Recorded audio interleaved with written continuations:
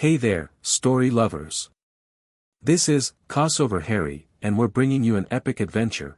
What if Harry was a pure-blood vampire who transferred to Forks and made every Cullen bow on his first day? Hit like, subscribe, and let's begin this journey. Chapter 1, The New Predator. The rain in Forks wasn't like rain anywhere else Harry had lived, and he'd lived in a lot of places. London rain was sharp and cold and wanted you to know it was there. Calcutta monsoons were walls of water that didn't so much fall as arrive. The rain in Forks did something different. It hung. It drifted. It existed in the air like the town had simply decided that being wet was a permanent state of affairs and everyone should get used to it. Harry sat in the parking lot of Forks High School in a black 1967 Chevrolet Impala that he'd bought off a guy in Portland for cash 3 days ago, and he watched the rain bead on the windshield without turning on the wipers. He didn't need them. His eyes could track individual droplets from formation to impact, could read the license plate of the truck 50 yards away through the water-streaked glass as easily as reading a book. He'd been sitting here for 4 minutes. School started in 11. The parking lot was filling up with trucks and sedans and the occasional SUV, teenagers spilling out with backpacks and coffee thermoses and the particular brand of exhaustion that only American high schoolers seem to cultivate. He could hear all of them. Every conversation, every whispered complaint about a Monday morning, every car stereo playing too loud. A girl 3 rows over was telling her friend about a party. A boy near the entrance was on the phone with his mother, promising he'd remembered his lunch. Ordinary. Mundane. Human in the way that Harry had once been human, so long ago now that the memory had the quality of a photograph rather than a lived experience. He also heard the 5 heartbeats that weren't heartbeats. They were already inside. 5 cold ones, sitting in a building full of human teenagers like wolves in a sheep pen, except these particular wolves had taught themselves to be vegetarian. Harry almost smiled. He'd read about the Cullens during his research on the area, Carlyle's little experiment in coexistence. Noble, in its way. Fragile, in every way that mattered. He turned off the engine, grabbed the backpack from the passenger seat, inside it, exactly 1 notebook, 2 pens, and a forged transcript from a high school in Anchorage, Alaska that did not actually exist, and stepped out into the rain. It touched his skin and did nothing. Didn't bother him, didn't chill him. Harry's body temperature ran at a steady 97.1 degrees Fahrenheit, close enough to human that a casual touch wouldn't raise questions, far enough from the cold one's marble zero that the difference was a species boundary. His heart beat in his chest. Slow. Maybe 40 beats per minute. But it beat. Blood moved through his veins, transformed, ancient, potent blood that had nothing in common with what had flowed through him as a 17-year-old boy walking into a forest to die. He'd dressed simply. Dark jeans, a black Henley with the sleeves pushed to his elbows, boots that had seen real mud on 3 continents. His hair was the same mess it had always been, black and untamable, and his eyes were green. Not red, not gold, not the flat black of a hungry cold one. Green, like killing curses, like his mother's eyes, like the color that the Dursleys' lawn had never quite managed to be. He walked toward the front entrance and let the rain fall on him like it fell on everyone else. The front office smelled like old coffee and paper and a fern that was being aggressively overwatered. A woman behind the counter, her nameplate said Mrs. Cope, looked up when he walked in, and he watched her pupils dilate slightly. Not the supernatural allure that cold ones projected, that predatory beauty designed to draw prey closer. This was simpler. Harry just looked like a good-looking teenager, because he'd been a good-looking teenager when he'd died, and death had frozen him at the peak of it. "Hi," he said. "I'm new. Harry Black." The surname was a small private joke. A tribute and a shield at the same time. He'd been using it for decades. Mrs. Cope blinked twice, then smiled. "Oh. Yes, we have your paperwork right here. Transferred from." She checked her files. "Anchorage?" "Too cold," Harry said, and meant it as the joke it was, since Forks was barely warmer and twice as wet. She laughed, charmed without knowing why, and handed him a schedule and a map. He took them, thanked her, and walked out into the hallway of Forks High School for the first time. The smell hit him immediately.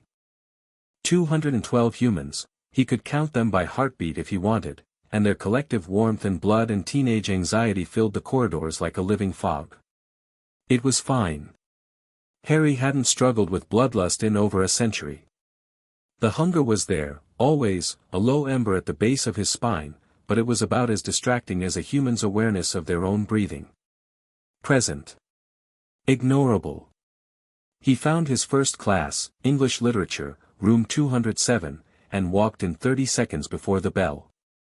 The teacher, a tired-looking man in his 40s with a coffee stain on his tie, directed him to an empty seat near the back. Harry sat down, opened his notebook, and wrote the date at the top of the page because he found the ritual of it amusing. The girl next to him leaned over. Brown hair, brown eyes, a face that was trying to decide between friendly and nervous. "You're new?" she asked. "First day," Harry confirmed. "I'm Jessica. Jessica Stanley. Where are you from?" "All over," Harry said. "Most recently Alaska." "Oh my God, wasn't it freezing?" "Constantly." Jessica grinned.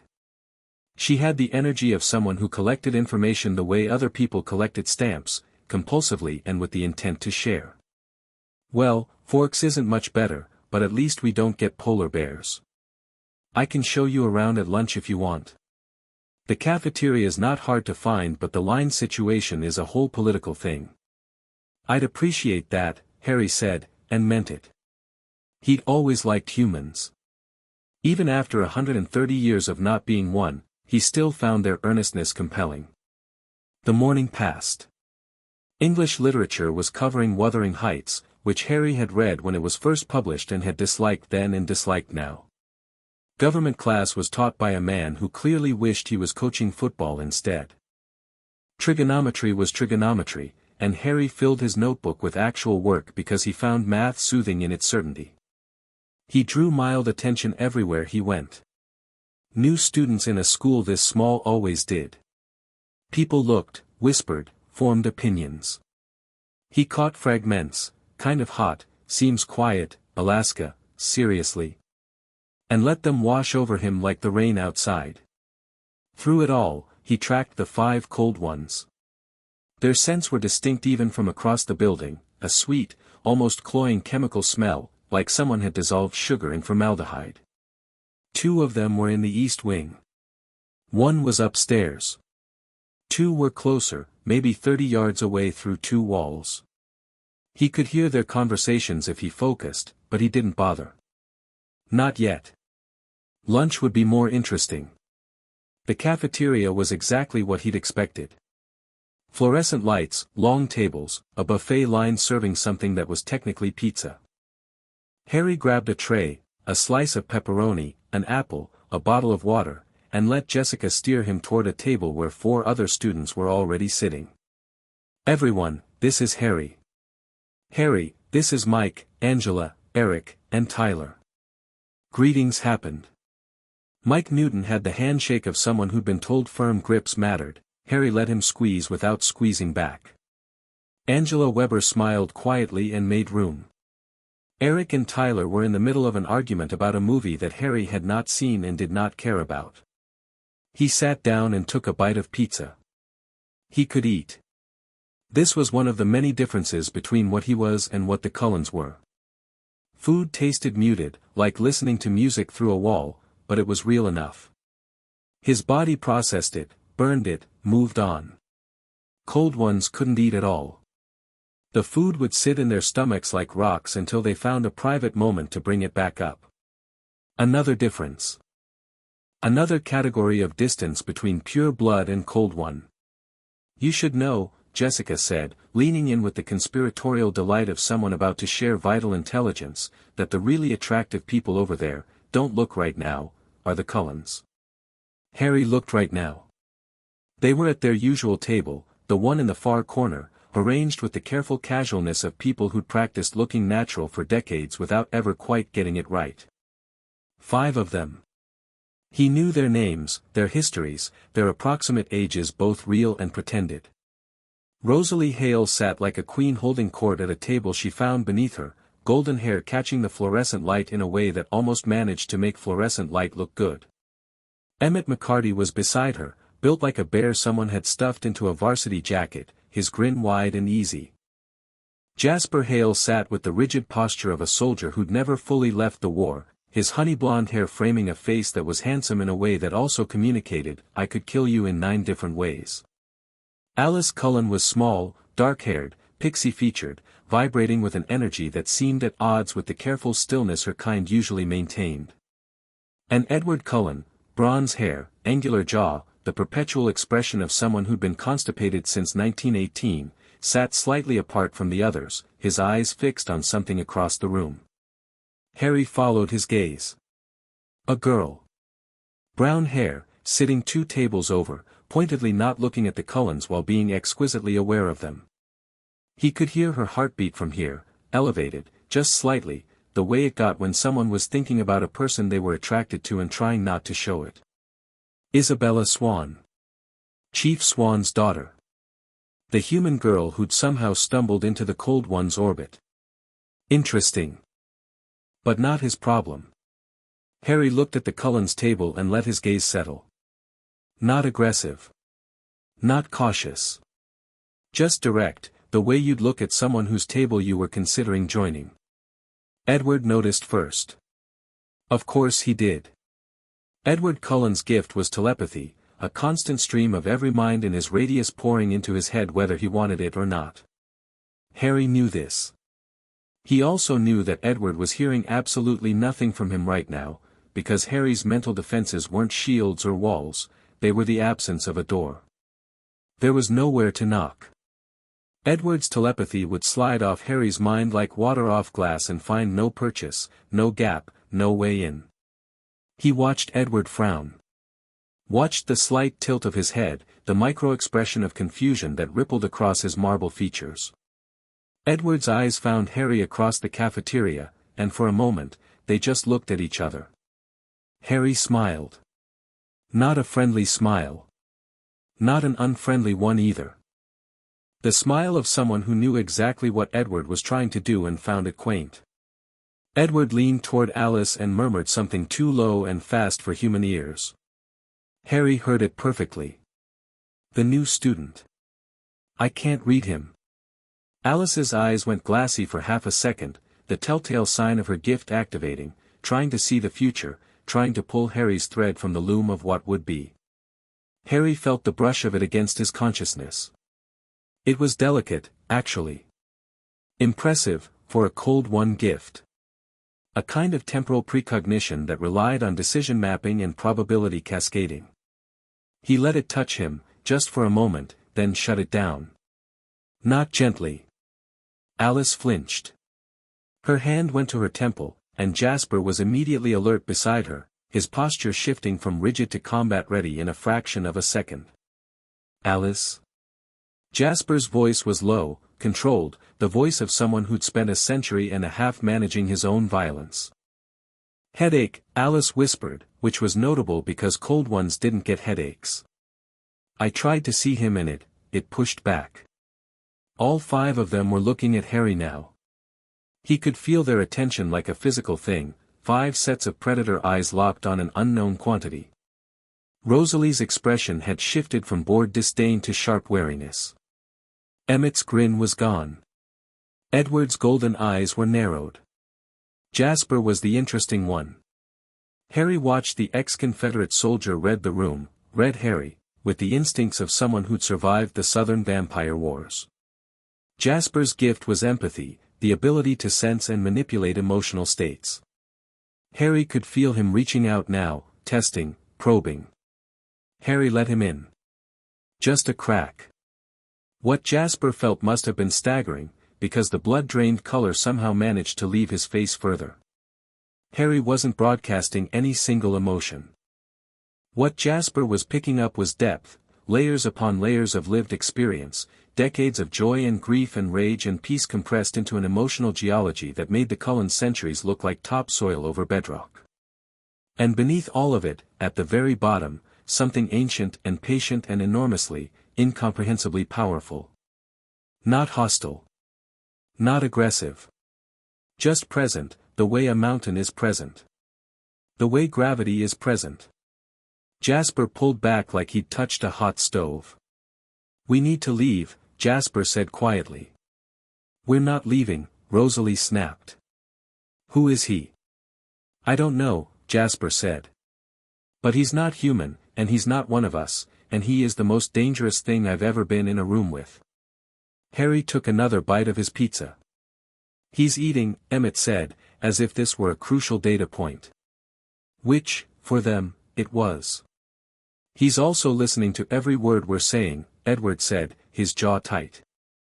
"I may not be able to read his mind, but he hasn't stopped looking at us since he sat down." Harry raised his water bottle in a small toast across the cafeteria. "Cheers." "What's wrong?" Jessica asked, following his gaze. "Oh, yeah, the Cullens. They're all together, like, together. Dr. Cullen adopted them, but they're all paired up. It's kind of weird. Edward's the only single one, and he's been hanging around Bella lately, which is a whole thing. They seem nice," Harry said, which was a sentence with so many layers of irony that he almost laughed saying it. "They keep to themselves mostly. Don't bother trying to be friends or anything.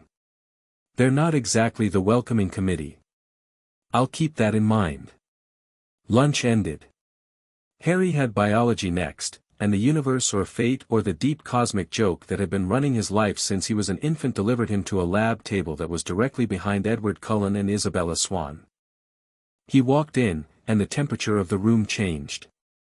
Not literally, though Harry could do that if he wanted.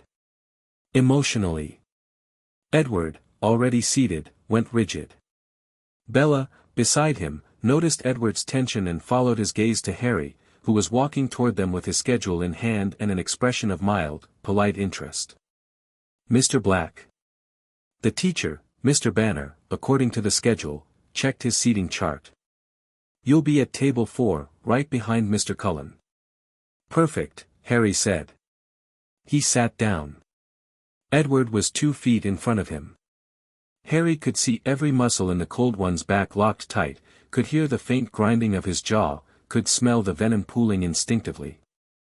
Fight or flight?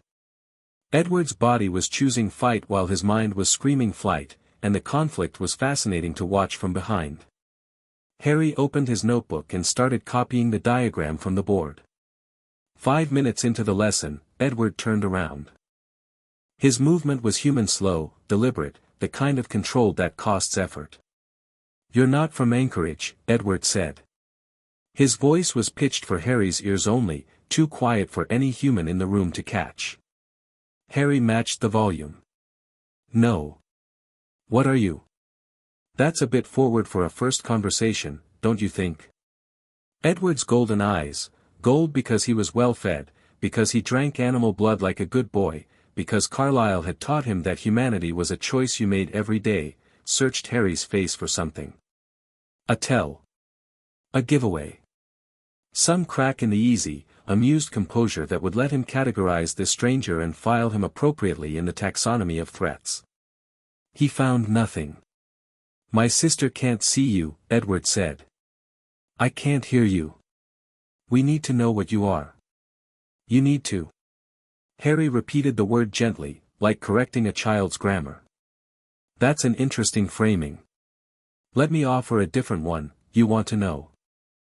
There's nothing you need from me, Edward. And there's nothing I'm obligated to give." The use of his name landed like a slap.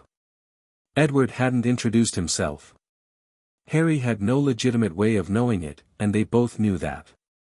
"After school," Edward said. "My family wants to talk." "I'm sure they do. Will you come?" Harry considered this. In the consideration, he let something slip, just a fraction, just for a heartbeat. He let the full weight of his attention fall on Edward Cullen, undiluted, unmasked. Not anger. Not threat. Just the reality of what Harry was, unfiltered. Edward stopped breathing. His fingers, resting on the lab table in front of him, dug into the resin surface hard enough to leave grooves. Then Harry pulled it back, smooth as drawing a curtain, and smiled. "I'll think about it." Edward turned around and didn't speak for the rest of the class. Bella Swan stole 3 glances at Harry over the next 40 minutes. He noticed every single one. The afternoon passed. Harry went to gym class and played volleyball with enough coordination to seem athletic and enough restraint to seem human. He went to Spanish and conjugated verbs he'd learned from a woman in Barcelona in 1943. He walked through the halls and let the ordinary, noisy, messy life of an American high school wash over him, and he thought about the Cullens. They weren't what he was here for. The disturbance he was tracking, the dark pulse of magic he'd first felt in Siberia 6 months ago, the one that had dragged him across the Pacific and into the Olympic Peninsula, had nothing to do with a coven of animal-drinking cold ones playing house. They were a complication, not a target. A variable he needed to account for, not an enemy he needed to engage. But they were scared. He'd felt it, seen it, and scared vampires were unpredictable vampires, even the ones who drank deer blood and went to PTA meetings. Better to have the conversation now. Set the terms. Let them understand the hierarchy and then get out of his way. He didn't wait for after school. The final bell rang at 2:47 p.m. By 2:51, all 5 Cullens were in the parking lot, clustered around a silver Volvo with the specific body language of people who were arguing without moving their lips. Edward was talking fast, low, urgent. Rosalie was shaking her head. Jasper stood slightly apart, his eyes scanning the parking lot in a rotating pattern that spoke to military training so ingrained it had survived death and resurrection. Harry walked up to them like he was joining a group project. "Don't bother with the family meeting," he said, at a volume that was conversational for vampires and inaudible to the humans streaming past toward their cars. "I'll come to you. Tonight. 8 o'clock. 5 pairs of golden eyes fixed on him. "You don't know where we live," Rosalie said. Her voice was cold and beautiful, a weapon she'd honed over decades. Harry just looked at her. Rosalie's jaw tightened. 8 o'clock, Harry repeated. He turned and walked to his Impala without looking back. The drive from Forks High to his rental was 12 minutes through wet forest roads. He'd taken a small house on the outskirts of town, a 1-story cabin that a logging company used to own, surrounded by enough acreage that his nearest neighbor was a quarter-mile away. He'd paid 6 months up front, cash, to a landlord who lived in Seattle and didn't ask questions. Inside, the cabin was sparse. A bed he sometimes used. A kitchen he used more often. He genuinely enjoyed cooking, one of the small human pleasures his physiology still allowed. A desk covered in maps, notes, newspaper clippings, and a leather journal that had been his since 1919. He dropped his backpack on the floor, hung his jacket on a hook, and stood in the middle of the room for a moment, perfectly still, listening. Rain on the roof. Wind in the pines. A deer moving through the brush 60 yards north. Farther out, much farther, the rushing heartbeat of a river swollen with snowmelt. And beneath it all, faint and irregular, like a heart that had forgotten how to beat steadily, the pulse. The magical disturbance. It was stronger here than it had been in Portland, and stronger in Portland than it had been in Vancouver. He was getting closer. He pulled the journal from the desk and opened it. The pages were dense with his handwriting, a cramped, efficient script that hadn't changed in a century. He'd been tracking this thing for months. The trail was clear, a westward movement from central Russia, across the Bering Sea, down through Alaska and British Columbia, into Washington state. Whatever it was heading somewhere specific, and that somewhere was very close to Forks. Coincidence that it was also close to a coven of cold ones and a pack of shape-shifting wolves. Harry didn't believe in coincidences.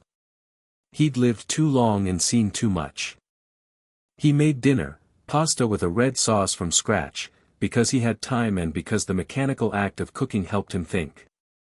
He ate at the small kitchen table, looking out the window at the darkening forest, and considered his approach. The Cullens would be afraid.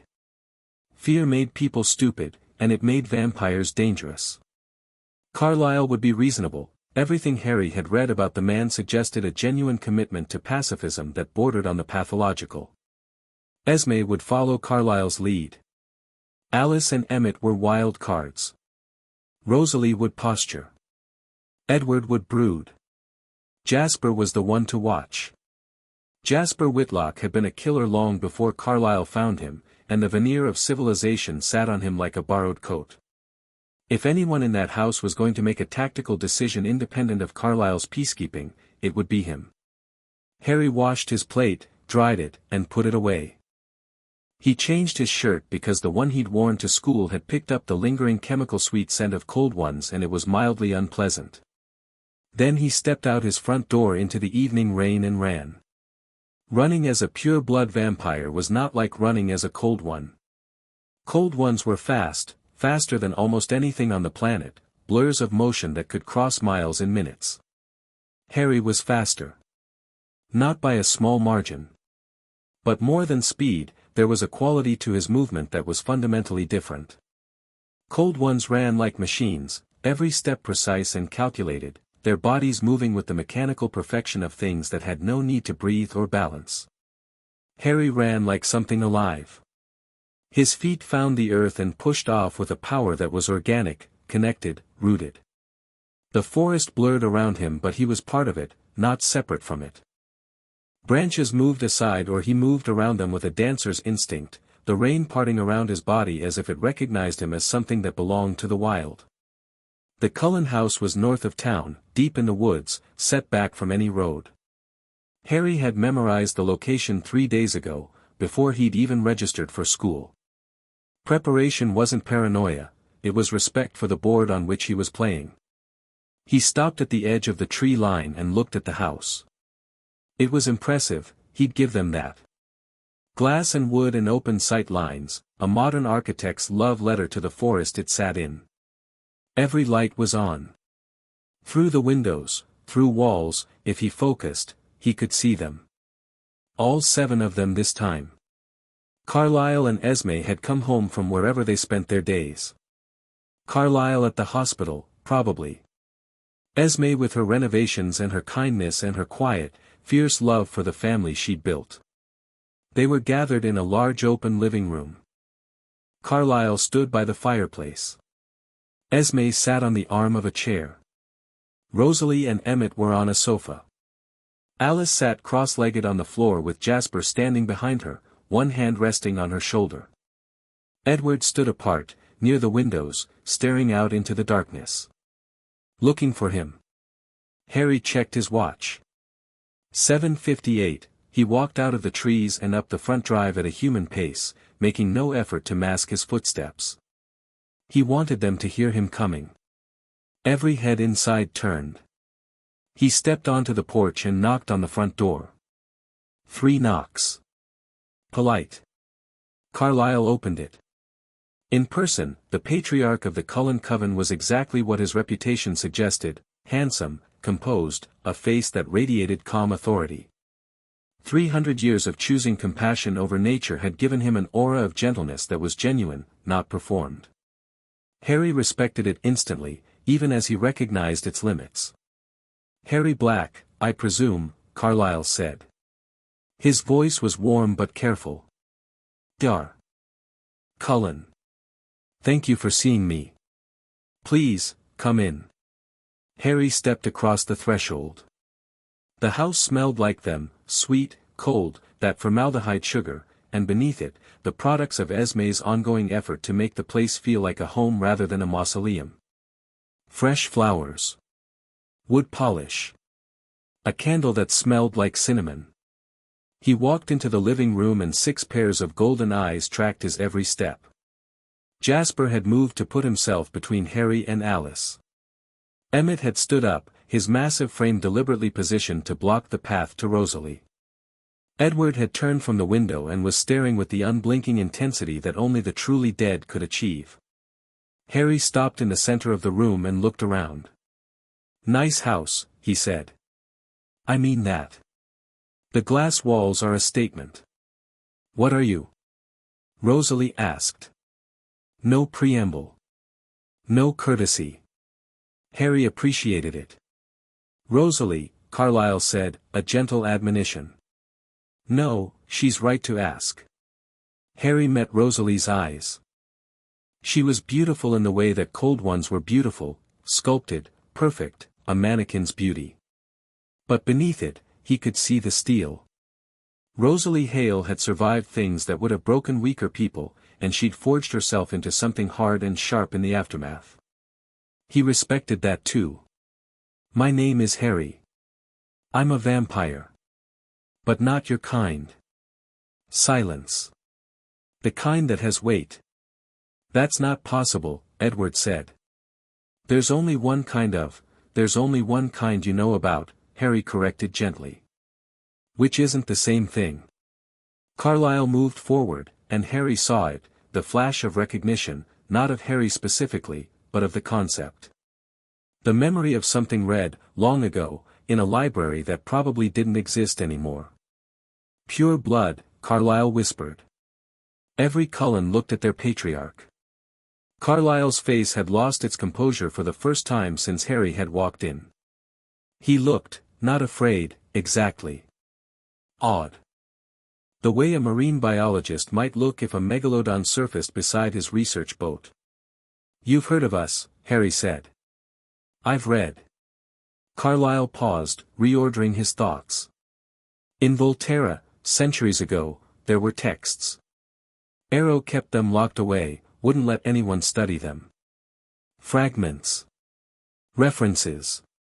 They described a kind of vampire that predated us, predated cold ones. An original lineage. I thought they were myths. Most myths are just history that survived long enough to stop being believed. What does pure blood mean? Emmett asked. His tone was direct, uncomplicated. Harry liked him immediately. There was a simplicity to Emmett that wasn't stupidity, it was clarity. He wanted to understand the situation so he could decide whether to fight it or befriend it, and he'd be fine with either option. Harry considered how to answer. He didn't want to lecture. Exposition was boring, and these were immortals, not students. Better to show. You know what you are, Harry said. Venom-based transformation. It rewrites human biology into something new, stronger, faster, harder. It also kills quite a lot. Your heart stops. Your blood freezes. You become, essentially, animated stone. Beautiful, powerful, nearly indestructible. But dead. He let the word hang. Pure bloods aren't dead. He held up his hand, palm out. Listen. They did. 7 cold ones, each with hearing that could pick up a whisper from a mile away, focused on Harry's hand. And they heard it. The slow, steady beat of his heart, felt the faintest warmth radiating from his skin. Your heart beats, Esme said softly, and she sounded almost sad about it. Like she was mourning something she'd lost. 42 beats per minute, on average. I can push it higher if I need to. I can eat. I can sleep, though I rarely need to. I can walk in sunlight without, he paused, searching for a diplomatic way to say it, the skin condition. You don't sparkle, Emmett translated, and grinned despite himself. I don't sparkle. How is that possible? Carlyle asked, and there it was, the scientist in him, overriding the caution. Carlyle Cullen had spent 3 centuries trying to understand what he was. The idea that there was a whole other branch of the vampiric tree that he'd never studied was, for him, irresistible. Different origin. Your kind was created, engineered, almost. A magical plague that spread through venom, back in the ancient world. Effective, but crude. Mass-produced immortality with significant side effects. Pure bloods are the original form. We weren't created by venom. We were made by blood, old blood, The kind of blood magic that existed before wands and spells and all the neat little categories that wizards invented. Wizards, Edward said flatly. Harry looked at him. Yes. Wizards. Magic. Wands, spells, enchantments, the whole package. I'm also one of those, incidentally. Vampire and wizard, both. It's a combination that doesn't come up much. More silence. Harry could see the information hitting them at different speeds. Emmett was processing with a kind of delighted disbelief, like someone being told that dragons were real and also one was sitting in their living room. Rosalie was angry, not at Harry specifically, but at the disruption, the threat to the careful life she'd built. Alice was very still, her eyes unfocused, and Harry could feel her gift batting against his consciousness like a moth against glass, trying to find a way to see his future. Jasper stood like a statue, his hand still on Alice's shoulder, every line of his body communicating controlled readiness. Carlyle sat down slowly in the chair Esme had vacated. He looked like a man rewriting his understanding of the world. "Why are you here?" Carlyle asked. The right question, finally. "Not for you," Harry said. "I want to be clear about that. Your family, your territory, your lifestyle, none of it concerns me. I'm tracking something.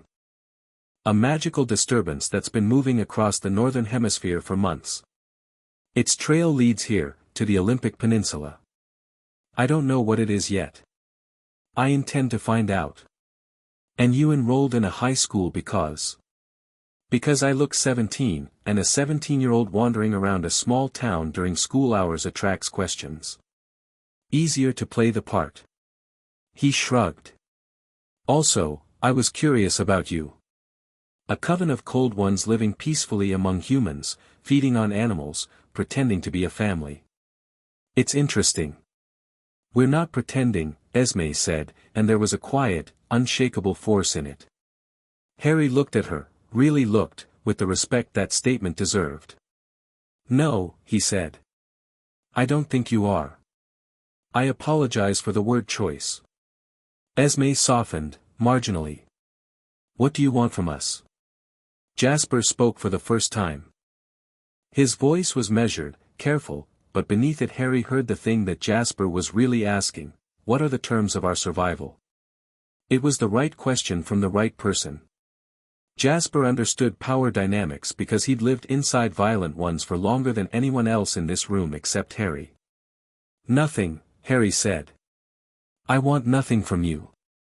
I'm telling you I'm here so you don't do anything foolish out of fear. I'll handle my business, you handle yours, and we can coexist for however long this takes." "And if we can't?" Rosalie asked. "If we decide we don't want an unknown variable in our territory?" Harry turned to her. He'd been nothing but pleasant since walking in. Conversational. Friendly, even. He let that drop now. Not all the way, not the full weight, like he'd given Edward in biology. Just enough. A crack in the door, letting the light of something vast and old and fundamentally superior spill through. The air in the room changed. It got heavier. Not through any physical mechanism, it was purely instinctual, purely the monkey brain response that all predators had when they realized they were in the presence of something higher on the food chain than them. Cold ones were apex predators. They had been for millennia. They had no natural enemies, no hunters, nothing in their experience that triggered the prey response. Until now. Rosalie stopped breathing. Emmett stepped back, a half step, involuntary, his body overriding his courage. Alice grabbed Jasper's hand. Edward pressed himself against the window behind him.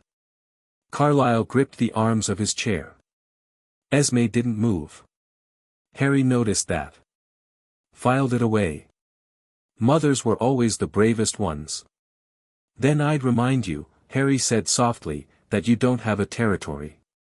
You have a place I'm allowing you to stay." He let it sit for 3 heartbeats, his heartbeats, slow and steady, and then pulled it back. The pressure vanished. The room returned to normal. 7 vampires stood in various states of shock, and Harry put his hands in his pockets and looked apologetic. "I'm not here to bully you," he said. "I genuinely am not. I've got no interest in displacing your family or disrupting your life. I think what Carlisle's built here is admirable, and I'd like to leave it intact." But Rosalie asked a question, and she deserved an honest answer. Rosalie said nothing.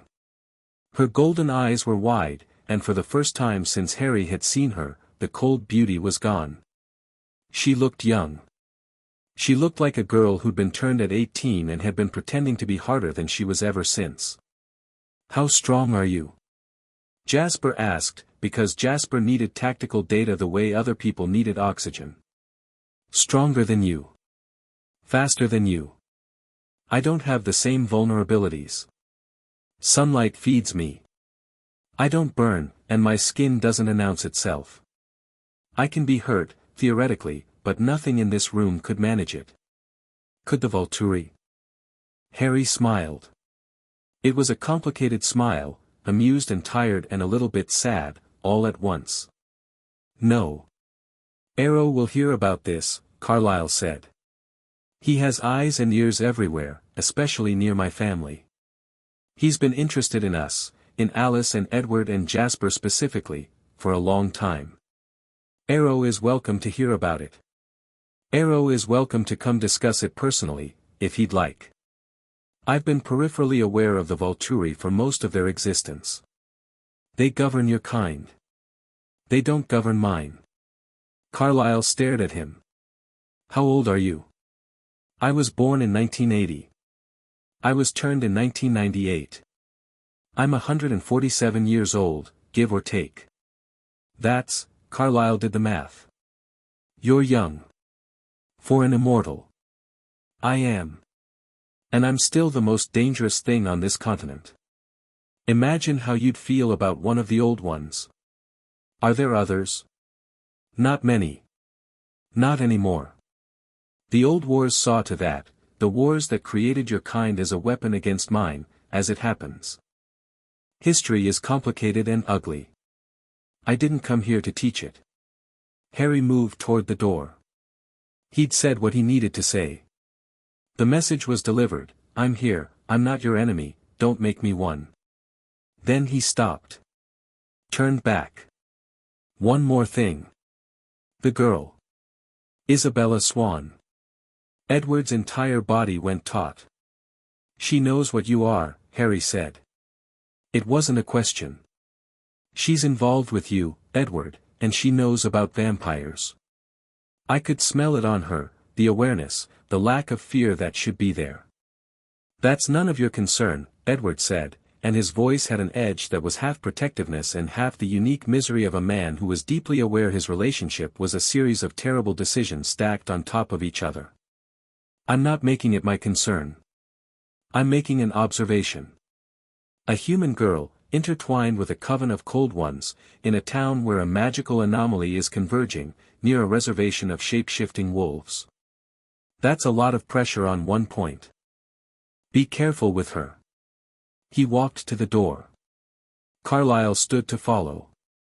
"Harry." He turned. Carlisle's face had settled into something that wasn't fear anymore. It was resolution, the kind that came from a man who'd spent centuries choosing to be good and wasn't going to stop now just because the stakes had changed.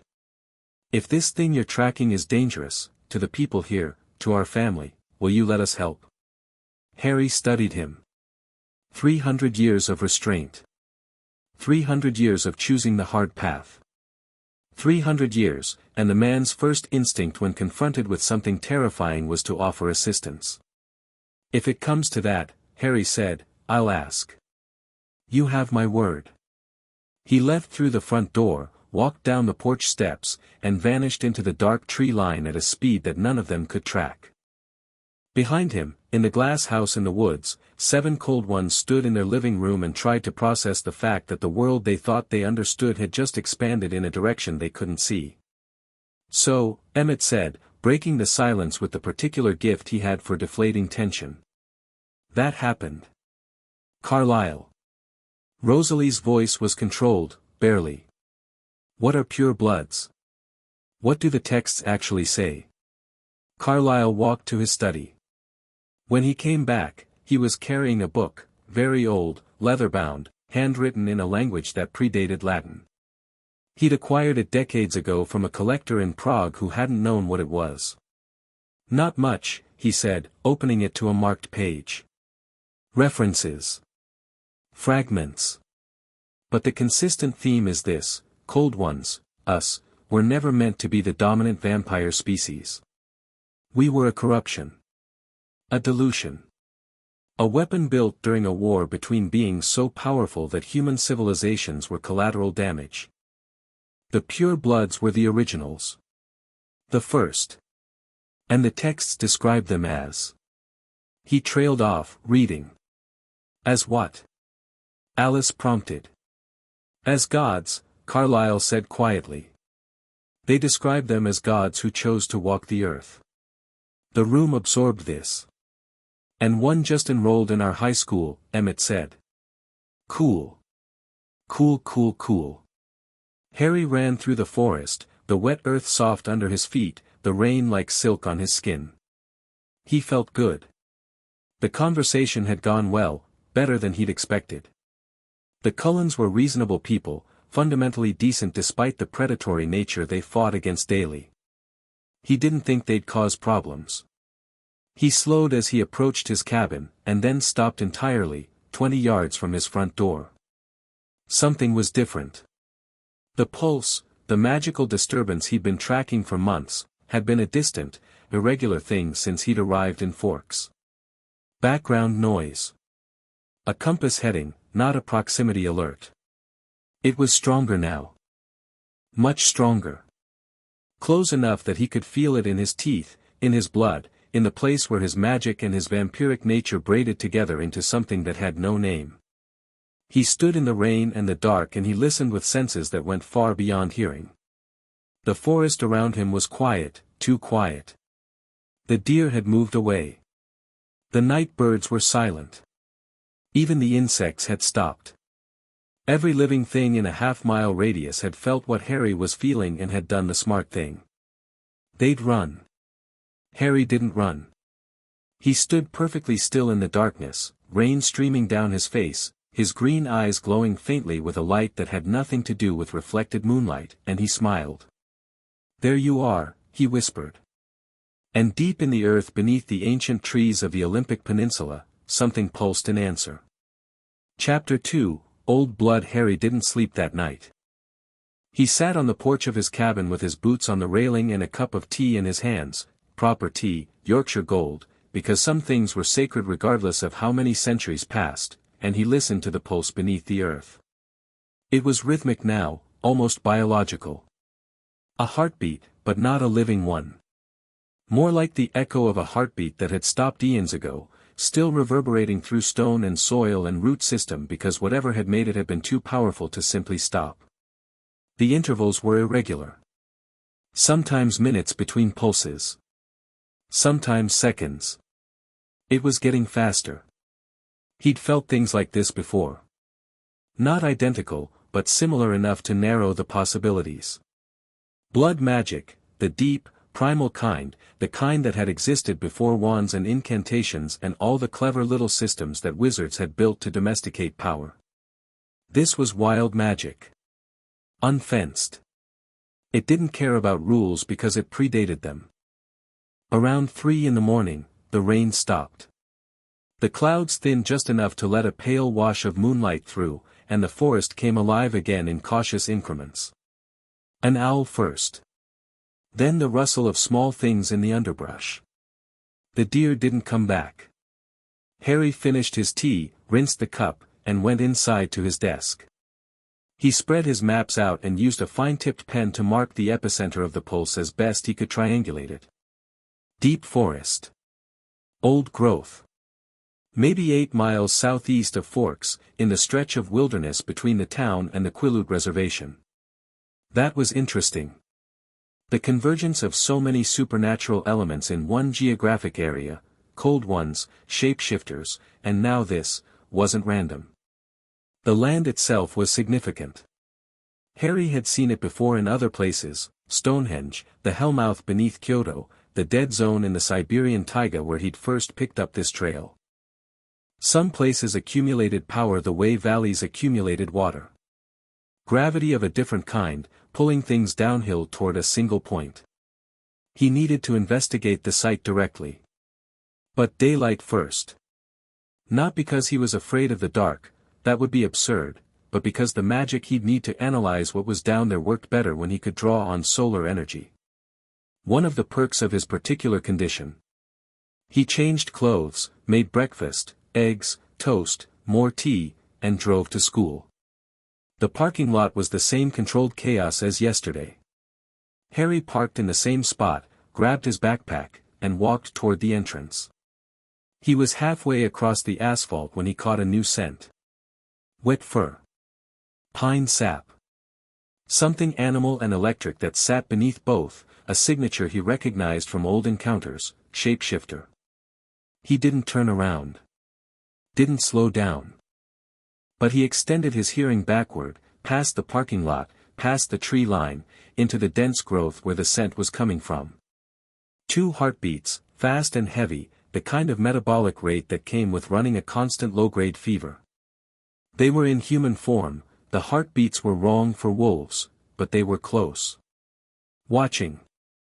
Harry walked into the school and let them watch. First period was uneventful. Second period, government, was notable only because Mike Newton tried to recruit him for the baseball team and Harry had to decline with the kind of careful regret that masked the fact that the last time he'd played a sport against humans he'd accidentally thrown a cricket ball through a brick wall. By third period, word had apparently traveled through whatever supernatural communication network existed in Forks, because Alice Cullen was waiting for him outside his trigonometry classroom.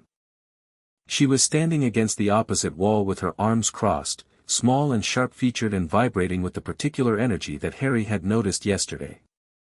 Up close, he could see that her eyes were darker than they'd been the day before.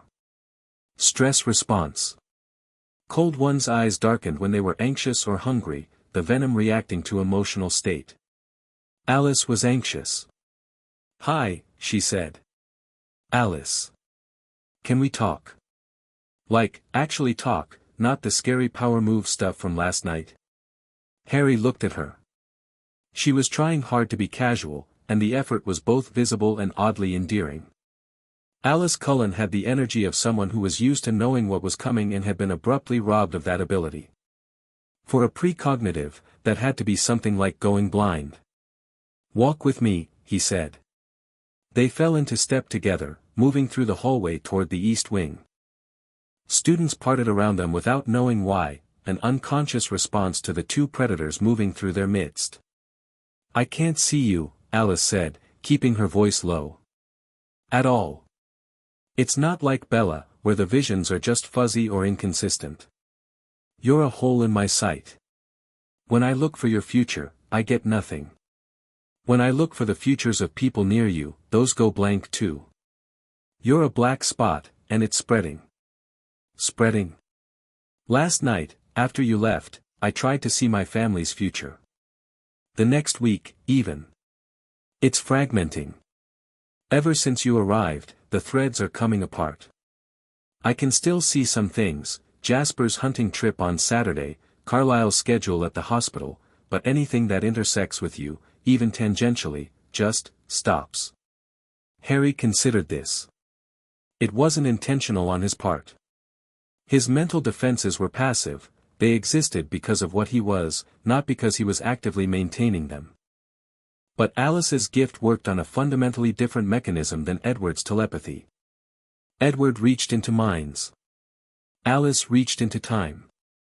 The fact that Harry was disrupting her temporal sight suggested something about his nature that he'd have to think about later. "I'm sorry," he said. "That's not deliberate." Alice looked up at him with surprise. "You're apologizing. Your gift is part of how you navigate the world. Losing access to it must be disorienting. That wasn't my intention, and I'm sorry for the discomfort." She stared at him for a long moment, and something shifted in her expression. The wariness didn't disappear, but it made room for something else. Curiosity, maybe. Or the beginning of trust. Edward thinks you're dangerous, she said. Edward is correct. Carlyle thinks you're fascinating. That's flattering. Jasper thinks you're a soldier. Harry slowed his pace slightly. What do you think? Alice was quiet for a few steps. They'd reached the end of the hallway and turned the corner toward the stairwell. The noise of students was fading behind them. I think you're lonely, she said. I can't see your future, but I can see your face. You walked into our house last night like someone who's been walking into rooms alone for a very long time. Harry stopped walking. He looked at Alice Cullen, this small, strange, perceptive creature who'd been a cold one for less than a century and who'd just seen something in him that most people missed entirely. You're good at this, he said. I had a lot of practice reading people before the visions. You don't survive what I survived without learning to see what's actually in front of you. Harry knew her history. The asylum. The darkness before her turning. The total loss of her human memories. Alice Cullen had woken up as a vampire with nothing, no past, no identity, no anchor, and had built herself from scratch. There was a kinship in that, whether she knew it or not. I'll try to minimize the interference with your gift, he said. I don't know if I can, but I'll try. In the meantime, if you see anything strange in the futures that are still clear to you, anything that doesn't fit, anything that feels wrong or old or out of place, tell me. It matters. The thing you're tracking? Yes. What is it? I don't know yet. That's what worries me. Alice nodded slowly. I'll watch. And Harry? Thank you for not being what I was afraid you'd be. She turned and walked away, quick and graceful, and disappeared around the corner toward her next class. Harry stood in the empty hallway for a moment. Then he went to trigonometry and solved equations for 50 minutes, which was exactly the kind of meditative tedium his brain needed. Lunch was the same as yesterday in form, cafeteria, tray, pizza, Jessica's table, but different in substance. The Cullens' table was quieter. They still sat in their corner, still maintained the illusion of a group of attractive teenagers who just happened to not eat, but the tension from yesterday had been replaced by something more complex. They weren't watching Harry with fear anymore. They were watching him with the cautious attentiveness of people trying to figure out where they stood. Jasper caught his eye across the room and gave a small nod. Harry returned it. It was the nod of one soldier to another, acknowledging presence, not conceding ground. Bella Swan sat at her usual table, and Harry noticed that Edward was not beside her today. Edward was with his family, and Bella kept glancing over with the particular expression of someone who'd been told, I need some space, and was trying very hard to respect it while quietly dying inside. Harry ate his pizza and listened to Jessica explain the complete social hierarchy of Forks High School, which she did with the analytical rigor of an anthropologist documenting a previously uncontacted tribe. He appreciated the thoroughness. So Mike's been trying to ask me to prom for like 2 weeks, Jessica was saying, but he keeps chickening out, and honestly at this point I might just ask him myself because the suspense is killing me, but Angela says I should wait because the anticipation is part of the romance, and I'm like, Angela, what romance? The boy turns red every time I walk past. Ask him, Harry said. Jessica blinked. Really? Life's too short to wait for other people to be brave. That's, actually really good advice. For someone from Alaska. We have a lot of time to think up there. The long nights. She laughed. Harry liked making people laugh. It was one of the simplest, best things you could do with immortality. After lunch, he had a free period. He used it to leave campus. Not permanently, he'd be back for biology, but the shapeshifters were still in the woods at the edge of the parking lot, and they'd been there all morning. Patience had its limits, and so did Harry's willingness to be surveilled by people who hadn't introduced themselves. He walked across the parking lot, past his car, past the bike racks, to the strip of grass that bordered the tree line. Then he stepped into the trees and kept walking. 30 yards in, the forest swallowed the school. The sounds of teenagers and car engines faded, replaced by dripping branches and birdsong and the two elevated heartbeats that were now very close. Harry stopped in a small clearing and waited. They emerged from behind a massive old-growth cedar. Two young men, boys, really, neither could be older than 17, though they were built like professional athletes and moved with a physical confidence that went beyond training into something instinctual. Both were Quilut. Both were shirtless despite the cold, which made sense given that their body temperatures ran about 108 degrees Fahrenheit. The taller one had close-cropped black hair and a face that was trying very hard to project authority. The shorter one was leaner, more watchful, with longer hair and an expression that suggested he'd rather be literally anywhere else. "You've been out here since 7 this morning," Harry said. "I figured one of us should break the ice." The taller one stepped forward. "I'm Sam Yulee. Harry Black. We know who you are. Or at least, we know you're new, and we know you're not human. That's a solid start. We have a treaty with the Cullens," Sam said. His voice was deep, controlled, the voice of an alpha who'd grown into the role through necessity rather than choice. "They don't cross onto our land, they don't bite humans, and we don't expose them. The treaty's held for decades. I've heard about it. Seems like a reasonable arrangement. The treaty is with the Cullens. We don't have a treaty with you." "No, you don't." Sam waited. The shorter boy, Harry guessed this was one of the younger pack members, though he didn't have a name yet, shifted his weight and glanced at Sam for cues. "What are you?" Sam asked. "A vampire. A different kind than the Cullens. There's only one kind. That's what everyone keeps telling me. And yet." Harry held out his hand, palm up. The universal gesture of, "I'm not holding a weapon." Sam looked at it, then at Harry's face, then back at the hand. After a long moment, he took it. The reaction was immediate. Sam's hand, running at 108 degrees, met Harry's at 97. Not cold. Not marble frozen. Warm. Alive. Sam's eyes widened. "Your heart is beating," Sam said. "It does that."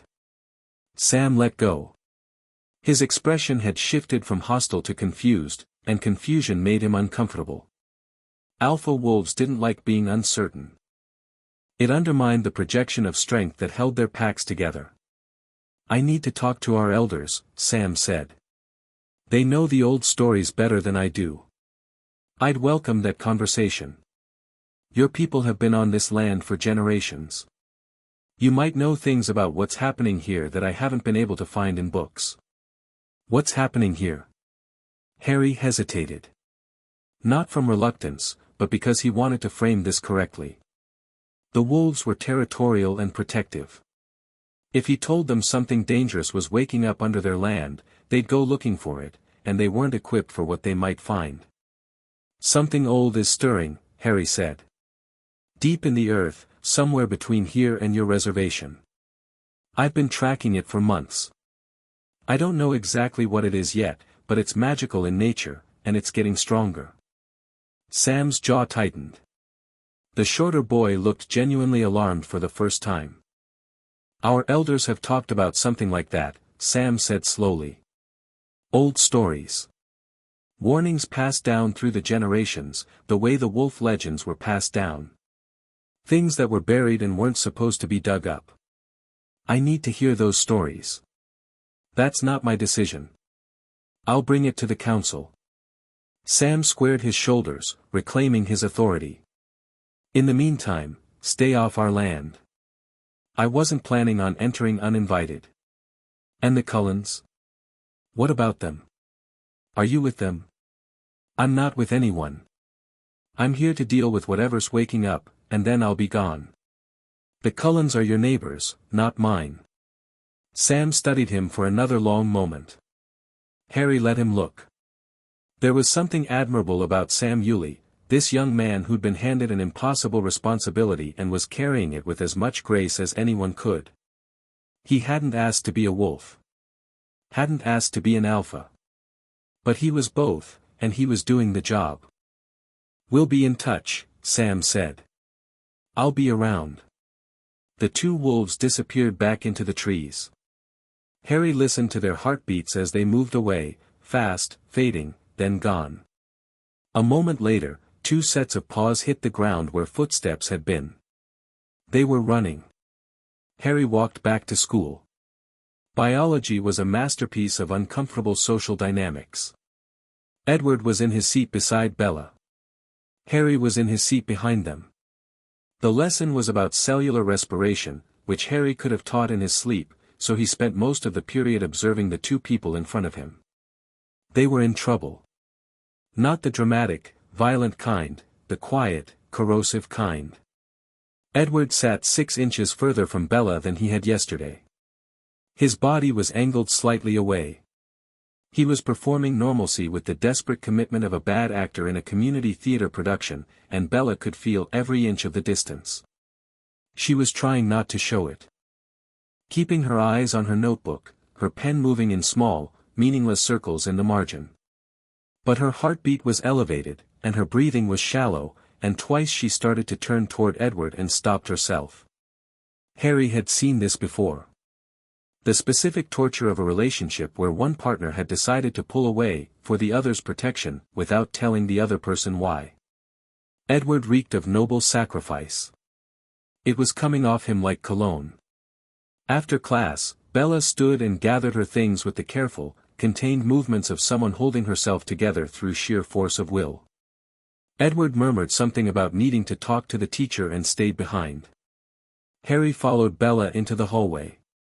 "Hey," he said, falling into step beside her. "Bella, right?" "I'm Harry." She looked up at him with brown eyes that were smart and sad and a little wary. "I know. You're the new kid. Jessica won't stop talking about you." "I imagine Jessica doesn't stop talking about most things." Despite herself, Bella almost smiled. "That's mean. But accurate." They walked together toward the exit. The hallway was crowded, and Bella navigated it with the particular self-consciousness of someone who didn't quite feel like they belonged anywhere. Harry recognized it. He'd felt it himself, once, a very long time ago. A boy in a cupboard under the stairs who'd been told every day that he didn't belong. "You seem off today," Harry said. "None of my business, but I thought someone should say it." Bella glanced at him, surprised. "I'm fine." "Sure." They pushed through the doors into the gray afternoon. The rain had resumed, lighter now, more mist than drizzle. "You sit behind us in biology," Bella said. "Behind me and Edward." "I do. He's been weird today. Weirder than usual." "Has he?" Bella stopped walking and turned to face Harry. She was shorter than him, and she had to tilt her head back to meet his eyes, and the look she gave him was shrewd and searching and much more perceptive than most people probably gave her credit for. "You're like them," she said quietly. "Aren't you?"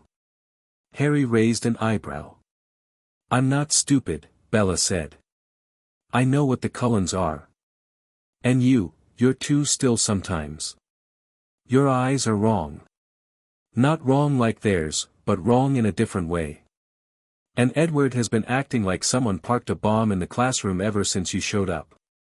That's very observant. It's not observation. It's pattern recognition. You spend enough time around one impossible thing, you start noticing the others." Harry regarded her with genuine interest. Isabella Swan was not what he'd expected. She was quiet, yes, and awkward in the way that teenagers who read too much and talked too little often were.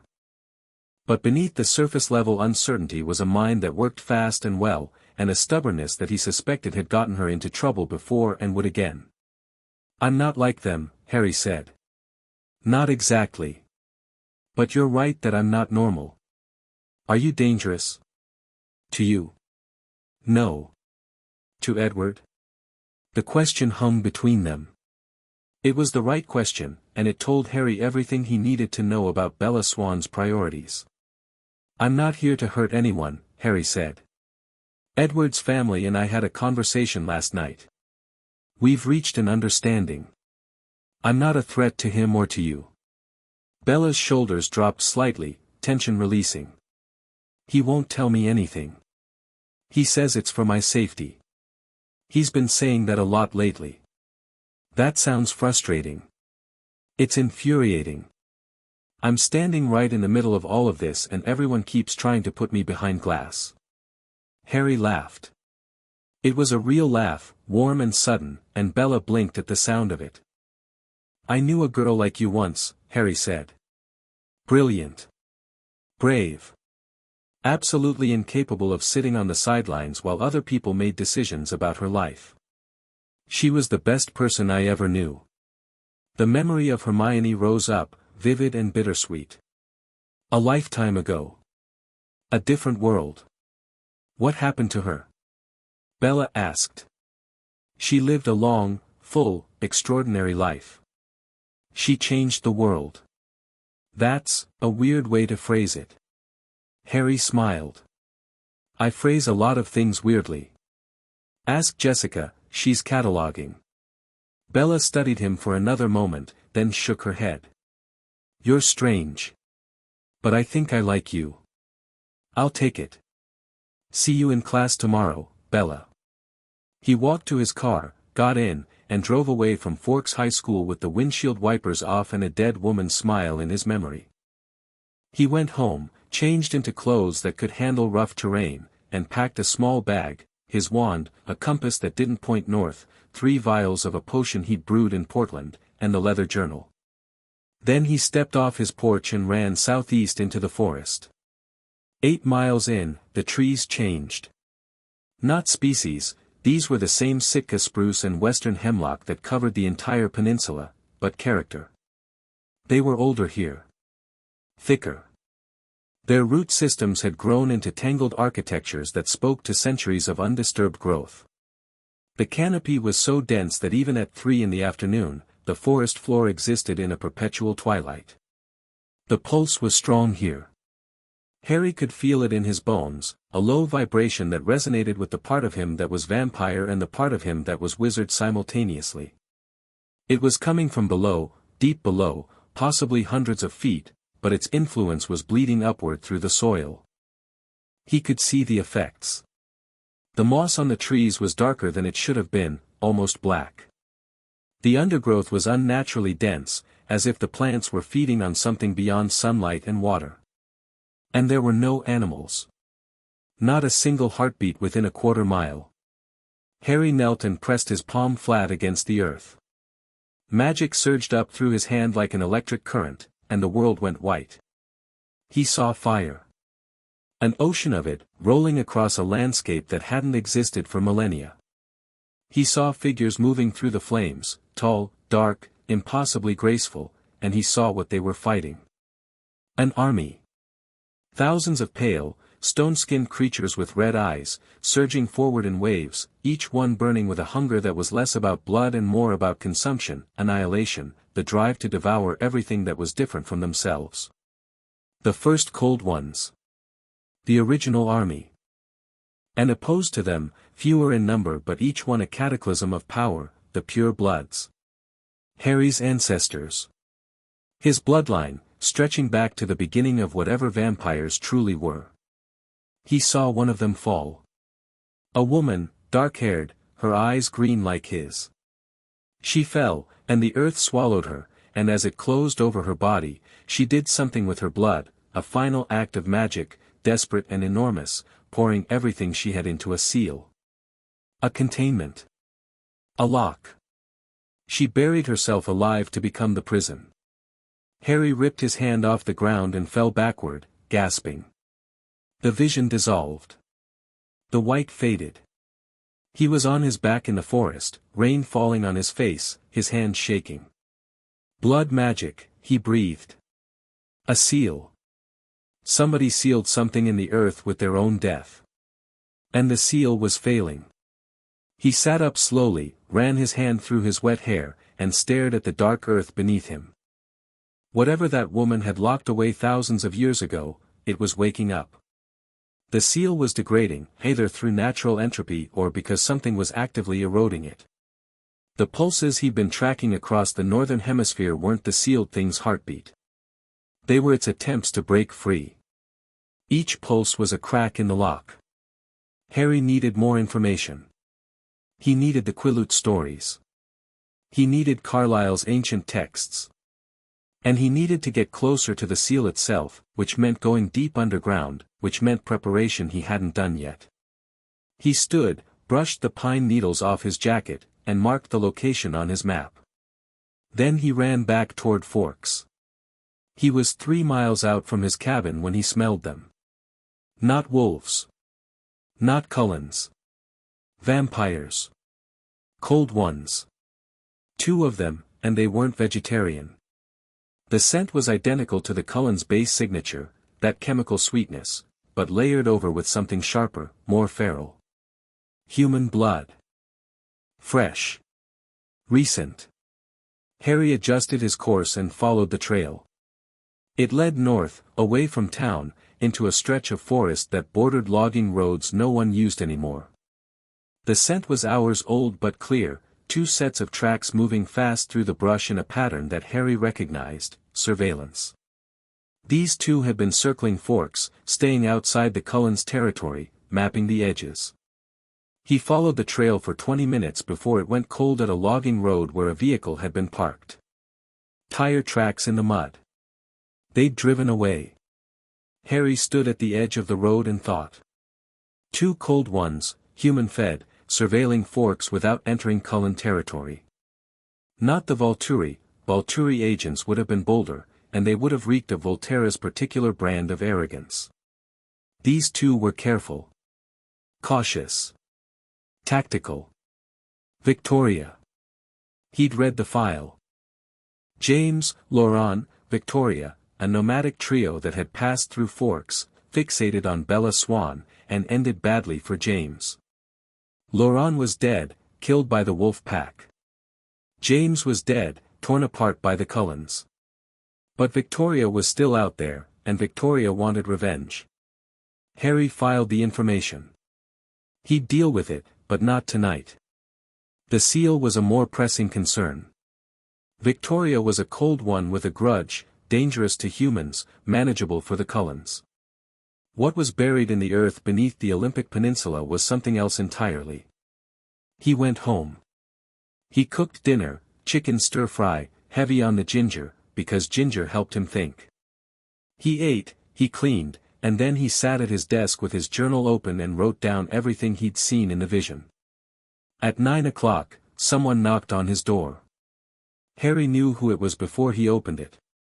The scent, the heartbeat, the particular way his boots sounded on the porch steps. He'd been expecting this visit, though perhaps not this soon. He opened the door. Jasper Whitlock stood on his porch, alone, in the rain. His golden eyes were steady and his posture was the careful, balanced stance of a man who was always ready to fight and had come here specifically to not do that. "Major Whitlock," Harry said. "Come in." Jasper raised an eyebrow at the use of his rank, his real rank, the one from his human life, the one that Carlyle's family rarely used, but stepped inside without comment.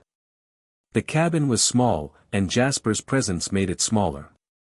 He was tall, lean, built for speed rather than power, and he moved with the economy of motion that separated career soldiers from everyone else. His eyes swept the room, exits, sight lines, furniture placement, the maps on the desk, and catalogued everything in about 2 seconds. "Tea?" Harry offered. "Can't drink it." "Right. Sorry." Force of habit. Harry leaned against the kitchen counter and waited. Jasper stood near the door, not because he was planning to bolt, but because he'd automatically positioned himself with his back to the wall and the exit within reach. Tactics. Always tactics. "I came alone," Jasper said. "Alice wanted to come. I asked her not to." "Why?" "Because this conversation needs to happen between us, without filter. Carlyle would try to mediate. Edward would posture. Emmett would try to arm wrestle you. Rose would. He paused. Rose would be Rose. And Alice? Alice would try to see how this conversation ends and get frustrated when she can't. I didn't want her to have another headache. Harry smiled slightly. The care in that statement was quiet and profound, a man protecting his partner from discomfort, even the minor kind. What do you want to talk about, Jasper? Tactical assessment. Of me? Of the situation. All of it. You, the thing you're tracking, the variables in play. I need to understand the battlefield. Harry studied him. Jasper Whitlock had been turned during the American Civil War, recruited by a cold one named Maria to build and command armies of newborn vampires. He'd spent decades in the most violent expression of vampire society before finding Alice and, through her, Carlisle's family. The soldier in him had never died. It had just been given a longer leash and better company. Sit down, Harry said, gesturing to the kitchen table. Jasper hesitated, then sat. Harry sat across from him. What do you want to know? Everything. Start with what you're tracking. Harry told him. Not everything, not the vision, not the details of the seal, but the broad strokes. A magical disturbance moving across the hemisphere. An epicenter in the forest southeast of Forks. Something old, buried deep, getting stronger. Jasper listened without interrupting. When Harry finished, he asked one question, timeline. Weeks. Maybe less. The pulses are accelerating. And when it breaks free? I don't know what it is yet. Could be a weapon. Could be an entity. Could be something I don't have a category for. Can you stop it? That's the plan. Can we help? Harry paused. Why would you want to? Jasper's expression didn't change, but something shifted behind his eyes. Because this is our home. Because my family is here. Because if something is coming, I'd rather be part of the defense than huddled in the back hoping someone else handles it. Carlisle asked me the same thing last night. Carlisle asks because he's compassionate. I'm asking because I'm practical. Whatever is under that ground, if it surfaces, my family is in the blast radius. I'd rather know what's coming and prepare for it than be surprised. Harry leaned back in his chair. The wood creaked. Outside, rain tapped against the windows. You're the most sensible person in your family, Harry said. Don't tell Carlisle. He thinks he is. Harry laughed. It was the second genuine laugh he'd had today, which was two more than he'd averaged per week for the last decade. There was something about Forks, about the people and creatures who'd accumulated here, that was thawing parts of him he'd forgotten were frozen. There's something else, Harry said. I found tracks today. 2 cold ones, human-fed, circling Forks. Surveillance pattern. Not Volturi. Jasper's posture changed instantly. The conversational casualness vanished, replaced by the razor-sharp focus of a combat commander receiving intelligence. Victoria, he said. That's my read. She's been a concern for months. Edward's been tracking her intermittently, but she's slippery. Gift for evasion. She can sense when she's being pursued and adjust her route before the pursuer gets close. She's building something, Harry said. The surveillance pattern was methodical. She wasn't just passing through, she was mapping your defenses. Taking inventory. Newborns, Jasper said quietly. She's building an army. You'd know the signs better than anyone. Jasper was quiet for a long moment. Harry watched the calculations happening behind his golden eyes, force projections, defensive positions, resource allocation. The Major was at work. We can handle a newborn army, Jasper said carefully. My experience with Maria gives us a significant advantage in that kind of fight. But if we're simultaneously dealing with whatever's waking up underground. Two-front war. Which is exactly the kind of situation that kills you. Harry stood up and walked to the desk. He pulled a map from the pile and brought it back to the table, spreading it out between them. He'd marked the Cullen territory, the reservation boundary, the epicenter of the pulse, and now he added the location where he'd found the Cold One tracks. Victoria's scouts came from the north, Harry said, tracing the trail. They circled east, stayed outside your perimeter, and exited on this logging road. If she's building a force, she's probably basing it in Seattle or Olympia, somewhere with enough population to feed newborns without drawing too much attention. Jasper leaned forward, studying the map. His finger traced the territory boundaries. The wolves patrol here, he said, drawing an invisible line along the reservation border. We patrol here. Another line, encompassing the area around the Cullen house. The gap is here. He tapped the southeastern forest, exactly where the pulse was coming from. Nobody's watching the most important piece of ground on the peninsula, Harry said. We didn't know there was anything there to watch. Now you do. Jasper looked up from the map. You're going to investigate it directly. Tomorrow. I need daylight, and I need to prepare some things first. Ancient blood magic isn't something you walk into casually. I want to come with you. Harry met his eyes. What he saw there wasn't bravado or curiosity. It was duty. Jasper Whitlock had spent most of his vampire existence as a weapon in someone else's hand. Carlyle had given him the chance to choose his own wars. He was choosing this one. It could be dangerous, Harry said. Not the kind of danger where being strong and fast helps. Magic doesn't care how durable your body is. I'm aware. I still want to come. Harry extended his hand across the table. Jasper looked at it, then took it. The temperature difference was stark, Harry's warmth against Jasper's cold, but the grip was equal. Two soldiers, shaking on an alliance. Tomorrow, Harry said. Meet me at the south edge of the Cullens territory at dawn. Dress for the woods. Jasper stood. One more thing.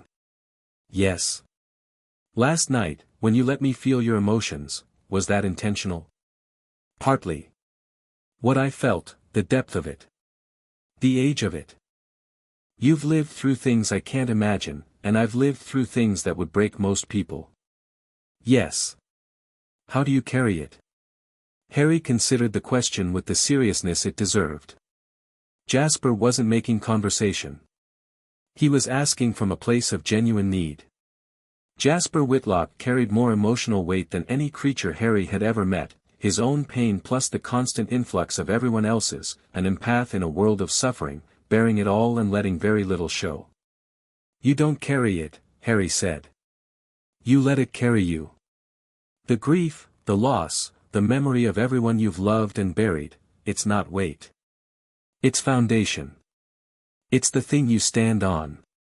The moment you try to set it down is the moment it crushes you. Jasper was very still for a long time. Then he nodded once, sharp and definitive, the way soldiers acknowledged orders they understood in their bones. Dawn, he said. Dawn. Jasper left. Harry stood in his kitchen and listened to the Cold One's footsteps recede, then the near-silent rush of his run through the forest, then nothing. He looked at the map on the table. The three marks formed a triangle, the Cullen territory, the reservation, the pulse epicenter, with Forks sitting in the middle like a dot in the center of a target. And somewhere beyond the map's edge, Victoria was assembling her pieces. Harry thought about the vision. The woman with green eyes, burying herself in the earth to become a lock. The seal failing. The cracks spreading. Whatever she'd imprisoned was testing the walls, pushing, probing, and the walls were giving way. Weeks. Maybe less. He closed the journal and put it away. He checked the wards on his cabin, layered enchantments woven into the walls and roof, invisible to anyone without magical sight, strong enough to give even him a moment's warning if something hostile approached. They were intact. Then he went out onto the porch and sat down in the same chair he'd sat in last night, and he looked out at the dark, wet forest, and he thought about the woman in the vision who had his eyes. Pure blood. His bloodline.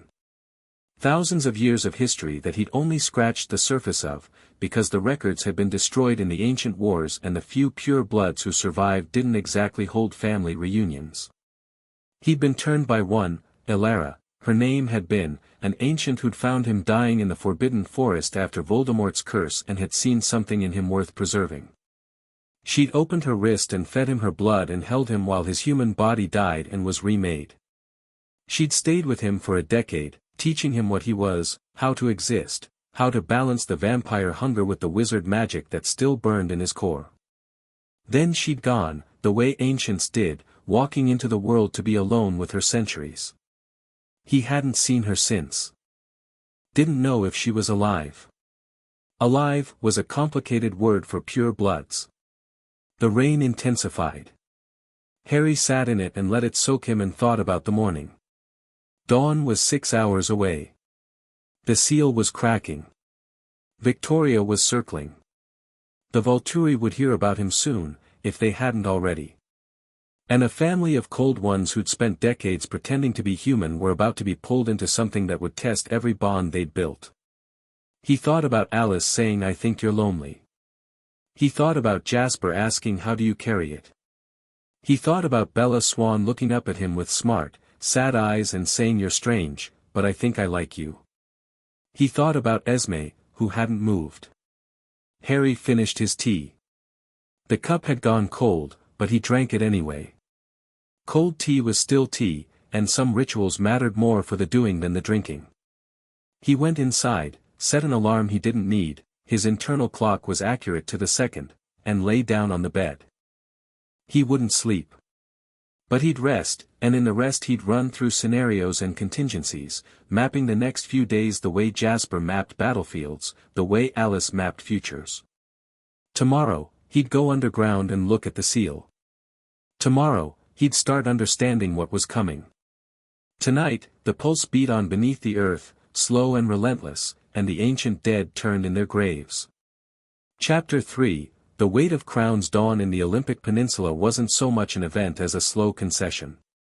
The darkness didn't break, it diluted, black bleeding to charcoal bleeding to the flat gray that passed for daylight in Forks. Harry was at the rendezvous point 12 minutes early, standing at the southern edge of Cullen territory where the old-growth forest thickened and the ground began its gentle slope toward the river valley. He'd prepared. His wand was in a holster strapped to his forearm, hidden under the sleeve of a dark canvas jacket. 3 vials of diagnostic potion were secured in the inner pocket, a brew that would react to different types of magic by changing color and viscosity. The leather journal was in his pack, along with a coil of rope enchanted to be unbreakable, a knife with a blade forged from goblin silver that he'd carried since 1998, and a thermos of tea. The tea was non-negotiable. Jasper arrived at dawn exactly. Harry heard him coming from a quarter-mile out, the precise, efficient footfalls of someone who'd spent a century and a half learning to move quietly and had gotten very good at it. He emerged from the tree line in dark clothing, boots, and a jacket that he didn't need but wore anyway because old habits and social norms persisted even in immortals. "Morning," Harry said. "You're early." "So are you." They regarded each other in the gray half-light. 2 predators in a wet forest, about to walk toward something that neither of them fully understood. Harry could feel the pulse from here, stronger than yesterday, the intervals shorter. The seal was degrading faster. "Did you tell the others?" Harry asked. "Carlisle and Alice. Carlisle wanted to come. I told him this was reconnaissance, not a committee meeting." "How'd he take that?" "Gracefully. Alice tried to see what we'd find and got nothing. She told me to be careful, which is her way of saying she's terrified." Harry nodded. "Let's move." They ran. Not at full speed, Harry adjusted his pace to something Jasper could match, which was still blindingly fast by any standard other than Harry's own. The forest blurred past in streaks of green and brown and gray, the ground soft under their feet, the rain a constant fine mist that beaded on their skin and clothing. Jasper ran well. Harry noted it with professional appreciation. The cold one moved with a fluidity that belied his rigid posture, each step placed with the instinct of someone who'd crossed rough terrain under fire. No wasted motion. No hesitation. He read the ground ahead and adjusted in real time, ducking branches and vaulting root systems without breaking stride. They covered the 8 miles in just under 4 minutes. Harry slowed first, dropping from a run to a walk as the trees began to change. Jasper matched him, and Harry watched the soldier's eyes go sharp as he registered the same things Harry had noticed yesterday. "The moss," Jasper said quietly. "You see it? It's black. And the undergrowth, it's too dense. This growth pattern isn't natural. Something's been feeding the soil from below. Magical runoff. Whatever's sealed down there is leaking, and the forest is absorbing it." Jasper crouched and touched the ground. His marble fingers pressed into the dark earth, and he went very still. "I can feel it. Vibration. Like standing on a bridge with traffic. That's the pulse. It's been accelerating for months. When I first picked it up in Siberia, the intervals were hours apart. Now they're minutes." "How far down?" Harry knelt beside him and drew his wand. It was holly, 11 inches, phoenix feather core, the same wand that had chosen him at age 11 in Ollivander's shop, that had dueled Voldemort, that had cast the spell that ended the war. It had died with him and been reborn with him, the phoenix feather resonating with his transformation in a way that Ollivander would have found either fascinating or horrifying. He pressed the tip to the ground and murmured a detection charm. The wand hummed, and Harry closed his eyes, extending his magical senses downward through the soil like roots. Jasper watched. He said nothing, but Harry could feel the empatha's attention, not his gift, just his focus, the laser-sharp concentration of a man observing something unprecedented. The spell reached down through layers of earth and stone. Topsoil. Clay. Bedrock. Deeper. Through geological strata that were millions of years old, through underground water channels and mineral deposits and the compressed remains of ancient forests. And then, at roughly 300 feet, it hit something and stopped. Not a wall. Not a barrier. A presence. Harry's eyes snapped open. 300 feet. Give or take. That's deep. It is. And there's something else. He stood, brushing dirt from his knees. The seal isn't just below us. It spread across the bedrock in a pattern. I can feel the edges of it, they extend outward in every direction. The woman who made this seal didn't just lock something in a box. She turned herself into a net that covers miles of underground terrain. The woman. Harry hesitated, then made a decision. Jasper was here. Jasper had earned this. Yesterday, when I touched the ground here, I had a vision. Blood magic sometimes works that way, it carries memory. I saw the ancient war. The one that created your kind. Jasper's expression didn't change, but his stillness deepened. The stillness of someone listening with everything they had. Cold ones were weapons, Harry said. Created during a war between pure-blood factions. One side developed a way to mass-produce vampires, weaker individually, but overwhelming in numbers. Venom-based transformation. Turn one human, they turn 10 more, those 10 turn 100. An exponential army. We were made as soldiers. You were made as expendable soldiers. Cannon fodder. The venom was designed to strip away everything except the drive to consume and obey. The early cold ones weren't like you, they were feral, mindless, just hunger and violence. Over millennia, as the venom diluted and evolved, your kind developed cognition, personality, choice. But the origin was brutal. Jasper absorbed this. Harry could see the information integrating, the soldier processing intelligence that reframed everything he thought he knew about his own nature. In my vision, Harry continued, a pure-blood woman sealed something in the earth. She used her own death as the lock. Whatever she imprisoned, it was dangerous enough that she chose to die rather than let it remain free. And now her seal is breaking. Yes. Do you know what she sealed? No. But I intend to find out. Harry drew a circle in the air with his wand, and a shimmering disk of light appeared, translucent, golden, hovering at waist height. He stepped onto it, and it held his weight as solidly as stone. Jasper stared. I need to go down, Harry said. 300 feet through solid rock. This will get me there. You can't follow, I'd need to modify the spell for your physiology, and I don't have time to calibrate it. I'll wait. If something goes wrong, if the ground starts shaking or the trees start dying or you feel the pulse change rhythm, run. Don't wait for me. Get back to your family and get them out of the area. Jasper's jaw tightened. What are the odds of something going wrong? Non-trivial. Harry pulled one of the diagnostic potions from his jacket and uncorked it. The liquid inside was a clear, pale blue. If this turns red while I'm down there, that's bad. If it turns black, leave immediately. He set the vial on a flat rock where Jasper could see it and stepped fully onto the disk of light. It began to descend, phasing through the earth as smoothly as an elevator, carrying Harry down into the dark. The first 100 feet were unremarkable. Soil gave way to clay, gave way to stone, all of it passing through Harry's field of golden light like a slow-motion film of geological cross-sections. The spell created a bubble of breathable space around him, though he didn't strictly need to breathe.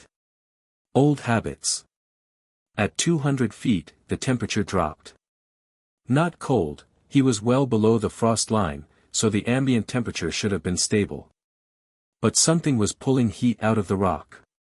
Absorbing it. Feeding on it. At 250 feet, Harry began to see the seal. It was beautiful. That was his first, involuntary thought. The blood magic was woven into the bedrock in patterns that resembled both Celtic knotwork and something older, something that predated human symbolic systems entirely. Dark red lines threaded through the stone like veins through flesh, pulsing with a dim light that matched the rhythm he'd been tracking for months. The pattern extended in every direction, far beyond what he could see, a vast net of sacrificial magic, anchored by the death and will of whoever had cast it. The woman with green eyes. Harry descended into the center of the pattern and stopped. He hovered there, 300 feet below the surface, surrounded by glowing blood magic in every direction, and he listened. The pulse was deafening this close. Not literally, it wasn't sound, but the magical resonance was so powerful that it vibrated in Harry's teeth, his bones, the core of his wand. Each pulse sent a ripple through the seal, and he could see the damage. Cracks. Thin at first, hairline fractures in the pattern where the red light flickered and dimmed. But they were spreading, branching, connecting to each other like rivers finding their way downhill. The seal was holding. Barely. But each pulse weakened it further, and the pulses were getting stronger. Harry raised his wand and cast a series of diagnostic charms, layering them over each other to build a comprehensive picture. The results came back in textures and colors that only a trained wizard could interpret, and what they told him made his stomach tighten. The seal wasn't just cracking from internal pressure. Something was eroding it from the outside. He rotated slowly on his disk of light, scanning the pattern with augmented sight. There, on the western edge of the visible seal, a section where the blood magic had thinned almost to nothing. The red lines were pale, flickering, eaten away. And the erosion had a signature. A flavor. Vampire venom. Harry stared at it. Cold One venom applied to the seal in small, repeated doses over a period of, he ran the calculations, months. Someone had been coming down here, or sending something down here, and systematically weakening the seal with the one substance that was antithetical to pure blood magic. The ancient war had been fought between pure bloods and cold ones. The venom had been designed as a weapon against pure blood physiology. It made a grotesque kind of sense that it would also corrode pure blood magic. But who? The Cullens didn't know this place existed. The wolves had legends but no access. Victoria was circling Forks from the outside. Someone else was in play. Someone who knew what was down here and wanted it released. Harry memorized the location of the erosion, cast a temporary reinforcement charm on the weakest section of the seal. It wouldn't hold forever, but it might buy time, and began his ascent. He rose through 300 feet of stone and earth and emerged into the grey morning to find Jasper standing exactly where he'd left him, the diagnostic potion still clear blue, and 2 new scents in the air. "We have company," Jasper said. Harry stepped off the disc and let it dissolve. "Wolves. Arrived 6 minutes ago. They're holding position about 200 yards north. 2 of them, in wolf form." Harry extended his hearing. There they were, 2 massive heartbeats, the metabolism running hot, the breathing deep and steady. "Waiting. Let's go say hello," Harry said. They walked north through the dark undergrowth. Jasper moved with his hands visible and his posture deliberately non-aggressive, which told Harry that the soldier was taking the wolf situation seriously. 200 yards wasn't a lot of buffer zone between species with a history of mutual hostility. The wolves were waiting in a gap between 2 massive cedars. Harry had expected large, but the reality was something else. These weren't wolves the way that actual wolves were wolves. They were the size of horses, maybe bigger, packed with muscle under coats of fur that were far too thick and lustrous for any natural animal. One was black, pure black, massive, clearly the alpha. Sam. The other was a russet brown, smaller but ringier, with an intelligence in its dark eyes that went beyond animal cognition. Harry stopped 10 feet away. Jasper stopped beside him. The black wolf's lips pulled back from teeth the size of steak knives. Not a snarl, a warning. "Stay there." "Sam," Harry said. "I'm going to assume you can understand me in this form." The black wolf dipped its head. A nod. "I was underground. Investigating the disturbance I told you about. I found the source. It's 300 feet below us, an ancient seal that's failing. Someone has been deliberately weakening it." Both wolves went very still. The russet one looked at Sam with an expression that was unmistakably "Did you know about this?" "I know your people have stories about this place," Harry continued.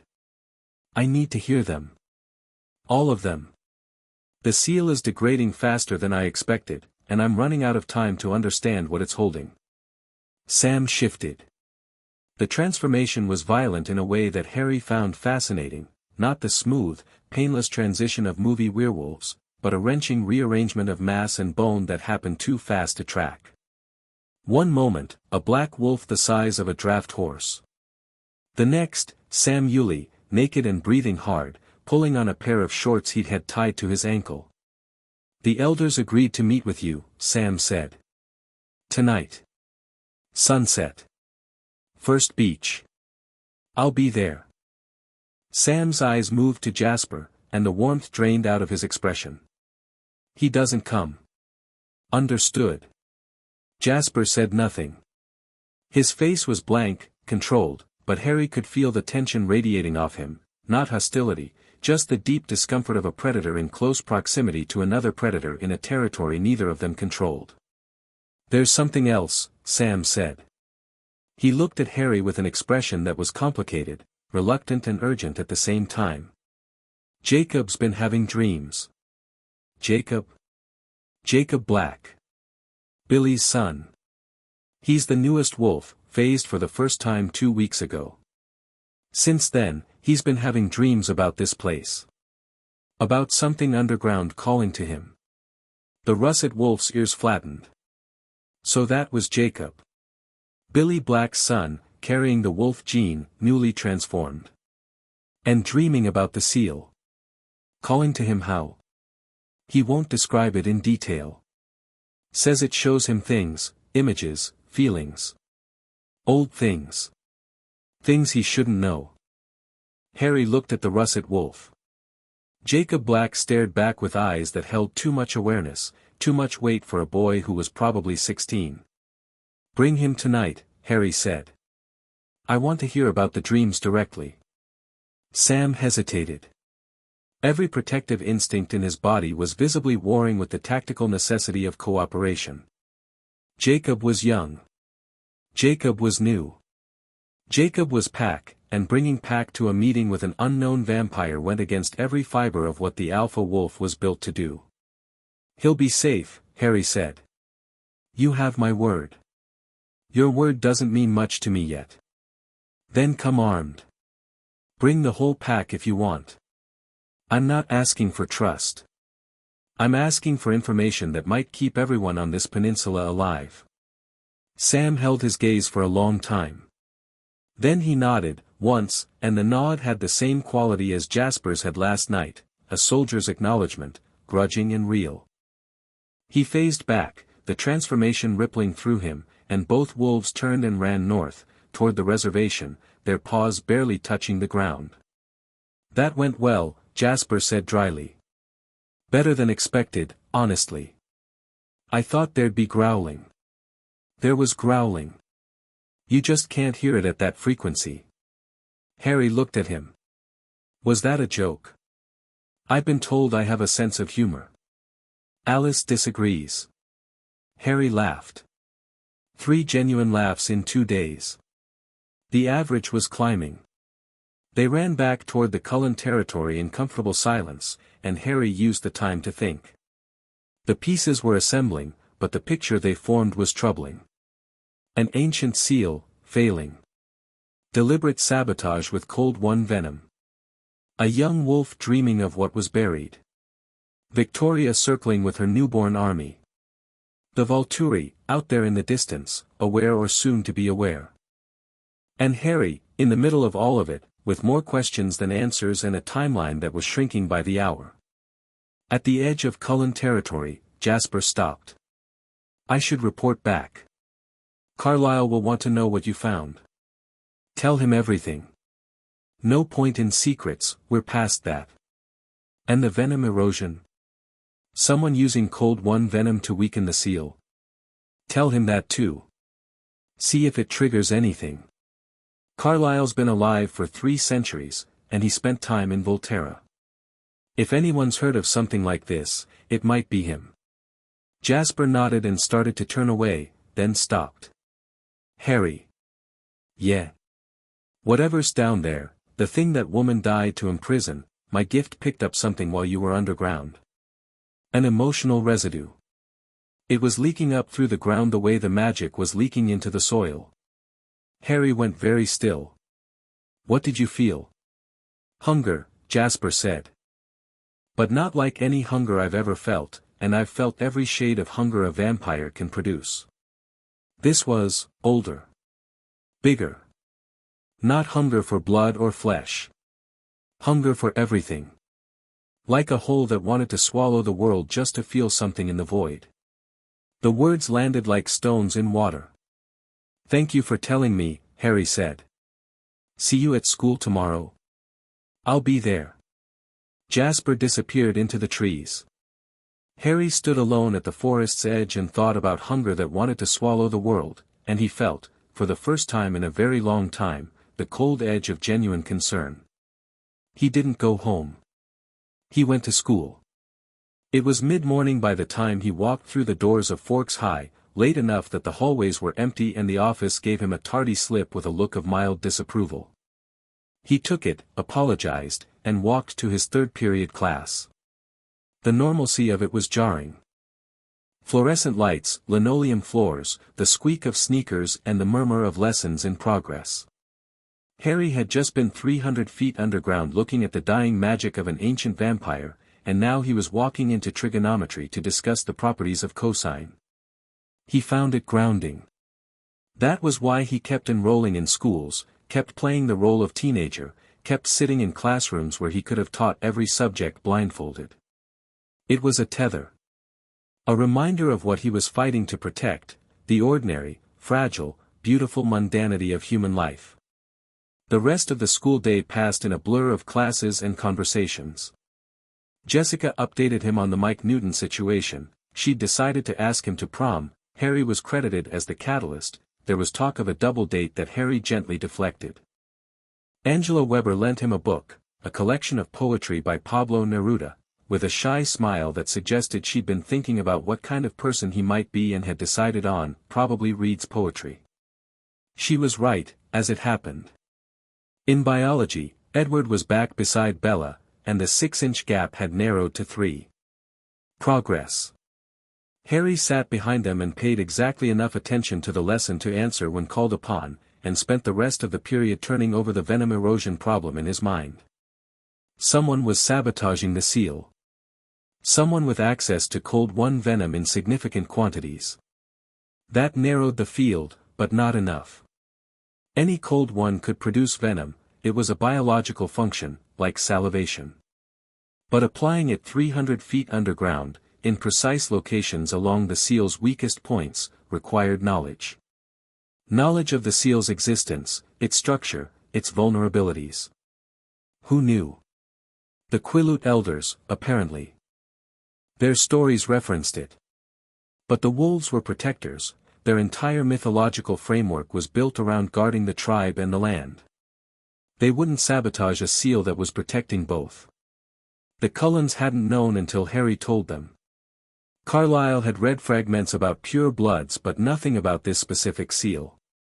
Unless one of them was hiding something, which Harry's instincts said they weren't. Victoria. She was cold 1, she had venom, and she was in the area. But Victoria's goals were narrow, revenge for James, punishment for Bella and the Cullens. She didn't have the knowledge base or the motivation for ancient seal breaking. She was a tactician, not a scholar. That left possibilities Harry didn't like. An unknown player. Someone off the board, working with information and access that he hadn't accounted for. The bell rang. Harry gathered his things and walked out into the hallway, where Edward Cullen was waiting for him. The bronze-haired cold 1 was leaning against the opposite wall with his arms crossed, and his face wore an expression that Harry was beginning to recognize as Edward's default, tortured, conflicted, and about 4 seconds away from saying something dramatically self-flagellating. "We need to talk," Edward said. "That seems to be a popular request." "Not here. Outside." They walked. Through the hallway, out the side exit, across the wet grass to a spot behind the gymnasium where the tree line crept close to the building and no one could overhear them. Edward moved stiffly, every step carrying the weight of something he'd been building toward since yesterday. "Jasper told us what you found," Edward said. "The seal. The sabotage. Good. He was supposed to. Carlyle's in his study right now, going through every text he owns. He thinks there might be a reference in the Volturi archives, something Arrow showed him once, centuries ago, about a weapon that was used in the ancient wars. What kind of weapon? He doesn't remember the details. Arrow showed it to him briefly, almost casually, the way Arrow does when he wants to seem generous without actually giving anything away. But Carlyle remembers the word Arrow used. He called it the thirst. Harry's blood went cold. Not figuratively, he felt his body temperature actually drop 2 degrees as something deep in his vampiric nature reacted to the word. "The thirst," he repeated. "Does it mean something to you?" "Not specifically. But my body just reacted to it like a warning." Edward watched him process this.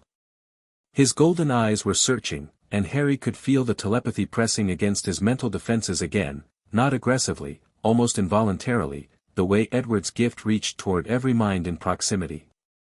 It found nothing. It never would. "There's something else I need to say," Edward said, and his voice changed. Lost the clipped urgency of intelligence sharing and gained something more personal. More raw. "About Bella." "Yes. She talked to me about you. After class yesterday. She said you were kind to her." "I was. She also said you told her you weren't a threat to me. To us." "I did." Edward's jaw worked. Harry could see the words queuing up behind his teeth, the conflict between pride and fear and something else that looked a lot like shame. "I've been pulling away from her," Edward said. Since you arrived. I told myself it was for her protection, that having another vampire in the area, an unknown quantity, made the situation more dangerous, and the responsible thing was to create distance.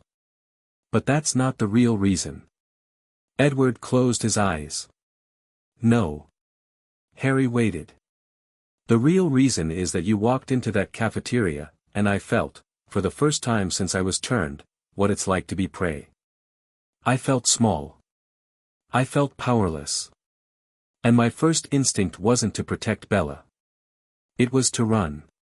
The admission cost him. Harry could see it in the way Edward's hands clenched at his sides, the way his shoulders hunched inward, the way he couldn't open his eyes while saying it. And that terrifies me, Edward continued. Because if my first instinct when real danger appears is to run, then what am I? What have I been telling Bella I am? I've been playing the protector, the guardian, the strong one, and you showed me that's a performance. A lie. Harry leaned against the gymnasium wall and crossed his arms. The rain had picked up, fat drops drumming on the metal roof above them. Can I tell you something? Harry said. Edward opened his eyes. You're an idiot. Whatever Edward had expected, it wasn't that. His expression flickered between offense and confusion, settling on the latter. You felt the prey response, Harry said. So what? Every creature on this planet has a prey response. It's not weakness, it's biology. Your body recognized a superior threat and told you to survive. That's not cowardice. That's 100 million years of evolution doing exactly what it's supposed to do. But, I'm not finished. The fact that you felt it doesn't mean anything. What matters is what you do after the feeling passes. And what did you do? You went home, you talked to your family, and you're standing here right now, in the rain, telling me about it. You didn't run. You're still here. Edward stared at him. Courage isn't the absence of fear, Harry said. I knew a man once, the bravest man I ever knew, who was terrified every single day of his life. He was afraid of being discovered, afraid of being killed, afraid of the people he worked for and the people he worked against. He shook with fear. And he did the right thing anyway, every single time, for decades, until it killed him. Severus Snape. A complicated, cruel, extraordinary man. Harry had spent decades untangling his feelings about Snape, and he'd never fully succeeded. You love Bella, Harry said. I can see it from across a classroom. The way you angle yourself toward her, the way your focus tracks to her even when you're pretending it doesn't. That's real. Don't poison it with self-hatred because you experienced a perfectly natural biological response to an apex predator. You're nothing like what I expected, Edward said quietly. What did you expect? I don't know. Something colder. Something less, human. I was human once. I try to remember what that was like. They stood in the rain for a moment, two vampires who couldn't have been more different, finding something like common ground in the gray space between the trees and the school. Talk to Bella, Harry said. Actually talk to her. She's smarter than you give her credit for, and she's tougher than you think, and she's going crazy trying to figure out why you keep building walls between you. Edward nodded slowly. You said something last night, about her being a lot of pressure on one point. I did. You're right.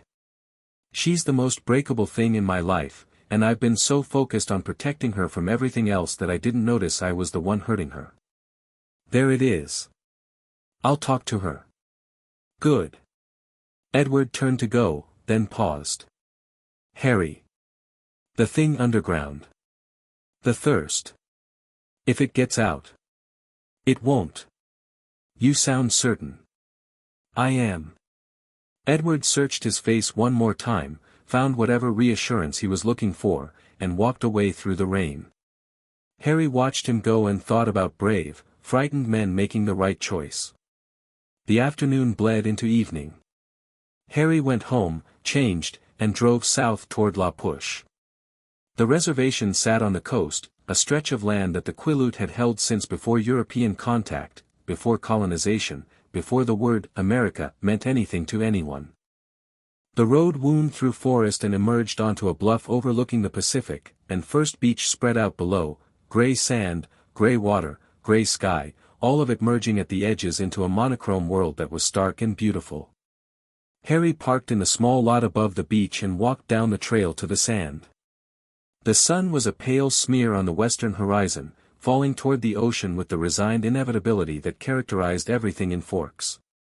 They were already there. A fire had been built in a pit above the tide line, and figures were gathered around it, more than Harry had expected. Sam was there, in human form, standing slightly apart with his arms crossed. Two older men sat in folding chairs near the fire. One was in a wheelchair, Billy Black, Harry assumed, based on the strong jaw and dark eyes that were the same shape as the russet wolf's. The other elder was smaller, white-haired, with the deeply lined face of someone who'd spent a lifetime on the water. And Jacob. The boy, young man, really, though the transformation had clearly happened recently enough that he still moved with the slight awkwardness of someone whose body had changed faster than his brain could adapt, stood behind his father's wheelchair. He was tall, taller than Sam, with a rangy build that hadn't fully filled out yet and dark eyes that fixed on Harry the moment he stepped onto the sand. Those eyes were haunted. Harry recognized the look. He'd seen it in his own mirror, a long time ago. "Mr. Black," Harry said, addressing Billy, because the protocols of respect mattered, especially on someone else's land. "Thank you for agreeing to meet." Billy Black looked up at him from his wheelchair, and Harry saw a man who had carried hard knowledge for a long time and was tired of carrying it alone. "Sit down," Billy said, gesturing to the sand near the fire. Harry sat. There was a formality to this that he respected. No one spoke immediately. The fire was tended. The sunset was watched. The ocean did its ancient work against the shore, and the people gathered around the flames let the ritual of gathering settle into their bones before anyone broke the silence. Billy spoke first. "Sam tells me you're something we don't have a name for." "I'm a vampire," Harry said. "But not the kind your legends describe. Not a cold one." "He has a heartbeat," Sam said from his position behind the elders. "I heard it. Felt it. The cold ones are ice and stone and death," Billy said. "You don't feel like death." "I'm not dead. That's the fundamental difference." The white-haired elder, he hadn't been introduced, but Harry waited rather than asking, leaned forward. "The old stories talk about two kinds. The ones that came from venom, and the ones that came from blood. We have a word for the second kind, but it hasn't been spoken aloud in 3 generations." "What's the word?" The elder looked at Billy. Billy looked at Sam. Some silent communication passed between them, years of shared knowledge and tribal authority condensed into a glance. "Kahelit," the elder said. "It means, the first drinker. The one who drank before drinking was a curse." Harry felt the word resonate in his chest. It had power, not magical power in the way he understood it, but the weight of oral tradition, of a word preserved across centuries by people who knew it mattered even if they'd forgotten exactly why. "The stories say the Kahelit were here before the cold ones," Billy said. "Before the wolves, even. They were the first supernatural beings to walk this land. And they weren't enemies. The oldest stories describe them as guardians. Protectors. They kept something in the earth that was supposed to stay in the earth." "The seal," Harry said. Billy's hands tightened on the arms of his wheelchair. "You've seen it. I've been 300 feet underground. I've seen the blood magic. I've seen the cracks." The silence that followed was heavier than the one before. Jacob, standing behind his father, made a small, involuntary sound, not quite a gasp, not quite a word. "Tell him, Jacob," Billy said without turning around. Jacob stepped forward. Up close, Harry could see the toll the last 2 weeks had taken. The boy looked like he hadn't slept properly since his first transformation. Dark circles under his eyes, a tension in his jaw that suggested constant teeth grinding, hands that wouldn't quite stay still. "I've been dreaming," Jacob said. His voice was deeper than his age warranted, roughened by the transformation, but there was a tremor in it that was pure adolescent fear. "Every night since I first phased. The same dream. Tell me." Jacob sat down on the sand, cross-legged, closer to the fire than the others. The flames threw moving shadows across his face. "I'm underground," he said. "Deep underground, in a place where the rock glows red.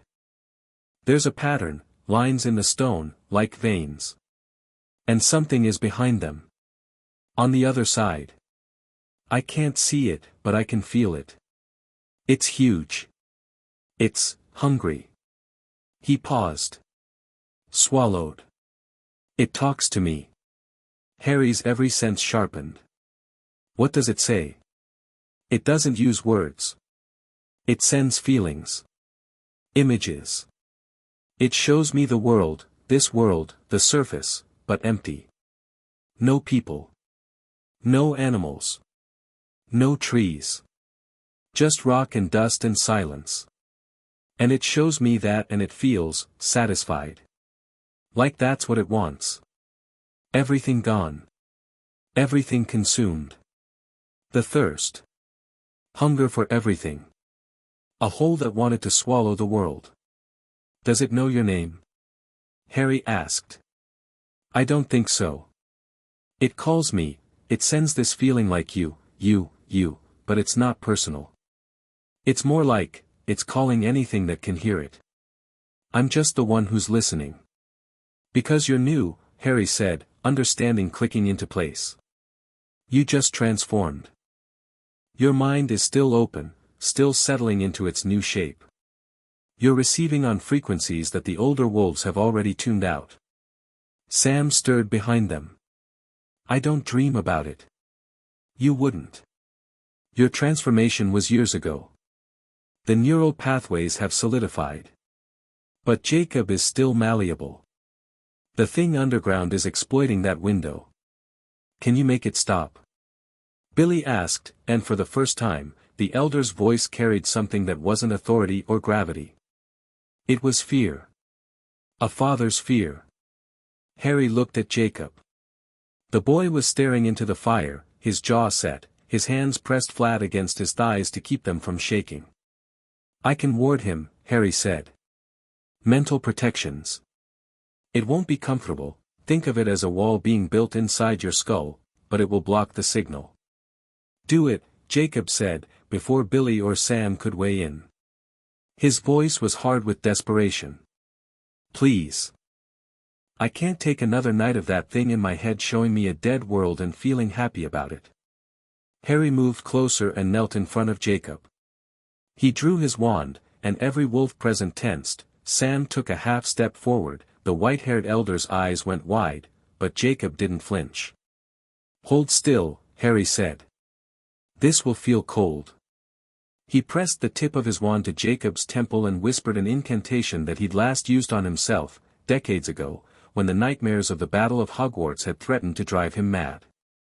The spell was a clemency made external, not the full discipline, which took years to learn, but a scaffolding, a framework of mental defense that would hold until Jacob's mind finished settling. Jacob gasped. His eyes went wide, then squeezed shut. His hands came up and gripped Harry's forearm with a strength that would have shattered human bone, and Harry let him hold on. "Breathe," Harry said. Jacob breathed. The wand glowed at his temple, silver-white light that pulsed once, twice, 3 times, and then it was done. Harry withdrew the wand and Jacob let go of his arm. "It's quiet," Jacob whispered. His eyes opened, and they were wet.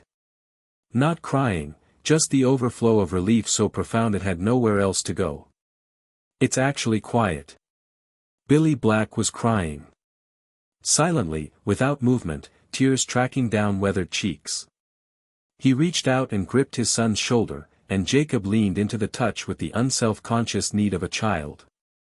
Harry stood and stepped back. He gave them the moment. When Billy had composed himself, he looked up at Harry with an expression that had fundamentally changed. The wariness was gone. In its place was something that Harry hadn't earned in a very long time and hadn't expected to earn here. Gratitude.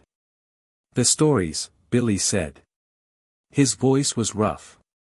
You want to hear the stories? I'll tell you everything. He told them.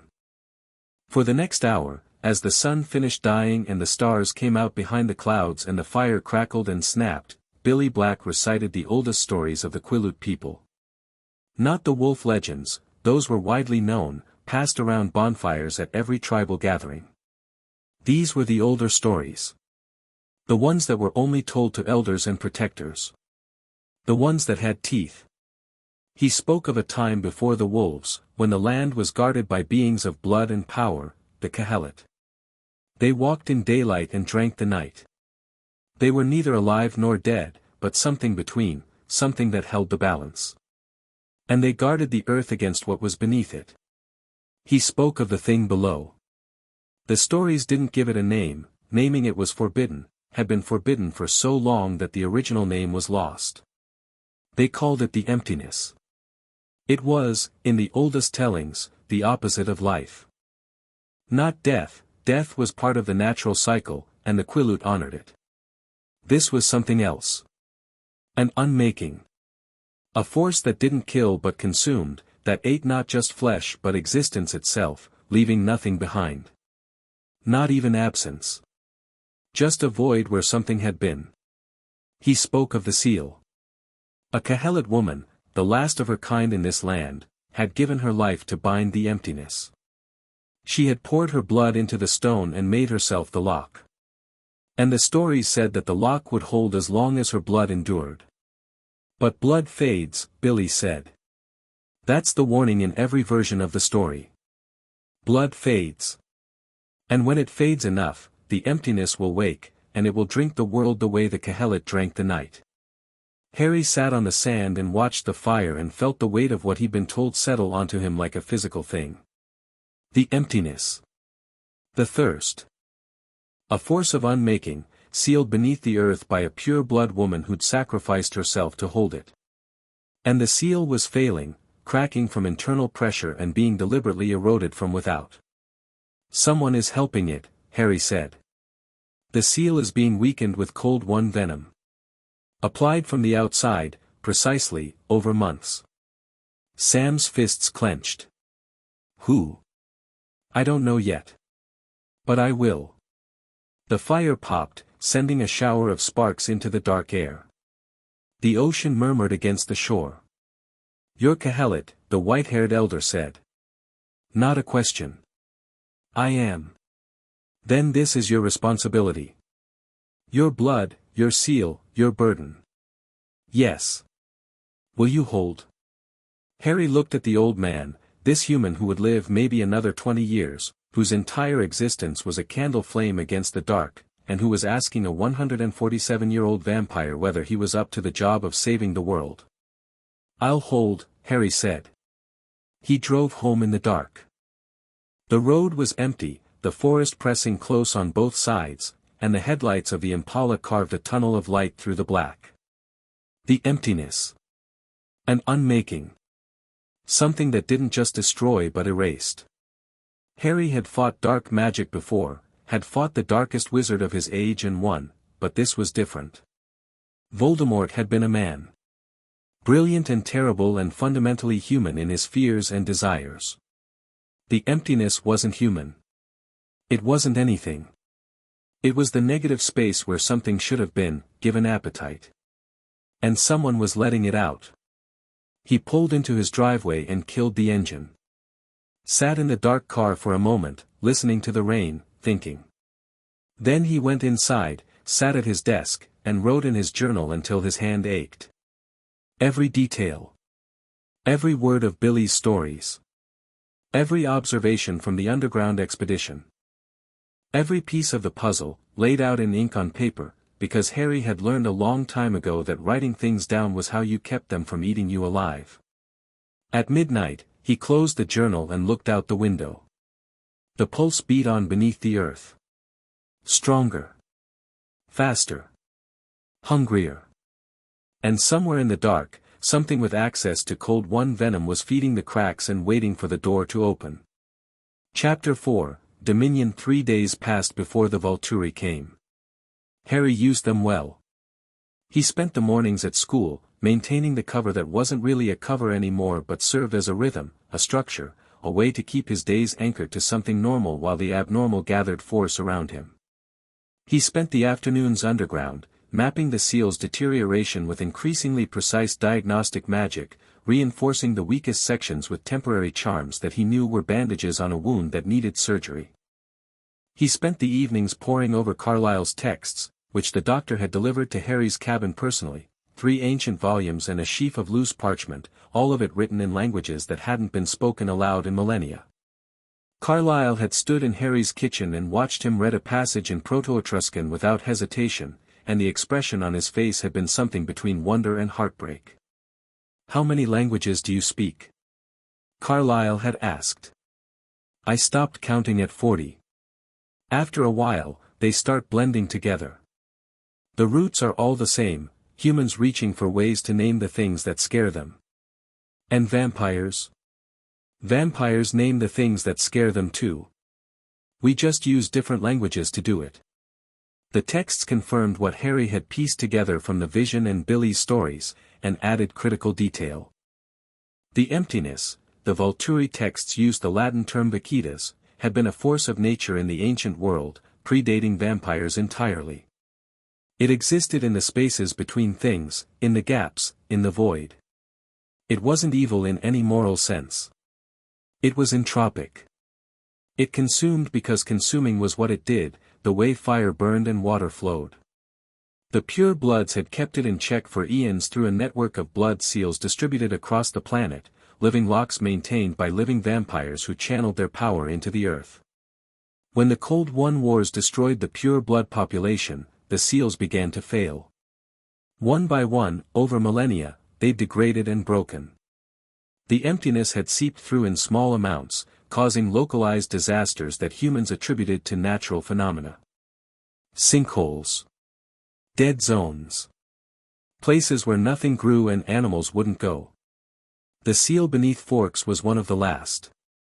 Maybe the last. And it was being sabotaged. Harry hadn't found a saboteur yet, and it was eating at him. He'd laid detection wards in a perimeter around the seal site, hair-trigger enchantments that would alert him if anything with Cold One venom in its system entered the area, but so far, nothing had tripped them. Whoever was doing this was either very careful or operating on a schedule that hadn't aligned with Harry's surveillance window. On the morning of the 4th day, a Thursday, Harry was in government class pretending to take notes on the separation of powers when his detection wards screamed. Not the ones around the seal. The ones around his cabin. 2 cold ones. Moving fast. Approaching from the northeast. Their signatures were unfamiliar, not Cullen, not Victoria's scouts. New players. Harry closed his notebook, stood up, and walked out of the classroom without a word. The teacher called after him. He didn't stop. In the hallway, he passed the open door of a classroom where Jasper was sitting in the back row. Their eyes met. Harry shook his head once, "Stay here, I've got this," and kept walking. Jasper's jaw tightened, but he stayed. Harry was out of the building and in the tree line in under 30 seconds. He ran. The 2 cold ones had stopped at his cabin. Harry could feel them through the wards, 2 presences, cold and hard, standing on his porch like visitors. They weren't trying to break in. They weren't attacking. They were waiting. He slowed as he approached, dropping from full speed to a walk at the edge of his property. He emerged from the trees and crossed the overgrown grass to the cabin with his hands in his jacket pockets and his wand already in his grip beneath the fabric. They were exactly what he'd expected. Volturi guard, both of them. He recognized their scent profile before he saw their faces, the particular blend of age and power and the faint undertone of Volterra's stone halls that clung to anyone who'd spent significant time there. The first was tall, dark-haired, with the build of a Roman gladiator and a face that had been handsome once and was now simply hard. Felix. Arrow's muscle. 3,000 years old, give or take, and his primary gift was being extraordinarily difficult to destroy. The second was leaner, sharper, with close-cropped dark hair and eyes that moved with the constant, restless scanning of a hunter tracking prey. Dimitri. The tracker. His gift was finding anyone, anywhere, once he'd locked onto their mental signature. Dimitri was the dangerous one. Felix was a weapon, but Dimitri was a compass that never stopped pointing. They stood on Harry's porch in matching dark cloaks, actual cloaks, because the Volturi had never updated their wardrobe and apparently never would, and watched him approach with expressions of carefully calibrated neutrality.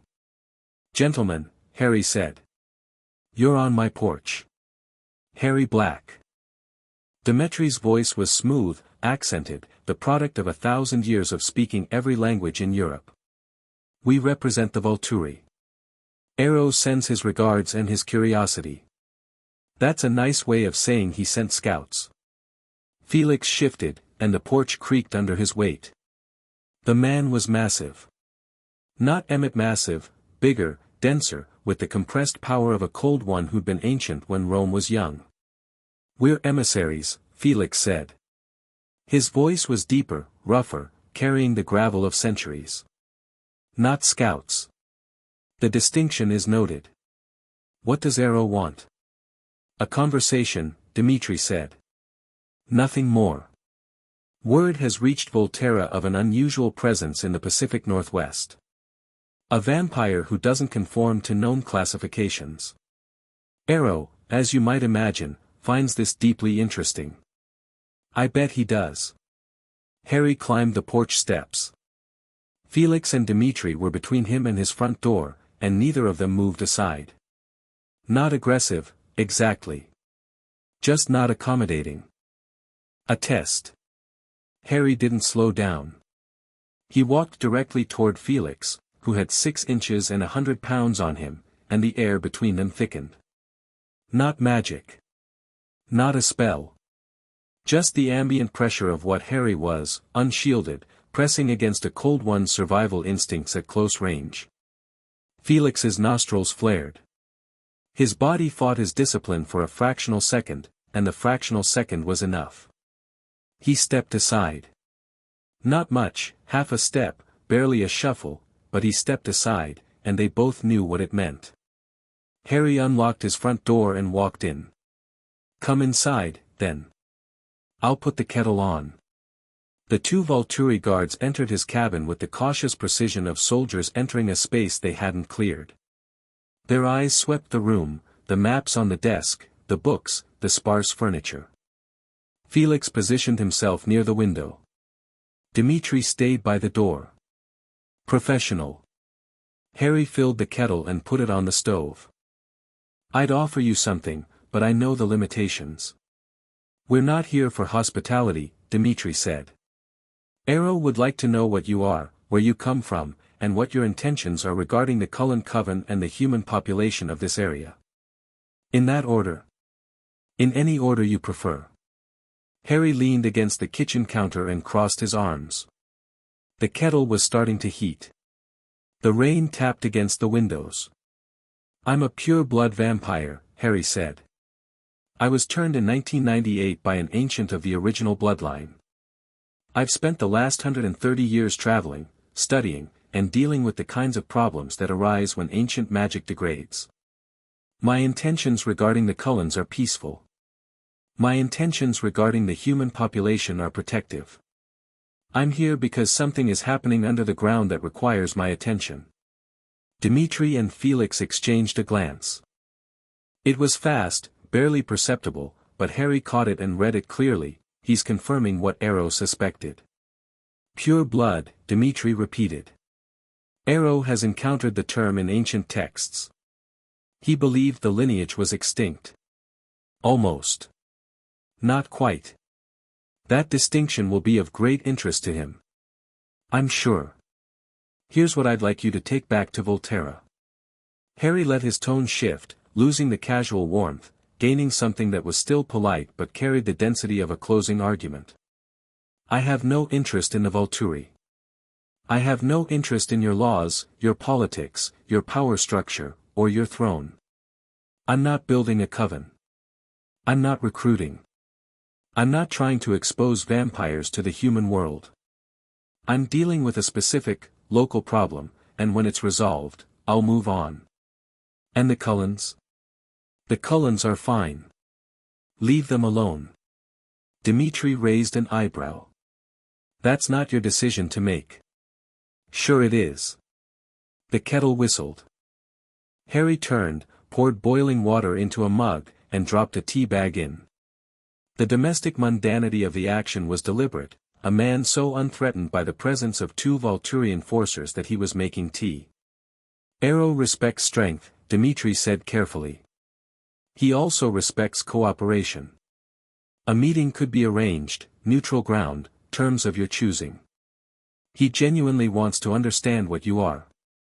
His interest is academic as much as political. Arrow's interest is never academic. Everything he does is political.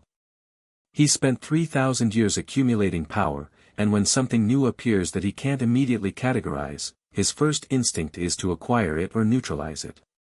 I'm not available for either. Dimitri's smooth composure cracked, just barely. A tightening around the eyes. He wasn't used to people seeing through the diplomatic veneer this quickly. I'm going to give you a message for Arrow, Harry said. Are you listening? Always. Harry took a sip of his tea. I'm not interested in his throne. Don't make me interested. The words dropped into the room like stones into still water. Felix, by the window, went absolutely motionless. Dimitri's face became a mask. That could be interpreted as a threat, Dmitri said. It's a boundary. Interpret it however keeps people alive. Silence. The rain intensified outside. Water ran down the windows in sheets. Dmitri spoke again, and this time the smoothness was gone. You should know that Arrow doesn't respond well to ultimatums. He's governed vampire kind for 3 millennia. He's survived challenges from entities far older and more numerous. No, Harry said quietly. He hasn't. He set down the tea mug and let the mask drop. With Felix and Dmitri, he didn't hold back the way he had with the Cullens. These weren't a family trying to live in peace. These were enforcers of a regime that maintained its power through fear, violence, and the systematic elimination of anything it couldn't control. They deserved clarity. Harry unsheathed the full weight of his presence. Not a fraction. Not a crack in the door. The whole thing. The cabin groaned. The windows rattled in their frames. The water in the kettle began to vibrate. It wasn't telekinesis or any specific magical effect, it was simply the reality of a pure-blood vampire standing in a small room without restraint. The air pressure changed. The light dimmed. And something vast and old and fundamentally apex filled the space between the walls like a tide filling a cave. Felix broke first. The giant, 3,000 years old, the Volturi's primary weapon, the vampire who had physically torn apart more immortals than anyone alive, dropped to one knee. It wasn't voluntary. His body did it, the way a compass needle points north, because every cell in his ancient form recognized what was standing in front of him and responded with the only appropriate action. Submission. Dmitri lasted 3 seconds longer. His discipline was extraordinary, Harry gave him that. 3 full seconds of fighting the most powerful instinct his kind possessed, his legs locked, his jaw clenched, his eyes blazing with the furious refusal of a proud creature being forced to kneel. 3 seconds. Then his knee hit the floor beside Felix's, and a sound escaped his throat that was halfway between a snarl and a whimper. Harry held it for 5 heartbeats. 1. 2. 3. 4. 5. Then he pulled it back, all of it, like retracting a blade. The cabin settled. The windows stopped rattling. The light returned to normal. Felix and Dmitri remained on their knees, not because Harry was still exerting pressure, but because their legs hadn't remembered how to stand yet. Get up, Harry said. Not unkindly. They rose. Dimitri's composure was shattered. Felix looked like a man who'd seen the face of a god and wasn't sure whether to pray or run. Tell Arrow what you felt, Harry said. Tell him exactly. Every detail. Let him understand, through your experience, that I'm not a challenge to his authority because I'm not operating within his framework at all. I'm not competing for his throne. I don't want it. I don't need it. The Volturi can continue to govern the Cold Ones as they always have, and I will continue to do my work, and our paths need never cross. He picked up his tea and took another sip. But if he sends people to my door again uninvited, I'll send them back in pieces. Not because I want to. Because boundaries matter. Dimitri found his voice. It was hoarse, strained, stripped of every ounce of diplomatic polish. He'll want to come himself. Then he should think very carefully about whether that's wise. You don't understand. Arrow doesn't, he won't accept, Dimitri. Harry's voice was gentle now, almost sympathetic. I know what Arrow is. I know what drives him. He spent 3,000 years building order out of chaos, and he genuinely believes that order depends on his control. I respect the accomplishment, even if I don't respect the methods. But he needs to understand, and you need to help him understand, that there are things in this world that exist outside his control. I'm one of them. He can accept that and we can coexist peacefully. Or he can challenge it and learn the same lesson you just learned. He walked to the front door and opened it. Rain blew in on a gust of wind. Safe travels back to Volterra. Felix left first. He ducked through the doorway without meeting Harry's eyes, and the porch groaned under his weight, and then he was gone, a blur of dark cloak disappearing into the tree line at full Cold One speed. Dimitri lingered. He stood in the doorway and looked at Harry with an expression that was complex, fear, yes, but also something else. Recognition. The tracker who could find anyone, anywhere, looking at the one person he suspected he'd never be able to track. For what it's worth, Dimitri said, I believe you. About not wanting the throne. But Arrow won't. It's not in his nature to believe that someone with your power wouldn't want to use it. Then that's his problem. It'll become yours. I'll manage. Dimitri nodded once and vanished into the rain. Harry closed the door, finished his tea, and washed the mug. He checked the time. 10:47 a.m. He was missing Spanish. He drove back to school. The Cullens were waiting for him. Not overtly, they were in their classrooms, playing their roles, but the moment Harry walked through the front entrance, he felt 5 sets of attention lock onto him like targeting systems. Edward's telepathy pushed against his mind with unusual force, the question radiating through it, what happened? Harry found Jasper between periods, in the hallway near the science wing. The soldier fell into step beside him without a word. Volturi, Harry said, low enough for vampire ears only. Felix and Dimitri. They were at my cabin. Jasper's stride didn't falter, but his hands clenched at his sides. And they delivered Arrow's message. I delivered mine. Are they still alive? I don't destroy messengers. Bad practice. But they knelt. Jasper stopped walking. Students flowed around them, oblivious, a river of backpacks and gossip splitting to pass 2 stationary figures in the hallway. Both of them? Jasper said. Both of them. Involuntarily. Felix. Jasper said the name like he was tasting something impossible. Felix knelt. His knees hit my kitchen floor. I'm going to need to replace that tile. Jasper stared at him. Then, for the first time since Harry had met him, Jasper Whitlock smiled. Not his polite smile, not the controlled expression he wore in public. A real smile, sharp, fierce, the smile of a soldier who just learned that the biggest gun on the battlefield was pointed in the right direction. You need to tell Carlyle, Jasper said. Tonight. He needs to prepare for the possibility that Arrow comes personally. I know. Can we do it at your place? I want to discuss something else with your family too. Name the time. After sunset. I have somewhere to be first. They separated. Harry went to class, sat through lessons, ate lunch with Jessica and Angela and the rest. The normalcy of it was a thin skin over the churning underneath, and Harry wore it like armor. At lunch, Bella Swan caught him in the food line. "Hey," she said. She looked different today, not physically, but in the way she carried herself. Lighter. The tension he'd seen in her over the past days had eased. "Hey yourself. You look better. Edward and I talked. Like, actually talked. For the first time in, I don't know. It felt like the first time ever, really."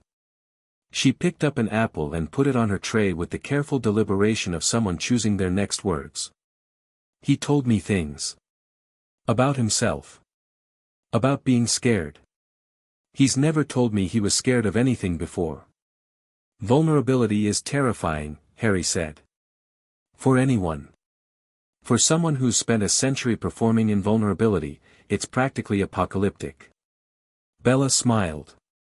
It transformed her face. She went from pretty in a quiet, forgettable way to genuinely beautiful, the kind of beauty that came from inside and lit the surface. "He said you told him he was an idiot." "I did. Thank you. Somebody needed to. Happy to provide the service." They carried their trays to their respective tables. As Harry sat down, he glanced across the cafeteria and caught Edward watching him. The golden eyes held something new, not wariness, not suspicion. Gratitude. Complicated, slightly grudging, very Edward gratitude. Harry raised his water bottle. "Cheers." After school, he went to the forest. Not to the seal, he'd reinforced it again that morning before dawn and it was holding for now. Instead, he went to the area where he'd found Victoria's Scouts trail 4 days ago. He'd been checking it daily, layering tracking charms over the scent trail, building a map of their patterns. Today, the map had changed. New trails. Not 2 scouts, 4. Victoria was increasing her surveillance. The patterns were more sophisticated, too. Overlapping loops that covered more ground, lingered longer near the approaches to Forks, tested the borders of Cullen territory with increasing boldness. Harry followed the freshest trail north. It was hours old but his tracking charms made it glow faintly to his enhanced sight, a thread of pale light winding through the trees. He moved fast, covering ground in long, silent strides, the forest blurring past. 12 miles north of Forks, he found the kill site. 2 hikers. A man and a woman, mid-20s, their camping gear scattered across a small clearing near a creek. The tent was still standing. The fire pit still held warm ashes. They hadn't seen it coming. Harry stood over the bodies and felt the old anger rise. It was cold anger, not the hot, reactive fury of youth but the deep, settled rage of someone who had spent a lifetime fighting this exact thing. People who killed the innocent. People who treated human life as fuel. The man had been drained completely. The woman had been partially drained and then, Harry examined the wound patterns, bitten repeatedly. Not to feed. To turn. Victoria wasn't just scouting. She was recruiting. Turning humans in the wilderness around Forks, building her newborn army, using the vast forests of the Olympic Peninsula as a nursery. This woman would wake up in 2 to 3 days as a newborn cold one. Feral, confused, overwhelmed by sensation, burning with a thirst that would drive her to the nearest population center. She'd kill a dozen people before she learned to think. Unless Harry dealt with it now. He knelt beside the woman's body. She was still alive, technically. The venom was working, rewriting her cellular structure, shutting down her organs one by one and replacing them with something harder, colder, deader. Her heart was still beating, but erratically, fighting the change. She was in agony, though unconscious. Harry had a choice. He could let the transformation complete and try to manage the newborn, but a newborn cold one was a liability he didn't have bandwidth for, and this woman hadn't chosen this.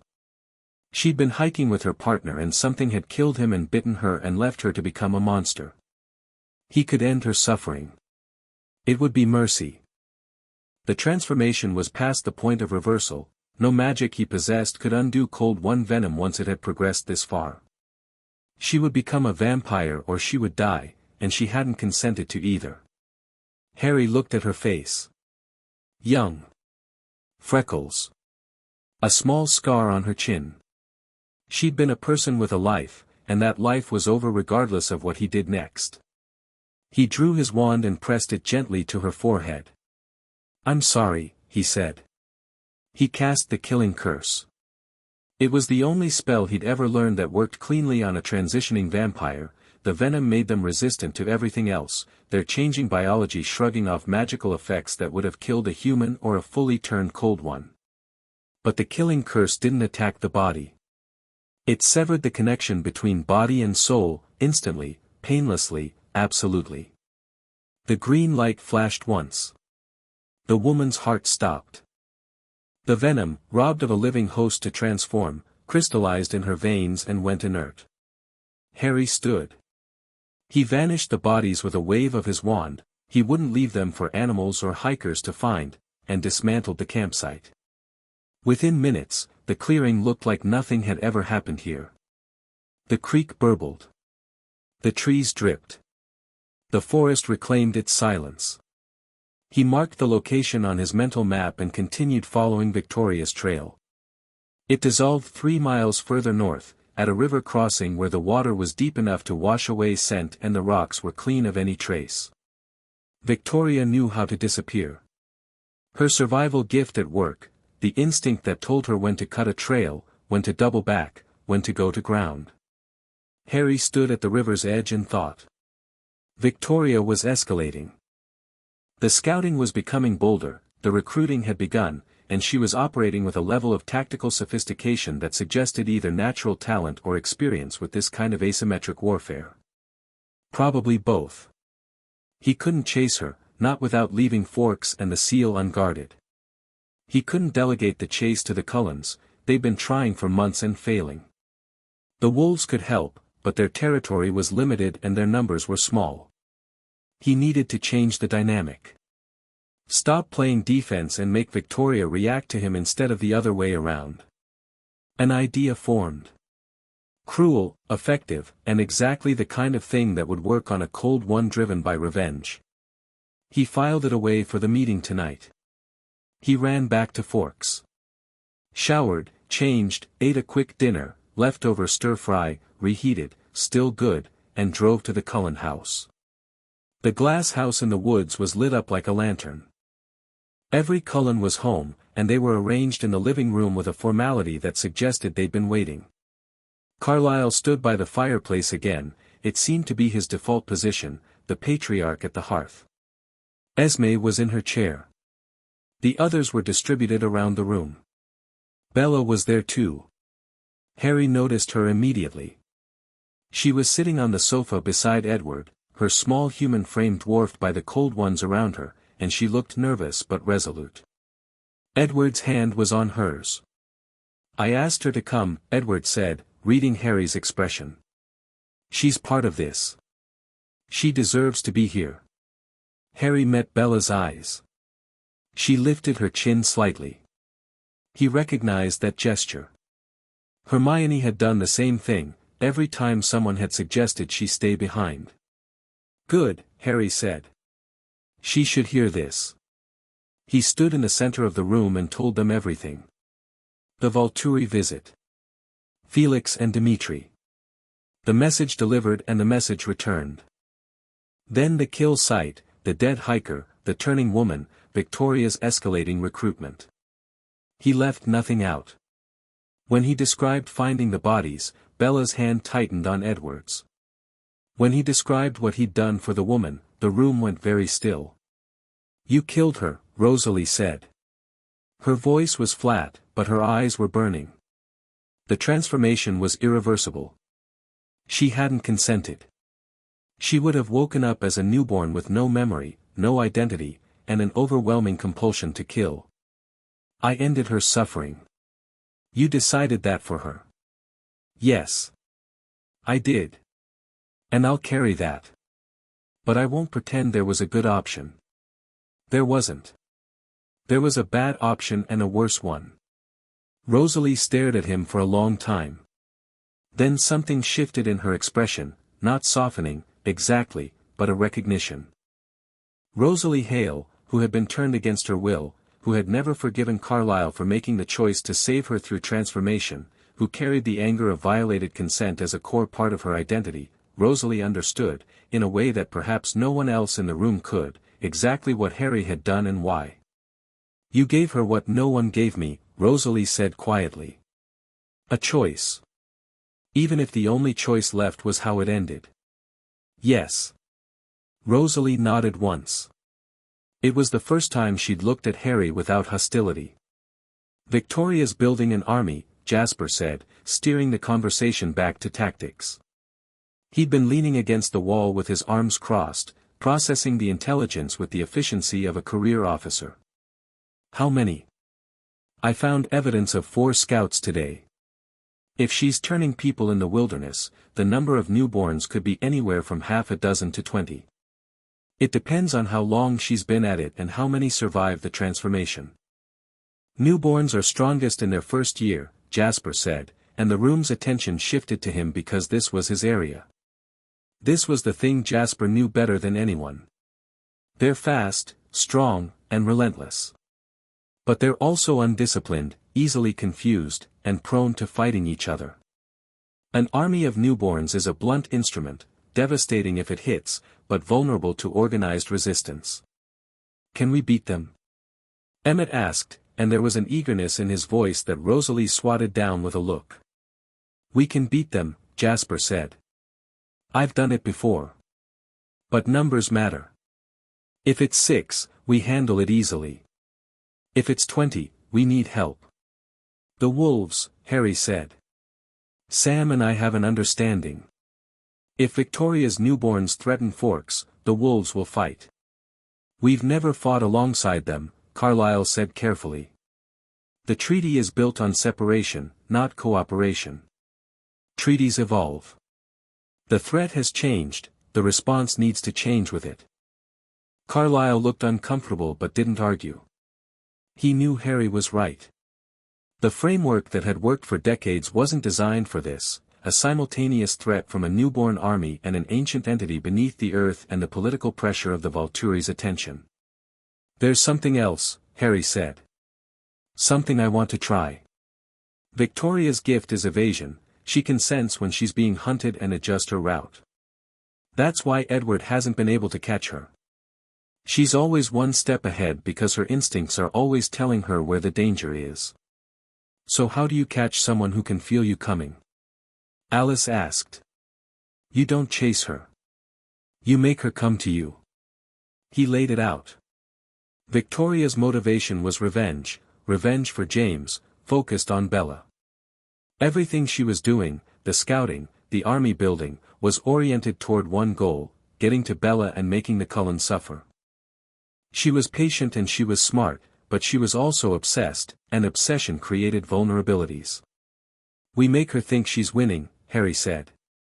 We create a gap in the defenses, a visible one, something her scouts will report back. We make it look like the Cullens are distracted, stretched thin, vulnerable. And we put Bella at the center of the gap. Absolutely not, Edward said instantly. Let me finish. Bella is the bait, but she's never in actual danger. I'll be with her. Not visibly, I can mask my presence completely. To Victoria's scouts, it'll look like Bella is exposed. To Victoria, it'll look like the opportunity she's been waiting for. And when she commits, when she comes personally, because she'll want to do this herself, she'll want to watch, I'll be there. You want to use me as bait, Bella said. Harry looked at her. Yes. I'm being honest about it. If you say no, we find another way. Bella looked at Edward. Edward looked like he was going to be sick, which was impressive for someone who didn't have a functioning digestive system. Then she looked back at Harry. Will it work? Victoria's been running for months because she's never had a reason to stop. If we give her a reason, if we make the target irresistible, she'll stop running. And the moment she stops running, she's mine. Ours, Jasper corrected. She's ours. Harry glanced at him. The soldier's eyes were calm and certain. This was a language Jasper spoke fluently: strategy, ambush, the calculated application of violence to achieve a specific outcome. Ours, Harry agreed. Bella squeezed Edward's hand. I'll do it. Bella, Edward started. I'll do it, she repeated. I'm tired of being the thing everyone's trying to protect. If I can be useful, actually useful, then let me. The room held its breath. Edward closed his eyes, and Harry watched the war play out on his face, every instinct screaming no, every rational thought whispering that this was the best option, and somewhere underneath, the recognition that respecting Bella's agency was more important than his fear. If anything goes wrong, Edward said, opening his eyes and looking directly at Harry, I will take you apart. Pure blood or not.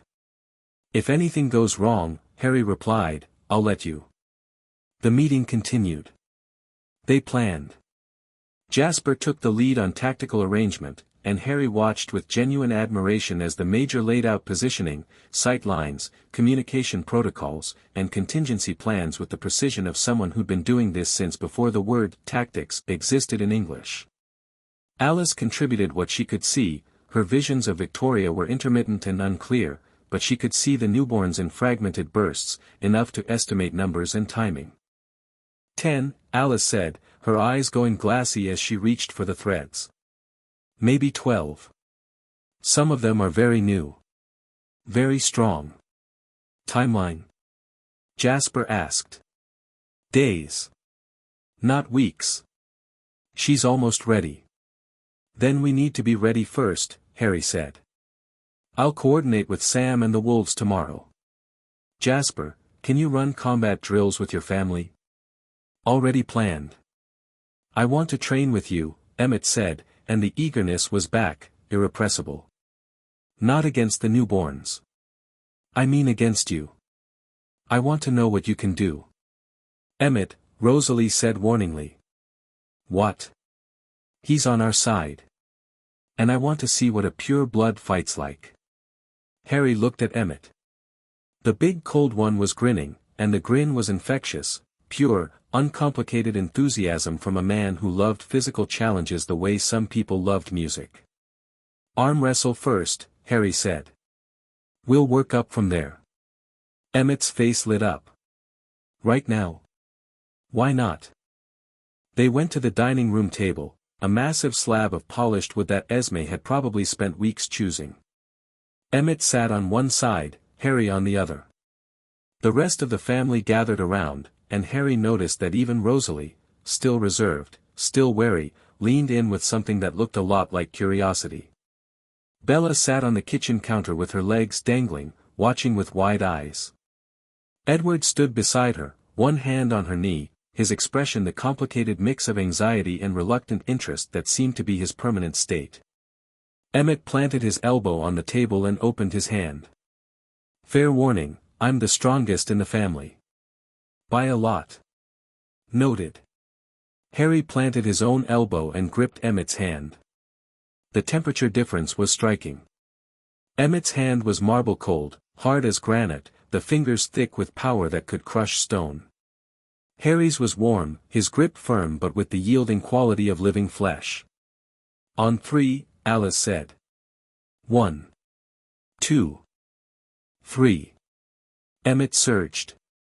He threw everything into it, the full force of a cold one who'd been the physically strongest member of his coven for decades, his muscles like hydraulic pistons, the table groaning under the lateral pressure.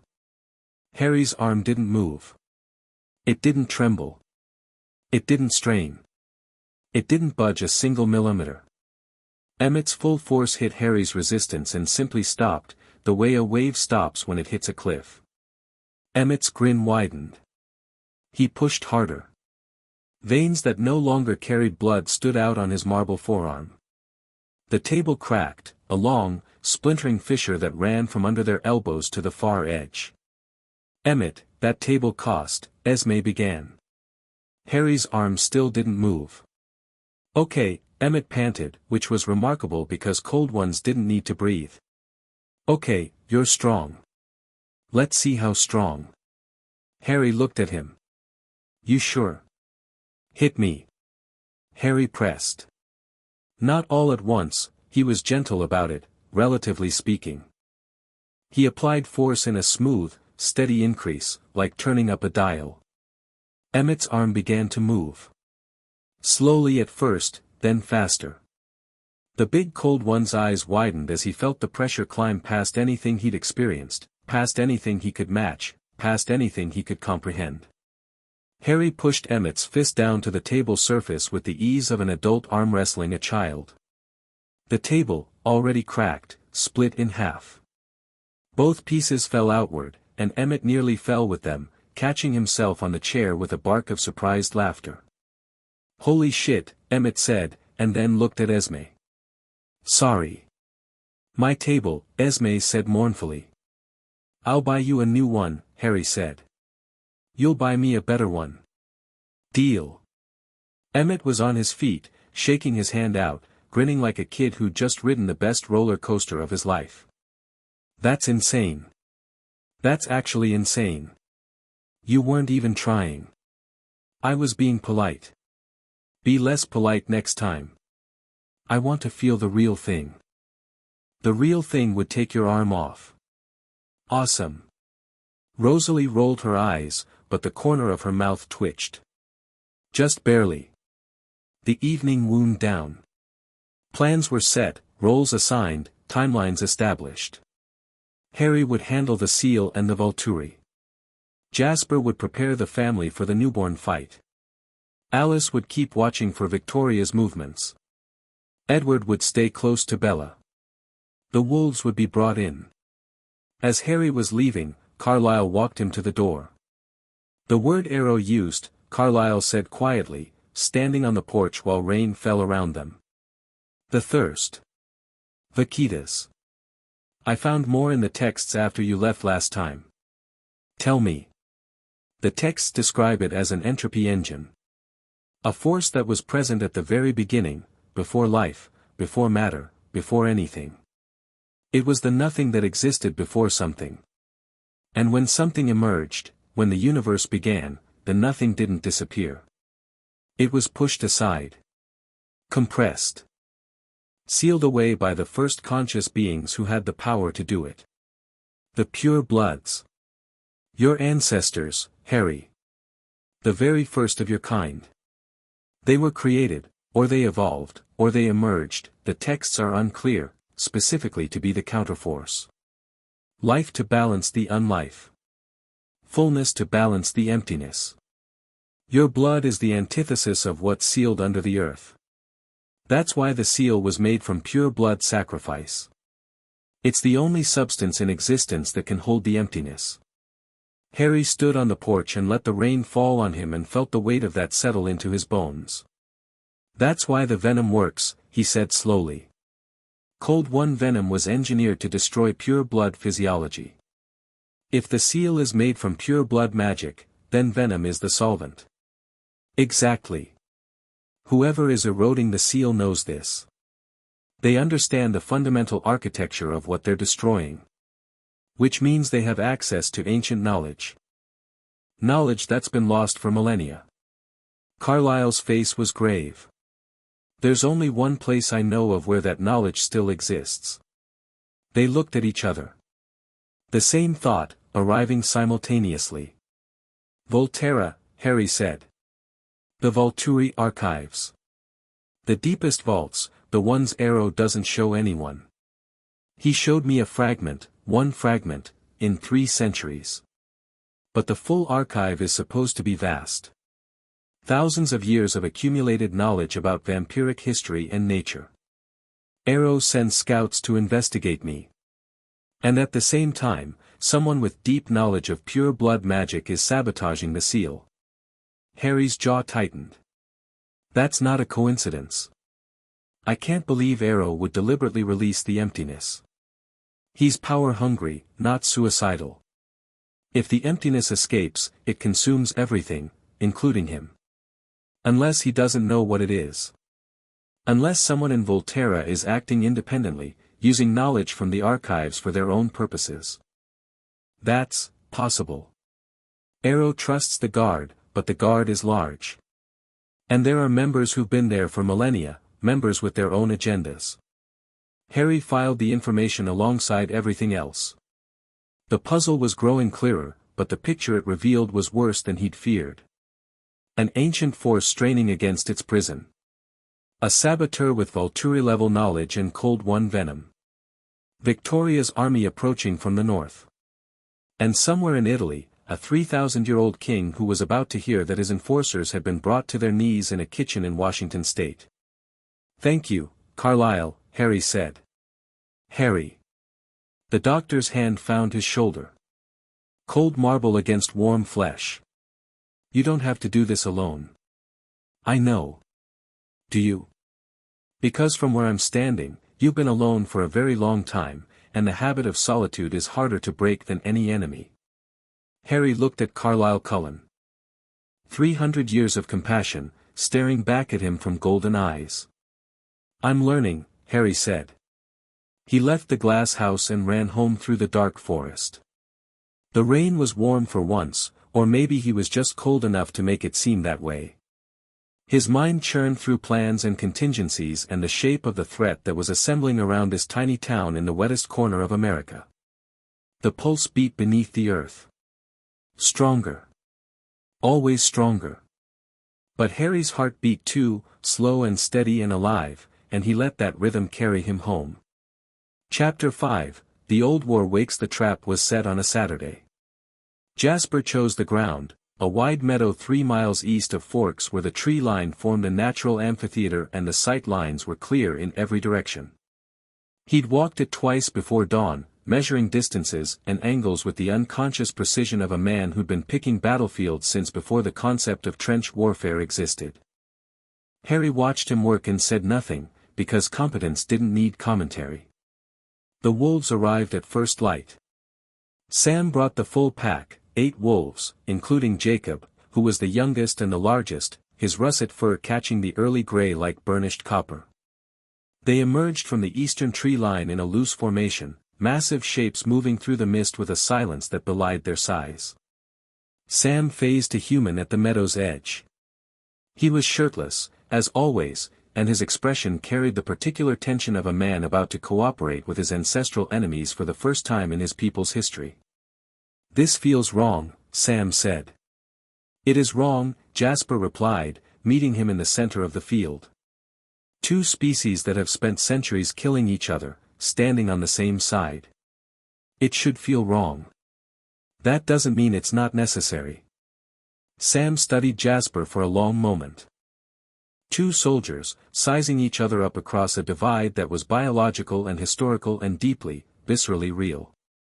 Then Sam extended his hand. Jasper took it without hesitation. The cold marble of his grip met the furnace heat of Sam's palm, and neither of them flinched. "Show us what we're fighting," Sam said. Jasper ran the briefing. He explained newborns, their strength, their speed, their complete lack of self-control, with the clinical detachment of someone who'd created, commanded, and destroyed hundreds of them. The wolves listened in their wolf forms, which meant Sam translated through the pack mind, relaying Jasper's words to 7 enormous predators who watched the Cold One speak with varying degrees of hostility and reluctant interest. "They'll come from the north," Jasper said, gesturing to the tree line. "Victoria will send them in first. She won't commit herself until she's sure Bella is vulnerable. The newborns are the distraction, loud, violent, impossible to ignore.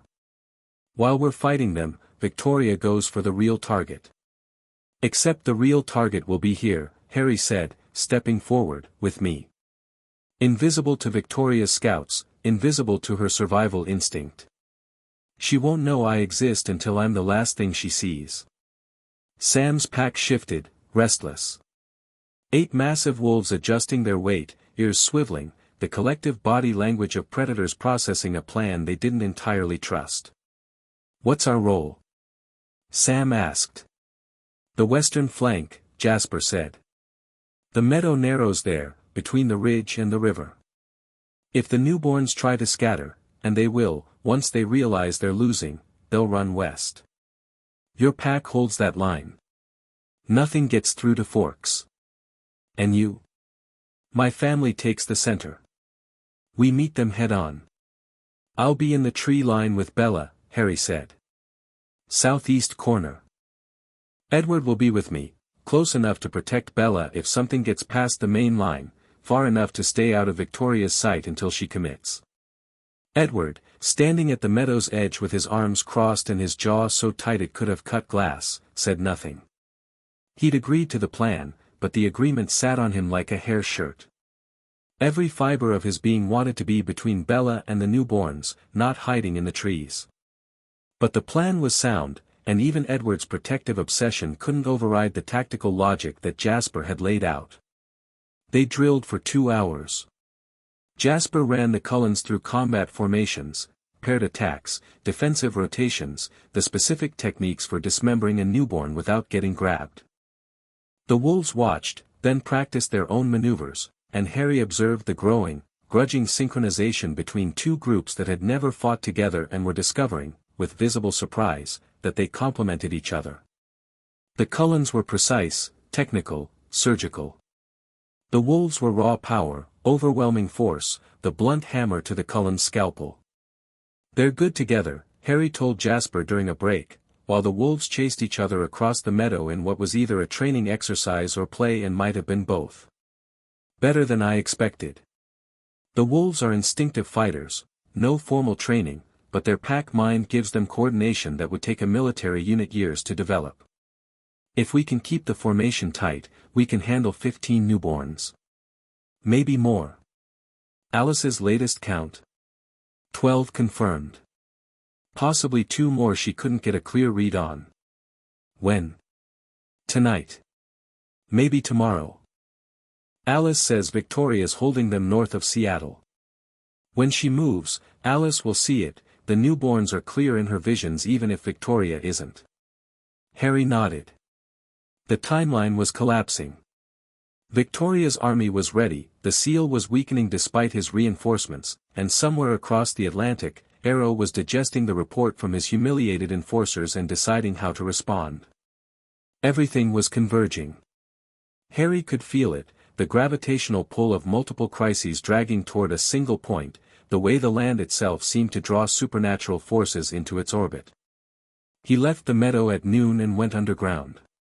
The descent was faster now, he'd done it enough times that the spell responded to his will almost before he articulated it, the golden disc materializing and dropping him through 300 feet of earth and stone like an elevator in free fall.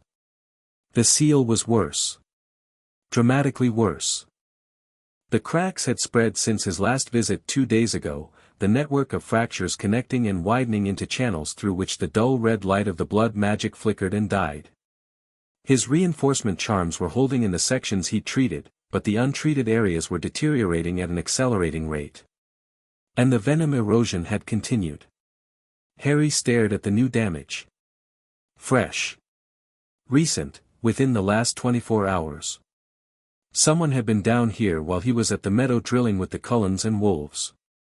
Someone had applied Cold 1 venom to 3 new sections of the seal, precisely targeting the structural nodes that held the pattern together. His detection wards hadn't triggered. That was impossible, he'd set them to respond to any Cold 1 signature within a mile of the site. Unless the saboteur wasn't a Cold 1. Unless they were carrying venom without being a vampire themselves. Or unless they could bypass his wards entirely. Harry floated in the dark, 300 feet below the surface, surrounded by dying magic, and for the first time allowed himself to consider the worst possibility, that the saboteur was someone he'd already met. Someone close. Someone who'd been in this area before Harry arrived and had been quietly, methodically, patiently dismantling the only thing standing between the world and oblivion. He reinforced what he could. Patched the new damage, strengthened the nodes, poured his own magic into the pattern until his wand hummed with exertion. It helped. But it was like bailing water from a sinking boat, effective in the moment, irrelevant to the underlying problem. He needed to repair the seal permanently. And the texts were clear about what that required: pure blood. Not magic. Not spells. Blood. The actual physical substance, freely given, poured into the pattern to renew what the original caster had built with her death. Harry had pure blood. He had plenty of it, pumping through veins that had carried it for 147 years. But the texts were also clear about the cost. A permanent repair would require volume, significant volume, and what he gave, he wouldn't regenerate quickly. Pure blood was finite. It replenished itself over time, but slowly. Years. Decades. If he poured enough into the seal to fully restore it, he'd be weakened. Potentially for a very long time. Not ideal timing, with Victoria's army hours away and the Volturi's patience running out. He ascended. The afternoon sky was darker than it should have been, clouds piling up from the west, heavy and black, carrying the kind of storm that the peninsula usually saved for November. The air tasted like ozone and rain and something else, something metallic and old. The pulse was audible now. Not just to Harry, he was certain that anyone with enhanced senses could feel it. A deep, subsonic throb that resonated through the earth like a second heartbeat, irregular, hungry, getting louder. Harry ran to the Cullen house. They were all there, the drill having finished an hour ago. The wolves had gone back to the reservation.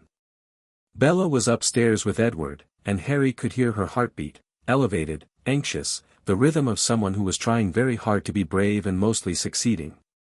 Carlyle met him at the door. "I can feel it," Carlyle said. "The pulse. It started an hour ago, strong enough that even Esme noticed. The seal is failing faster than I projected. Someone hit it again, fresh venom damage, targeted, precise. They're accelerating the timeline. Harry, if the seal breaks while we're fighting Victoria's newborns, I know." They stood on the porch and looked at the forest. The wind was picking up, bending the tops of the tall spruces, carrying the scent of the incoming storm. "I need to repair the seal tonight," Harry said. "Before the fight. It's the only way to take the emptiness off the board before everything else hits." "How?" "Blood. My blood. It's the only thing that can restore the pattern. The original caster used her death. I'm hoping I can get away with something less permanent." Carlyle's face went very still. The doctor in him, 3 centuries of medical practice, of preserving life, of choosing the least harmful option, processed the implications. "How much?" Carlyle asked. "A lot. Enough to weaken me significantly. Enough that I won't be at full strength for the fight. Then wait. Repair the seal after we deal with Victoria." "I can't. The saboteur hit it again today, Carlyle. They're not going to stop. Every hour I wait is another hour of damage. If the seal breaks while I'm fighting newborns in a meadow, it won't matter who wins the surface battle. The emptiness gets out, and everything within 100 miles starts to die." Carlyle closed his eyes. Harry watched the calculations happen, the same ones he'd been running himself all afternoon. Risk assessment. Triage. The cold mathematics of deciding which catastrophe to prevent first. "How weakened?" Carlyle asked, opening his eyes. "Hard to say. I've never done this before. My best estimate is that I'll lose maybe half my physical strength. My magic should be mostly intact, it draws on a different reserve. But physically, I'll be closer to one of you than to what I am now. Closer to one of us is still formidable. It is. But it's not what it was, and the timing is terrible." Carlyle put his hand on Harry's shoulder. "Warm marble." The gesture was becoming familiar. "Do what you need to do," Carlyle said. We'll hold the line. Harry went underground for the last time at sunset. The storm had arrived. Thunder rolled across the peninsula in long, grinding waves, and lightning fractured the sky above the forest canopy. The rain came down in sheets, then walls, then something beyond description, a deluge that turned the forest floor into a shallow river and made the trees groan under the weight of water. Harry descended through it all. The golden disk carried him down through mud and stone and the deepening dark, and at 300 feet, the seal waited. It was beautiful and broken. The red lines pulsed weakly, their light flickering like a candle in a draught. The cracks had widened further, he could see through some of them now, into the void beyond, and what he saw was nothing. Literal nothing. Not darkness, not shadow, not the absence of light. The absence of everything. A space where space itself had been consumed. The emptiness. Pressed against the failing seal like a hand against a window. Waiting. Harry drew his goblin silver knife. He knelt on the disk of light, hovering in the center of the pattern, and rolled up his left sleeve. The skin of his forearm was pale, smooth, unmarked. He pressed the blade against it and paused. He thought about the woman in the vision. Green eyes, like his. She'd died here. She'd poured everything she had into the stone and made herself the lock and held for thousands of years. She'd done it alone, because she was the last, because there was no one left to share the burden. Harry wasn't the last. Not quite. But he was here, and she was fading, and the lock needed blood. He cut. The pain was sharp and clean and immediate. Pure blood welled from the wound, not red like human blood, not the clear venom of cold ones, but something between. Dark, almost black, with an iridescence that caught the faint light of the seal and threw it back in colors that didn't have names. It was warm. Alive. It hummed with power. He held his arm over the nearest section of the seal and let the blood fall. Where it touched the stone, the pattern ignited. The dim red lines blazed to life, bright, vivid, pulsing with renewed strength. The cracks sealed. The fractures closed. The blood soaked into the stone like water into parched earth, and the magic drank it with a desperation that was almost sentient. More. It needed more. Harry moved along the pattern, tracing its lines, letting his blood fall in a steady stream. He could feel the drain immediately, a cold heaviness settling into his limbs, a dimming at the edges of his vision. His heartbeat slowed. 38 beats per minute. 35. 32. The seal drank. And drank. And drank. He reached the sections that the venom had corroded, the worst damage, the places where the pattern was nearly gone. Here, his blood didn't just restore. It rebuilt. New lines of magic grew from the drops, branching and connecting, weaving themselves into the ancient pattern with a familiarity that transcended conscious intent. His blood knew this seal. It recognized the maker. It was the same bloodline, separated by millennia but fundamentally identical, and it flowed into the damaged pattern like a river finding its old course. Harry's vision narrowed. The cold was spreading from his limbs to his core. His heartbeat was at 28. 25. The disk of light beneath him flickered. He kept going. Section by section, crack by crack, he poured himself into the seal. The pattern blazed around him in a cathedral of light, crimson and gold and that nameless iridescent color of pure blood magic, the whole vast net of it coming alive for the first time in centuries, singing with power that resonated through the bedrock like a bell. And then something answered. From the other side of the seal, from the void, from the emptiness itself, a presence. It pressed against the renewed barrier and found it stronger. Much stronger. Harry felt its attention fix on him, vast and cold and utterly alien, and it spoke. Not in words. In feeling. In the raw, unmediated transmission of something that existed before language. You. Harry's hand stopped. His blood hung in the air, suspended by the force of the contact. The emptiness was looking at him. Seeing him. Knowing him. Blood of the lock. Blood of the chain. I know your taste. The feeling that accompanied the communication was exactly what Jasper had described. Hunger. But not hunger for blood or flesh or even life. Hunger for existence itself. A void that had once been everything and had been compressed into nothing and wanted, with a desire so fundamental it predated the concept of desire, to expand again. To unmake. To return the world to the blank, silent, absolute zero from which it had emerged. Harry met it. Not with words, words were useless here. With will. With the deep, unshakable certainty that had carried him through a war at 17 and an immortal life after that and every dark night in between. No.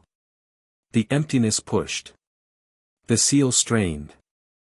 Harry's blood burned in the stone, and the pattern held, barely, violently, with a grinding effort that he felt in every cell of his diminished body. I offer dominion. The lock can become the key. Open the seal and I will give you the world. Harry almost laughed. Almost. He was too depleted for laughter, his body running on fumes, his heartbeat a sluggish 20 beats per minute, his vision a tunnel of fading light. But the absurdity of it, this ancient, cosmic force of unmaking, trying to bribe him, struck something in him that was still fundamentally human, still fundamentally the teenage boy who'd told Voldemort to sod off in a graveyard. He gathered the last of what he had, the dregs of his blood, the remnants of his strength, and pushed it all into the seal. One final surge. One last outpouring. The lock can become the key, the emptiness repeated, and there was something almost desperate in it now, a void that had felt hope for the first time in millennia and was watching it slip away. I don't want dominion, Harry whispered, and his voice was thin, barely there, the words formed more from habit than breath. I don't want the world. I just want it to keep existing. He sealed the last crack. The pattern blazed, blinding, total, a sun beneath the earth, and the emptiness recoiled. Not destroyed. Not banished. But contained. Pressed back behind walls that were now reinforced with fresh pure blood, held in place by a seal that was stronger than it had been in centuries. The void howled. Harry felt it through the stone, through the magic, through his bones, a scream of frustration and rage and that terrible, ancient hunger. But the seal held. It held. Harry collapsed on the disk of light. His body was heavy, cold, drained in a way he'd never experienced. His heartbeat was at 15 beats per minute. His vision was gray at the edges and darkening. The disk flickered, dimmed, began to descend. He forced it up. Willed it to carry him through 300 feet of stone with the last shreds of his magical reserves, and the spell obeyed, sluggishly, unevenly, but it obeyed. He rose through the earth like a diver surfacing from too deep, the pressure changing around him, the temperature climbing, the darkness giving way to the marginally less dark of a storm-racked forest at night. He broke the surface and fell. The ground was mud and rain and pine needles, and Harry lay in it and breathed. His chest moved in shallow, labored cycles. His heart beat like a clock running down. The rain hit his face and he couldn't feel it. He needed to move. The fight was coming, Alice had said tonight or tomorrow, and tonight was here. Victoria's army was moving. The Cullens and wolves were preparing. And Harry was lying in a puddle in the forest with less than half his strength and a body that felt like it was made of lead instead of living blood. He got up. It took 3 attempts. His arms shook. His legs were unreliable. He stood in the dark, swaying, and took stock. His magic was intact. Jasper-level physical strength, maybe less. His senses were dulled, still far beyond human, but the razor sharpness was gone, replaced by something blurry and imprecise. His speed was reduced. His regeneration was reduced. Everything was reduced. But the seal was holding. Bright and strong and renewed, his blood singing in the stone, containing the emptiness with a force that would last decades at minimum. One problem solved. He started running toward the meadow. It was more of a fast jog, his body protesting every step, his muscles burning with an unfamiliar fatigue. A mile in, he heard it. Fighting. The sound of bodies colliding, stone-on-stone impacts that echoed through the forest like gunshots, the snarling of wolves and the shrieking of newborns, all of it layered over the thunder and rain in a cacophony that was unmistakably war. Victoria had moved. The army was here. And Harry was a mile out and running at half speed. He pushed harder. His body screamed at him, but he pushed through it the way he'd pushed through pain 100 times before, with stubbornness, with will, with the particular talent for surviving impossible situations that had been his defining characteristic since the age of 1. The meadow opened before him, and he saw the battle. It was chaos.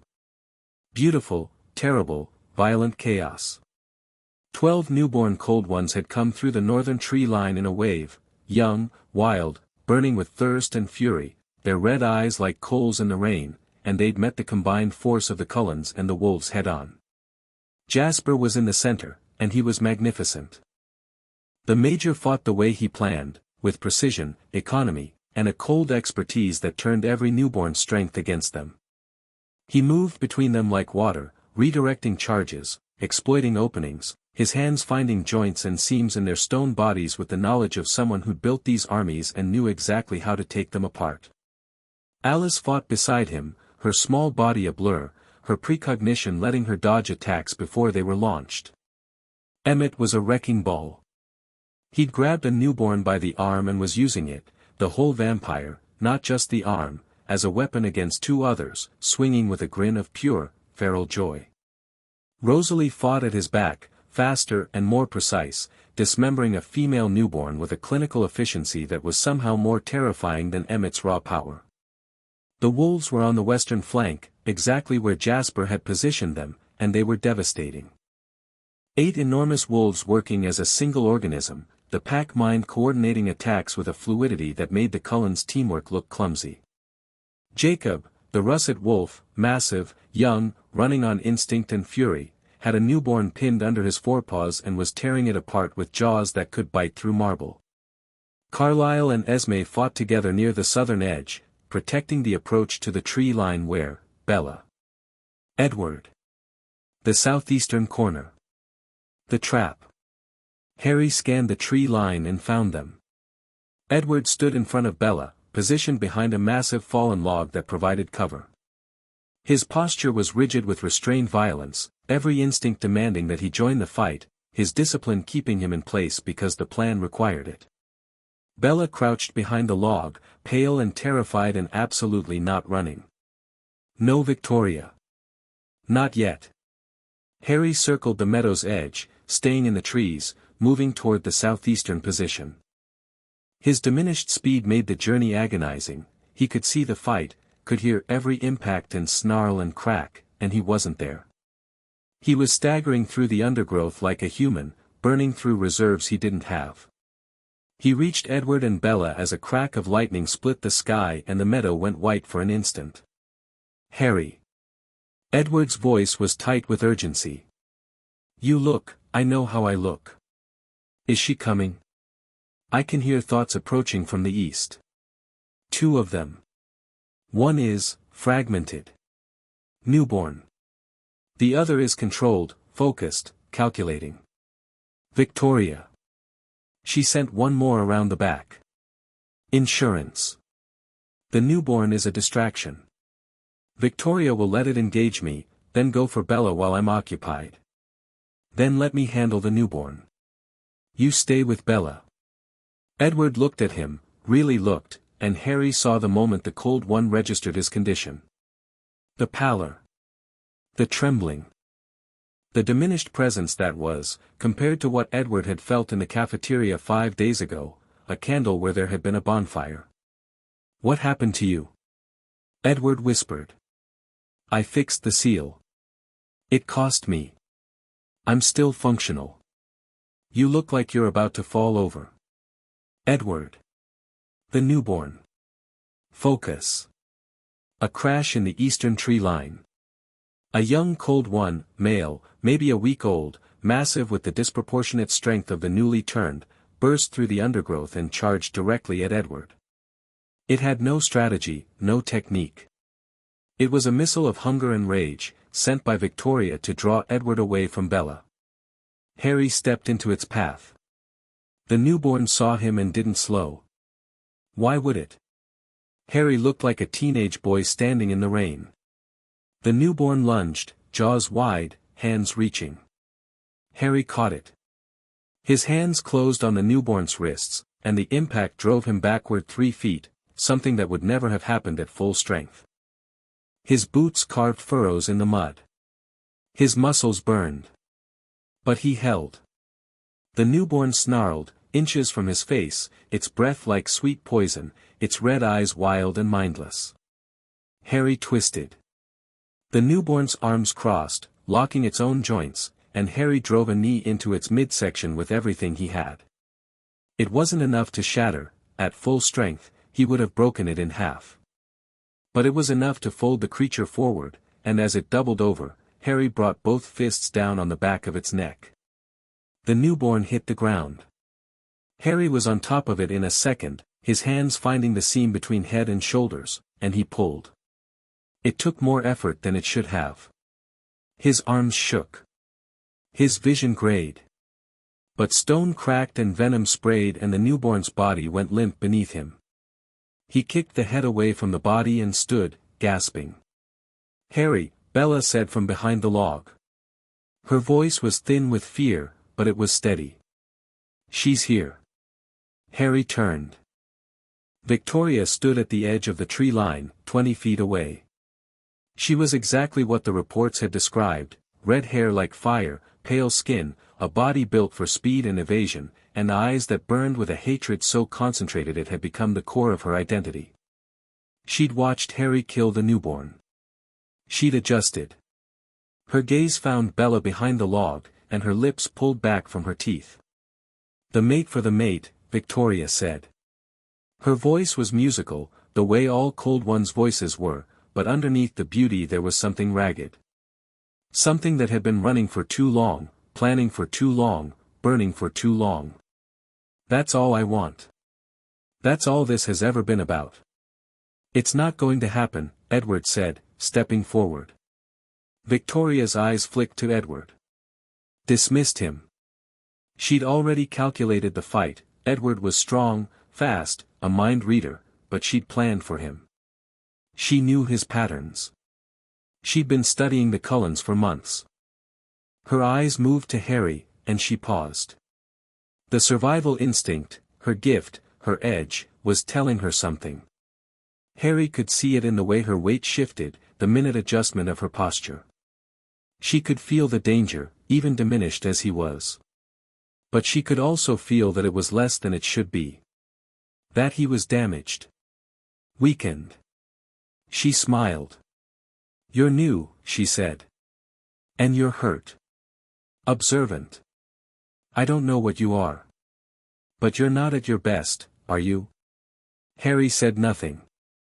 Victoria's gift was reading the tactical landscape, sensing threats and opportunities, and right now it was telling her that the damaged unknown was a manageable risk if she moved fast enough. She moved. Victoria was fast. Faster than any non-newborn cold one Harry had encountered. She didn't run in a straight line, she jinked, lateral bursts of speed that made her trajectory unpredictable, her gift guiding her around danger the way water flows around stones. She closed the 20 feet in a fraction of a second, aiming not at Harry but at the gap between Harry and Edward, threading the needle toward Bella. Harry's body couldn't keep up. At full strength, he would have caught her before she'd taken 2 steps. Weakened, drained, running on fumes, he was a beat too slow. His hand grazed her shoulder as she blurred past, and then she was through, past him, past Edward who lunged and missed by inches, heading for Bella behind the log. Harry didn't chase her. He couldn't catch her in a foot race. Not like this. He drew his wand. The spell was wordless, instantaneous, born from a place deeper than incantation, the fusion of wizard magic and vampire will that had been his signature since the day he was turned. A wall of force materialized between Victoria and Bella, invisible but absolute, and Victoria hit it at full speed. The impact was catastrophic. Victoria rebounded off the barrier like a bird hitting a window, her body flung backward through the air, tumbling end over end. She hit a tree and the trunk shattered, and she kept going, smashing through a second tree before cratering into the muddy earth 30 feet from where she'd started. She was up in a second. Crouched, hissing, her red eyes wide with shock. She'd never encountered magic. Didn't know what it was. Her gift was screaming at her, danger, run, but the obsession was stronger. She looked at Bella and the hatred blazed and she charged again. This time, Harry was ready. He couldn't match her speed, but he didn't need to. He planted his feet, raised his wand, and cast. Chains of golden light erupted from the earth. They wrapped around Victoria's legs, her arms, her torso, pulling tight with a force that no physical strength could break because they weren't physical. They were magical constructs, woven from pure intent, and they held. Victoria screamed. She thrashed, twisted, bit at the chains with teeth that could shatter granite. The chains held. She pulled with the full desperate strength of a cold one fighting for her survival, and the chains held. Harry walked toward her. Each step was an effort. His legs felt like they were filled with sand. His vision was tunneling. But he walked, and each step closed the distance between him and the creature that had killed hikers in the woods, that had turned innocent people into monsters, that had built an army to murder a teenage girl because grief had rotted into something that could no longer be called love. He stopped 3 feet from her. Victoria looked up at him from the chains. Her red eyes were blazing, but beneath the hatred, beneath the obsession, he saw something he recognized. Pain. Bone-deep, soul-crushing pain. The kind that came from losing the person you loved and not knowing how to survive it. James is dead, Harry said quietly. What you're doing won't bring him back. I don't care about bringing him back, Victoria snarled. I care about making them feel what I feel. And then what? After Bella's dead and the Cullens are broken, then what? Does the pain stop? Does the void fill? I don't care. You do. That's the problem. You care so much that it's eaten everything else. There's nothing left of you except the hurt, and you've mistaken the hurt for purpose. Victoria's struggles slowed. Her eyes were still wild, still furious, but something else was there, a crack, a fissure, a moment of recognition that what Harry was saying touched something she'd been running from even harder than she'd been running from the Cullens. I could let you go, Harry said. I could release these chains and let you run. You'd survive. You're good at surviving. And maybe, in 50 years or 100, the pain would dull enough that you'd remember who you were before James. Why would you do that? Because I know what it's like to lose everyone you love. I know what it does to you. And I know that the person you become in the aftermath isn't always the person you have to stay. Victoria stared at him. The rain fell between them, heavy and cold, and the sounds of the battle in the meadow were fading, fewer impacts, fewer snarls, the fight winding down as the newborns were systematically destroyed. You don't know me, Victoria whispered. No.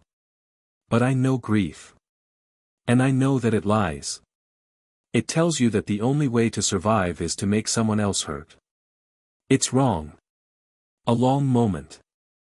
The chains hummed with magic. The storm raged overhead. Victoria closed her eyes. When she opened them, the hatred was still there. The obsession was still there. But something else moved behind them, something old, something that might have been the woman she'd been before James, before the hunting, before the running. It's too late, she said. It's been too late for a long time. It doesn't have to be. Yes, she said, and her voice was quiet and certain and sad. It does. She surged against the chains. Not toward Bella. Toward Harry. She threw herself forward with every ounce of Cold One's strength, and the chain strained, cracked, held, but her momentum carried her close enough that her teeth found the chains themselves, and she bit through a link with jaws that could shatter diamond. One arm free. She swung at Harry's face. He blocked it, barely, his weakened body absorbing an impact that sent pain lancing up his arm, and she twisted, writhing, fighting to free herself fully, not to escape but to attack, because Victoria had made her choice and her choice was violence. Edward hit her from behind. He came out of the tree line like a bronze missile, his hands finding her shoulders, his weight driving her back to the earth. Jasper was a half-second behind. He'd left the meadow the moment the last newborn fell, crossing the distance at full Cold One speed, and his hands found Victoria's free arm and locked it down with the expertise of 1,000 battles. Victoria fought. She was strong, fast, desperate. But two experienced Cold Ones working in concert were more than even her gifts could overcome. Jasper found the seam. Edward provided the leverage. It was over in 4 seconds. Harry turned away. He didn't need to watch. The sound of stone separating was enough. He walked to the fallen log where Bella crouched, and he sat down heavily beside her. His legs gave out on the way down and the sitting was more of a controlled collapse, but he made it to the ground without falling and that was victory enough. Bella was shaking. Her whole body vibrated with the adrenaline and terror of the last 3 minutes, her eyes wide, her breath coming in ragged gasps. She looked at Harry and saw the exhaustion, the pallor, the way his hands trembled against his knees.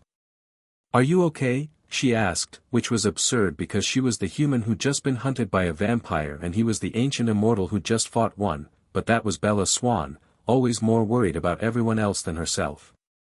"I will be," Harry said. "Are you?" "I think so. I think I'm going to throw up, but I think I'm okay." "That's a reasonable response."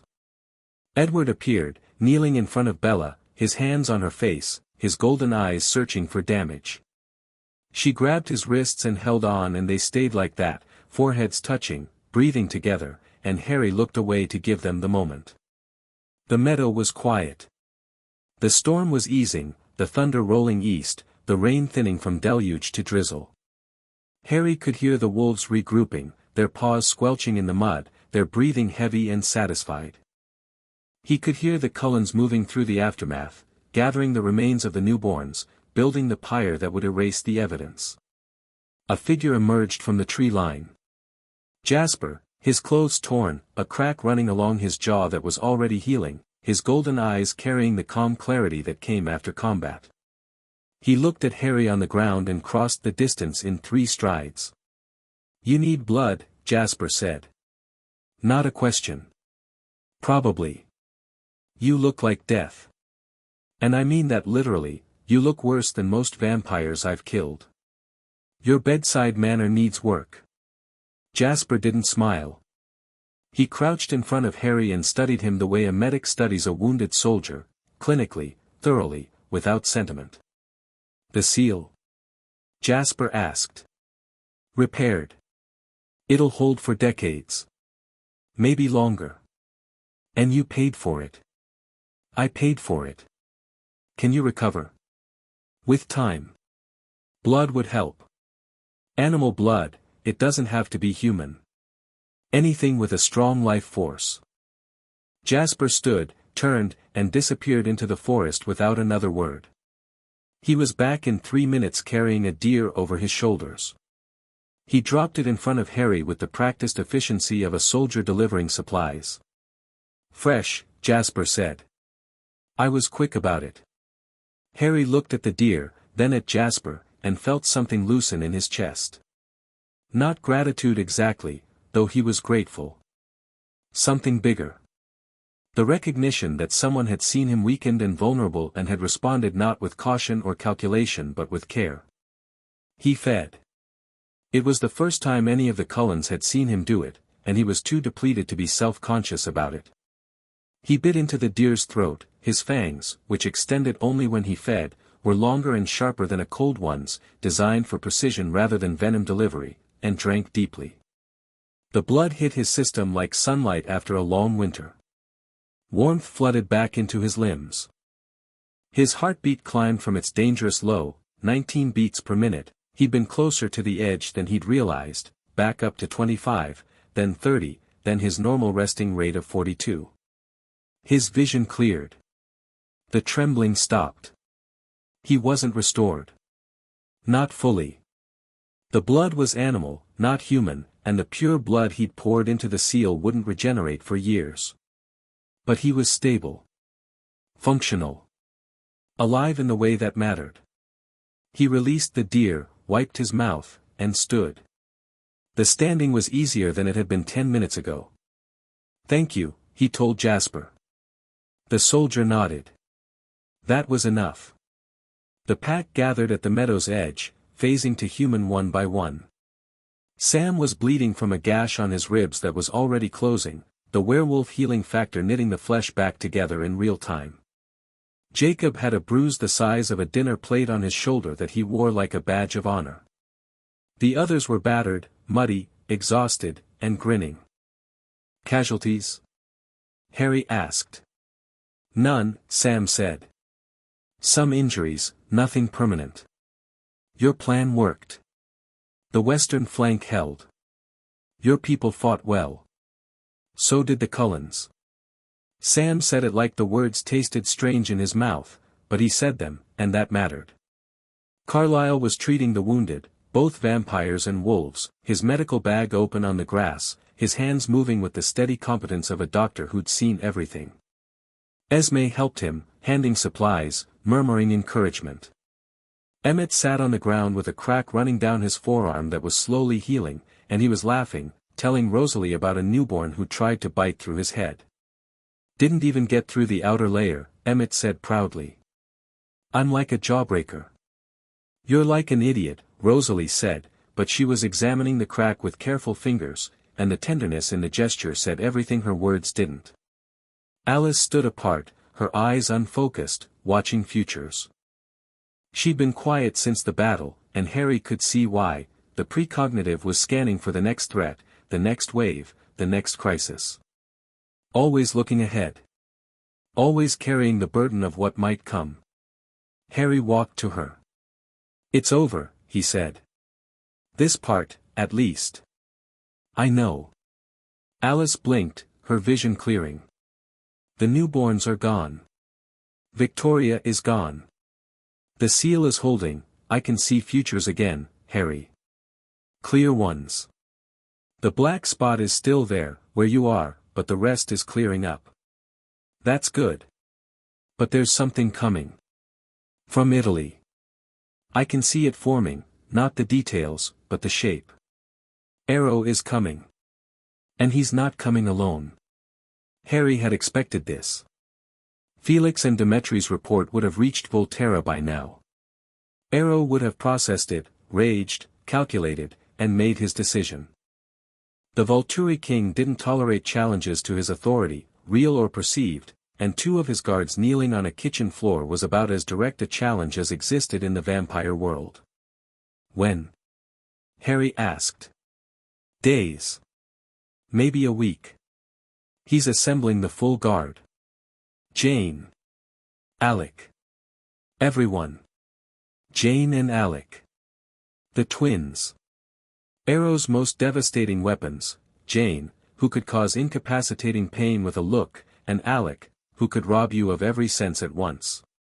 Together, they'd ended more challenges to the Volturi throne than the rest of the guard combined. Harry thought about them. Thought about his current state, diminished, drained, a fraction of what he'd been. Thought about facing the full Volturi guard at less than half strength. Then he thought about the seal, glowing bright beneath the earth. About the emptiness, contained. About the woman with green eyes who died to make the lock and the blood he'd given to renew it. Some things were worth paying for. "Let him come," Harry said. Alice looked up at him, small and fierce and afraid and brave. "We'll be ready," she said. Harry looked out across the meadow, the churned earth, the broken trees, the pyre of newborn remains sending pale smoke into the clearing sky. Wolves and vampires stood together in the aftermath, battered and bloody and whole. Bella sat with Edward under a tree, his jacket around her shoulders, her head against his chest, alive because a monster had chosen to be something other than what she was made to be. Not the monster. The people who'd fought for her. The storm had passed. The stars were coming out, cold and clear, and the pulse beneath the earth was steady, contained, and quiet. Harry sat down on the wet grass, tipped his head back, and looked at the sky, and for the first time in a very long time, he felt something that his diminished body and his weary mind and his ancient, battered heart all agreed on. He felt like he was exactly where he was supposed to be. Chapter 6, No Gods, No Masters. Harry spent the next 4 days recovering. It was an unfamiliar process. He hadn't been truly weakened in over a century, hadn't felt the drag of exhaustion, the dull ache of a body running below its capacity, the strange vulnerability of knowing that his usual reserves were depleted and wouldn't come back quickly. It was, in an odd way, clarifying. Like taking off armor he'd forgotten he was wearing and remembering what it felt like to stand without it. He slept. Actually slept, 8 hours at a stretch, his body demanding rest with an insistence that he couldn't override. He ate constantly, enormous meals, rich with protein and iron, his system burning through calories at a rate that would have killed a human. He hunted twice, taking deer from the deep forest, feeding quickly and without ceremony, letting the animal blood shore up what he'd given to the seal. By Tuesday, his heartbeat was back to 42. His senses had sharpened, not fully but enough. His strength was returning in increments, he could have arm-wrestled Emmett again and won, though it wouldn't have been quite as effortless. His magic was fully intact, his wand responding to his will with its usual crisp obedience. He wasn't what he'd been. But he was enough. On Wednesday morning, Alice called. Harry was making breakfast, a full English, because some rituals were medicine, when his phone rang. He'd bought the phone in Portland and had given the number to exactly 4 people, Carlisle, Jasper, Alice, and Sam. The fact that it was Alice calling at 6:47 a.m. meant the news wasn't good. "They're coming," Alice said. Her voice was tight, controlled, but he could hear the tremor underneath. "I can see them now. The full guard. Jane, Alec, Dimitri, Felix, Renata, Santiago, and at least 6 others I can't identify. And the 3 kings. Ero, Caius, Marcus. All of them." Harry set down his spatula. "When?" "Tomorrow. They're flying into Seattle tonight. They'll run from there. They'll arrive in Forks by midday. That's faster than expected.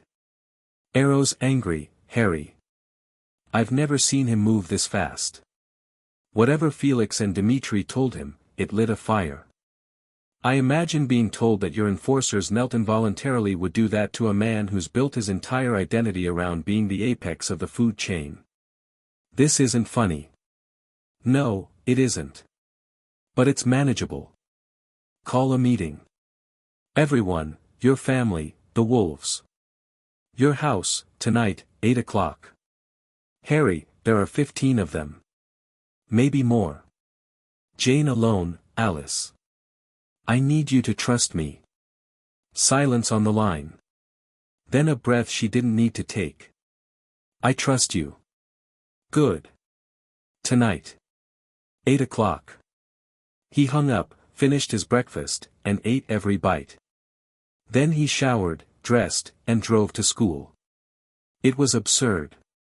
The Volturi were coming tomorrow with an army, and Harry Potter was going to second-period government to learn about checks and balances. But the absurdity was the point. The ordinary was what he was fighting for, the right of 200 teenagers to go to school and argue about movies and worry about prom without knowing that the most powerful vampire coven in the world was about to descend on their town. He walked through the halls and nodded to Jessica, who was wearing a new dress and glowing with the particular radiance of someone whose prom date had finally been secured. He sat through government and took notes he didn't need. He went to trigonometry and solved problems that he found genuinely relaxing. At lunch, He sat with his usual group and ate pizza and listened to Eric and Tyler debate whether time travel was theoretically possible. "It's not," Harry said, which was a lie, because he'd once used a time turner, but some truths weren't for cafeteria conversation. Across the room, the Cullens sat at their table with a tension that was invisible to human eyes but screamed at Harry's. Edward's hand was on Bella's under the table. Alice was staring into middle distance, her eyes flickering through futures.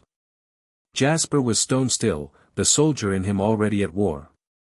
After lunch, Harry found Bella in the hallway outside biology. "You've heard," he said. "Edward told me this morning. The Volturi. All of them." She was pale, but her jaw was set in that way he'd come to recognize, the stubbornness that was Bella Swan's most formidable weapon. "He wants me to leave. Go to Jacksonville, stay with my mom until it's over." "What do you want?" "I want to stop being sent away every time something dangerous happens. I want to be here. She stopped, frustrated. "I don't even know what I want. I just know that running feels wrong." Harry leaned against the wall. Students flowed past them, oblivious, living their small, precious lives. "There's a difference between bravery and recklessness," he said. "Staying won't help us fight. You know that. The Volturi are beyond anything you've faced." "I know. But leaving doesn't have to mean running. It can mean positioning. Being somewhere safe so that the people who love you can focus on what they need to do without splitting their attention." Bella looked at him. Her brown eyes were bright with unshed tears that she was refusing to let fall. "You sound like you've had this conversation before." "I have. A long time ago. A friend of mine, the brilliant one I told you about, she wanted to come with me into a fight that she couldn't survive. I asked her to stay behind. Not because she was weak. Because she was valuable. Because the world needed her alive more than I needed her beside me." "What did she say?" "She told me I was an insufferable git. And then she stayed." Bella almost laughed. It came out more like a sob, but the shape of it was laughter. "Go to Jacksonville," Harry said gently. "Let Edward know you're safe. Give him that, and he'll fight better. I promise you, when this is over, I will personally call you and tell you everything that happened. Every detail. You have my word. You keep giving your word to people. Does it always mean something?" "Always." Bella wiped her eyes with the back of her hand. She straightened her shoulders. "Okay. Okay, I'll go." "But Harry?" "Yeah. Don't let them hurt my family." The simplicity of it, "my family," she'd said, and she meant the Cullens, all of them, the cold ones who'd taken her in and changed her world, hit Harry in a place that he hadn't known was still soft. "I won't," he said. The meeting convened at 8 o'clock in the Cullen house. Every seat was taken. The Cullens occupied their usual positions, Carlyle at the fireplace, Esme beside him, the others arranged around the living room. The wolves were there too, for the first time inside the Cullen house, and the collision of sense and instincts made the air vibrate with barely suppressed tension. Sam stood near the door with Paul and Jared flanking him. Jacob sat on the floor near the window, his long legs folded awkwardly, looking too large for the furniture. The other pack members, Embry, Quill, Seth, Leah, Brady, were distributed around the room in a loose perimeter that was probably unconscious but was definitely tactical. Seth Clearwater, the youngest wolf, was staring at the Cullens with an expression of open, undisguised fascination. Leah, his sister, was staring at them with an expression of open, undisguised hostility. The contrast would have been funny under different circumstances. Harry stood in the center of the room. He looked around at the faces, vampire, wolf, human in spirit if not all in body, and felt the weight of what he was about to ask them to do. "Tomorrow," he said. "Midday. The Volturi arrive with the full guard. 15 members minimum. The three kings, Arrow, Caius, Marcus, plus their personal protection and their most powerful weapons. Weapons, Sam repeated flatly. Jane can cause incapacitating pain with eye contact. Her twin, Alec, can strip away every sense, sight, hearing, touch, smell, everything, leaving you blind and helpless. Dimitri can track anyone he's ever encountered. Renata is a physical shield, she deflects attacks directed at whoever she's protecting. Felix is their heavy hitter. You made Felix kneel, Emmett said. I did. At full strength. I'm not at full strength now. The room absorbed this. Harry watched the reactions, the wolves exchanging glances, the Cullens processing, everyone doing the same calculation and arriving at the same uncomfortable number. Can we beat them? Jacob asked. His voice was steady, but his hands were clenched. We're not trying to beat them, Harry said. We're trying to make Arrow decide that fighting us costs more than leaving us alone. The Volturi don't fight wars, they make examples. They show up with overwhelming force, demonstrate that resistance is futile, and either recruit you or destroy you. The entire strategy depends on the other side being afraid. So we don't be afraid, Emmett said. We do better than that. We make Arrow afraid. Silence. Every eye in the room on Harry. Arrow is coming because he believes I'm a threat to his power structure. He's right, a pure-blood vampire is, theoretically, the only thing that could dismantle the Volturi by force. He's also coming because he wants to see for himself. Arrow's gift is tactile telepathy, he reads every thought you've ever had through a single touch. He wants to touch me. He wants to read me. He wants to understand what I am so he can decide how to deal with me. And if he touches you? Carlyle asked. He gets nothing. My mental defenses are absolute. But he doesn't know that yet. Right now, he's operating on the assumption that his gift will work and he'll be able to categorize me. What happens when it doesn't work? Jasper asked, and the question was tactical, precise, the major planning for the moment when diplomacy failed. That's when it gets dangerous. Arrow without information is arrow without control, and arrow without control is unpredictable. So what's the plan? Sam asked. Harry had thought about this for 4 days. Through the exhaustion and the recovery and the quiet hours of sleep that his body had demanded, his mind had been working, turning the problem over, examining it from every angle, building and discarding strategies until he found the one that fit. We give Arrow what he actually wants, Harry said. Not a fight. Not a confrontation. A demonstration. He laid it out. The Volturi's power was built on a simple premise, they were the strongest, and everyone knew it. For 3,000 years, no force had existed that could credibly challenge them, and this certainty, this universal acknowledgement of their supremacy, was the foundation on which everything else rested. The laws, the enforcement, the political structure of the vampire world. Harry didn't need to destroy the Volturi.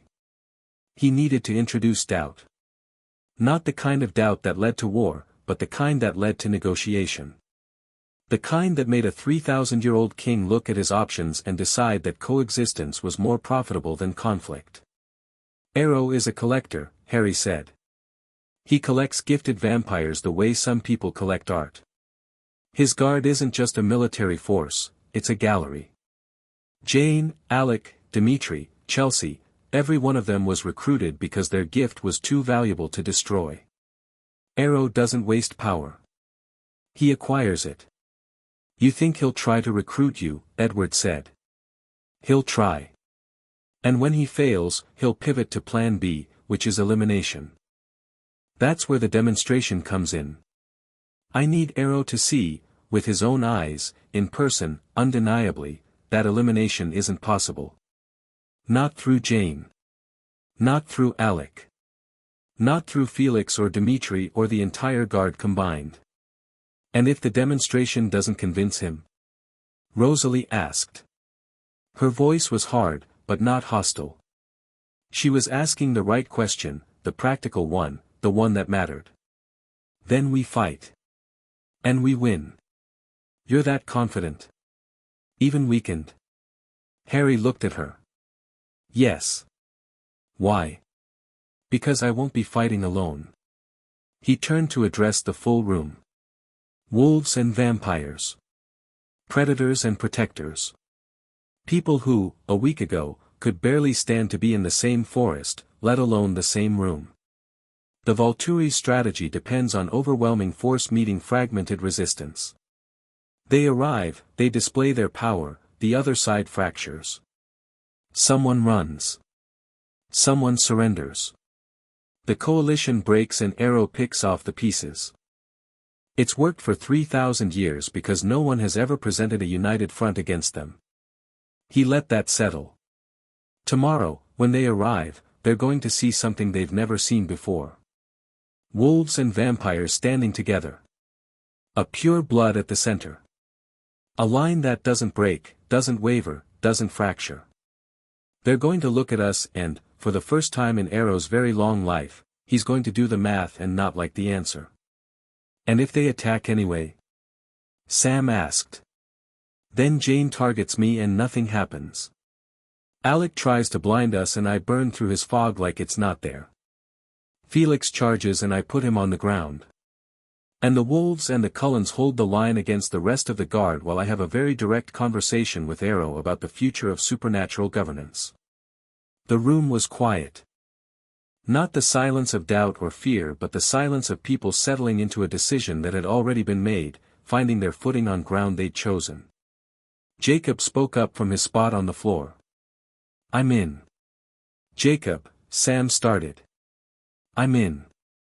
That thing underground was in my head for 2 weeks. Harry fixed it. He didn't have to. He came to our land, sat at our fire, and helped us when he could have just handled his business and ignored us. I'm in. Sam looked at his youngest wolf, and something passed between them that was deeper than alpha authority. Recognition. Respect. The pack is in, Sam said. Carlyle stepped forward from the fireplace. The Cullens stand together. We always have. Then we're agreed, Harry said. Tomorrow. The meadow where we fought the newborns. Midday. Everyone in position by 11. We meet them as one line.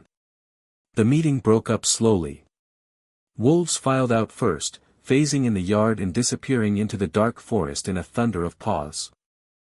Harry could hear them howling as they ran, not a warning cry, but something else. A rallying call. A sound that said we run together. The Cullens lingered. Carlyle and Esme retreated to the kitchen, speaking quietly. Rosalie and Emmett went upstairs. Alice sat on the couch with her eyes closed, watching futures shift and realign as decisions were made and the probability landscape reconfigured around them. Edward stood by the window, staring out at nothing. She left, Edward said when Harry approached. 2 hours ago. Flight to Jacksonville. Good. She was angry. She was scared. Anger is easier to carry out the door. Edward turned from the window. His face was open in a way Harry hadn't seen before, the perpetual mask of tortured composure stripped away, leaving something younger and more uncertain underneath. If we don't survive tomorrow, we'll survive. If we don't. I need you to know that what you did, coming here, shaking everything up, making me feel like prey in my own cafeteria, it was the best thing that's happened to me in 100 years. Harry raised an eyebrow. You woke me up, Edward said. I've been sleepwalking through immortality. Going through the motions, performing the role. You showed up, and suddenly everything was real again. The danger. The stakes. The fact that I love Bella and I've been too afraid to love her properly. That's a generous interpretation of me terrifying your entire family. I'm being serious. I know you are. And I appreciate it. But save the eulogy, we're both going to be standing in that meadow tomorrow night, bored and alive and arguing about something pointless. Edward almost smiled. Almost. Jasper found Harry on the porch as he was leaving. The night was clear for once, no rain, no clouds, just a cold sky thick with stars and a moon that hung low and silver over the tree line. "Walk with me," Jasper said. They walked into the woods. Not far, just to the edge of the river that bordered the Cullen property, where the water ran dark and fast over smooth stones and the sound of it filled the silence between words. Jasper stood at the water's edge and looked at the current. "I've been in a lot of fights," Jasper said. "More than anyone else in the family. More than most vampires alive. I've fought newborns, covens, the desperate, the insane. I've killed more of my kind than I can count. I know. Tomorrow is different. Tomorrow, I'm not fighting because someone told me to.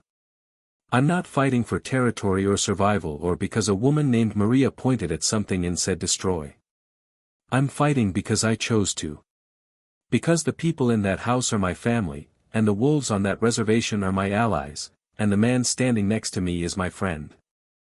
Harry looked at Jasper Whitlock, the scarred, quiet, dangerous soldier who'd spent most of his existence as a weapon in other people's hands, and felt the word land with a weight that surprised him. Friend. He hadn't had one in a long time. "The feeling is mutual," Harry said. "I need to ask you something, and I need an honest answer." "Ask." "At your current strength, realistically, honestly, without bravado, can you handle Arrow?" Harry considered the question with the seriousness it deserved. He owed Jasper honesty. More than that, he owed himself honesty. The impulse to project invulnerability was strong, but it was the wrong impulse for this moment. "Arrow himself isn't the problem," Harry said. "He's old and politically powerful, but physically, he's average for a cold one his age. The problem is what's around him. Jane's pain gift, Alec's sensory deprivation, Renata's shield, Chelsea's loyalty manipulation, together, they create a defensive perimeter that has stopped every challenge the Volturi have ever faced." "You didn't answer the question." "At full strength, I could walk through every one of those gifts like they weren't there. At my current strength." Harry paused. "Jane can't touch me. My mental defenses are absolute, her gift is psychic, not physical, and it has no pathway into my mind. Alec's fog is trickier. It's not psychic, it's a sensory dampener that works on a biological level. At full strength, my body would burn through it. Weakened, it might take me longer. Long enough for someone to get close. So Alec is the real threat. Alec is the linchpin. If I can neutralize him early, the rest of the guard becomes manageable. Without their gifts, the Volturi are just old cold ones. Dangerous, but not insurmountable. I can handle Alec," Jasper said. "Jasper, I know his reputation. Sensory deprivation. Total blackout. But his fog has to reach me, and I've spent 150 years fighting on instinct. Take my eyes, take my ears, I can still feel emotions. His fog doesn't block that. I can fight blind if I can feel where my enemies are." Harry stared at him. The tactical logic was sound. Jasper's empathy operated on a different channel than the 5 standard senses.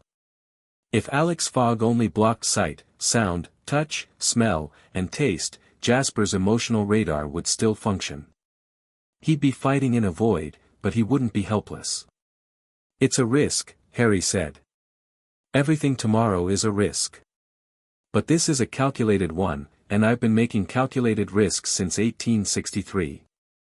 Harry extended his hand. Jasper took it. The grip was firm, cold meeting warm, the handshake of 2 soldiers agreeing on a battle plan. "If it goes wrong," Jasper said, "you handle Arrow. Don't worry about us. Don't pull back. Whatever it takes. It won't come to that. But if it does." Harry held his gaze. "If it does, I'll do what I've always done. Whatever it takes." They stood by the river in the moonlight, and the water ran dark and fast, and neither of them said anything else because there was nothing else to say. Harry went home. He didn't sleep. He sat at his desk with his journal open and wrote a letter that he folded and sealed and placed in the center of the desk where it would be found. Just in case. He'd written letters like this before the Battle of Hogwarts, before the walk into the forest, before every moment when the odds had been bad enough that preparing for the worst was simply responsible. The letter was addressed to no one in particular. It said what he wanted said if he wasn't around to say it. It mentioned Carlisle's kindness and Jasper's courage and Alice's perception and Bella's stubbornness and the wolves' honor. It mentioned a woman named Hermione and a man named Ron and a dog named Sirius and a headmaster named Albus. It mentioned a woman with green eyes who died to protect her son and another woman with green eyes who died to protect the world. Then he set down his pen, closed the journal, and went outside to watch the last sunrise before the Volturi came. They arrived at 12:17 p.m. Harry felt them before he saw them, a pressure on the air, a shift in the atmosphere, the collective weight of 15 ancient cold ones moving through the forest with the silent coordination of a military formation. They came from the north, as Alice had predicted, gliding through the old-growth trees like dark water. The meadow was ready. The Allied line was positioned exactly as planned, the Cullens in the center, spread in a loose arc with Carlisle and Esme at the middle and the others flanking. The wolves held the wings, 4 on each side, massive and motionless, their breath steaming in the cold air. Jacob stood in wolf form at the far left, his russet fur bristling, his dark eyes fixed on the tree line. Harry stood in front. Alone. 10 paces ahead of the line, centered in the meadow, facing north. He wore simple clothes, dark jeans, a black shirt, his jacket. His wand was in its holster on his forearm. His hands were at his sides. His heart beat at 42 beats per minute. Steady. Calm. Alive. The Volturi emerged from the trees. They moved in formation. The guard first, a V-shaped wedge of dark cloaks and pale faces, each one ancient, each one carrying a gift that had been honed over centuries of enforcement. Felix and Dimitri were at the front, and Harry noticed that Felix's eyes found him immediately and then looked away. The muscle of the Volturi guard, the 3,000-year-old destroyer, wouldn't meet his gaze. Behind the guard, the twins. Jane and Alec, side by side, small and dark-haired and eerily beautiful, their young faces masks of serene cruelty. Jane's red eyes swept the line and settled on Harry with the particular focus of someone identifying the primary target. Alec's gaze was more diffuse, scanning, assessing the entire field. Behind the twins, the shield. Renata, pressed close behind the figure she was protecting, her gift extending outward in an invisible bubble that would deflect any physical attack. And behind Renata, the kings. Arrow. He was smaller than Harry had expected. Slight, almost delicate, with papery white skin and long black hair and eyes that were the color of old blood. He moved with a fluidity that was theatrical, every gesture, every step choreographed for maximum effect. His dark cloak billowed behind him, and his hands were clasped in front of his chest, and his face wore an expression of delighted curiosity that was so perfectly composed it might as well have been painted on. Caius flanked him to the right, white-haired, hard-faced, radiating hostility like heat from a furnace. Where Arrow was calculation, Caius was aggression. He looked at the Allied line and his lip curled. Marcus was on the left, and Marcus was something else entirely. Ancient, gaunt, with the hollow eyes of someone who'd stopped caring about anything a very long time ago. He moved because Arrow moved. He existed because Arrow required it. There was nothing behind his eyes except the vast, grey emptiness of an immortal who'd outlived his reasons to live. Harry looked at Marcus and felt a stab of recognition so sharp it was almost physical. He knew that emptiness. He'd lived on its edge for decades. The Volturi stopped 30 feet from Harry. The formation settled. 15 cold ones, arranged in a perfect military display, facing a line of 7 vampires and 8 wolves and 1 pure blood who stood in front of them all like a door they'd have to go through. "Carlisle, my old friend." Arrow's voice rang across the meadow like a bell, warm and musical and absolutely dripping with performed affection. What a gathering! And such unusual company, wolves and vampires, standing together. I must confess, I didn't believe Dimitri's report. But here we are. Arrow, Carlyle said from behind Harry. His voice was even, measured. This isn't necessary. Oh, but it is, it is. We've received the most extraordinary reports. A new kind of vampire. A heartbeat. Magic. Felix and Dimitri were quite shaken.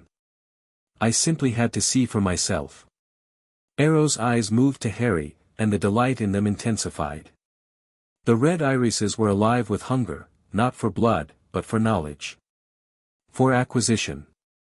For the thrill of encountering something new after 3,000 years of sameness.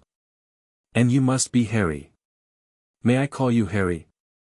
I feel as if I know you already, from my guard's vivid descriptions. You can call me whatever you like, Harry said. We both know names aren't what this is about. Arrow tilted his head. The gesture was birdlike, curious, predatory. Direct. I appreciate that. You're right, of course, this is about understanding. About categorization. I've spent 3 millennia maintaining order in our world, Harry. Order requires that I understand every piece on the board. And you, my dear boy, are a piece I've never seen before. I'm not on your board. Everyone is on my board. That's rather the point of being king. Harry felt it then, the subtle shift in the guard's posture, the slight tightening of the formation. Jane's eyes narrowed. Alec's fog began to gather at his feet, a barely visible shimmer in the cold air. They were reading the conversation, waiting for the signal. I'd like to propose something, Arrow said, stepping forward. Renata moved with him, her shield extending. A simple exchange. Your hand for a moment. Just a touch. I read through contact, every thought, every memory, every experience. A lifetime laid bare. It sounds invasive, I know, but it's the fastest way to build trust. I'll know you completely, and we can proceed from a place of mutual understanding. He extended his hand. Pale, papery, the fingers long and spidery. An invitation that was also an assertion, the assumption that his gift would work, that Harry would comply, that the natural order of things would hold. Harry looked at the hand. No, he said.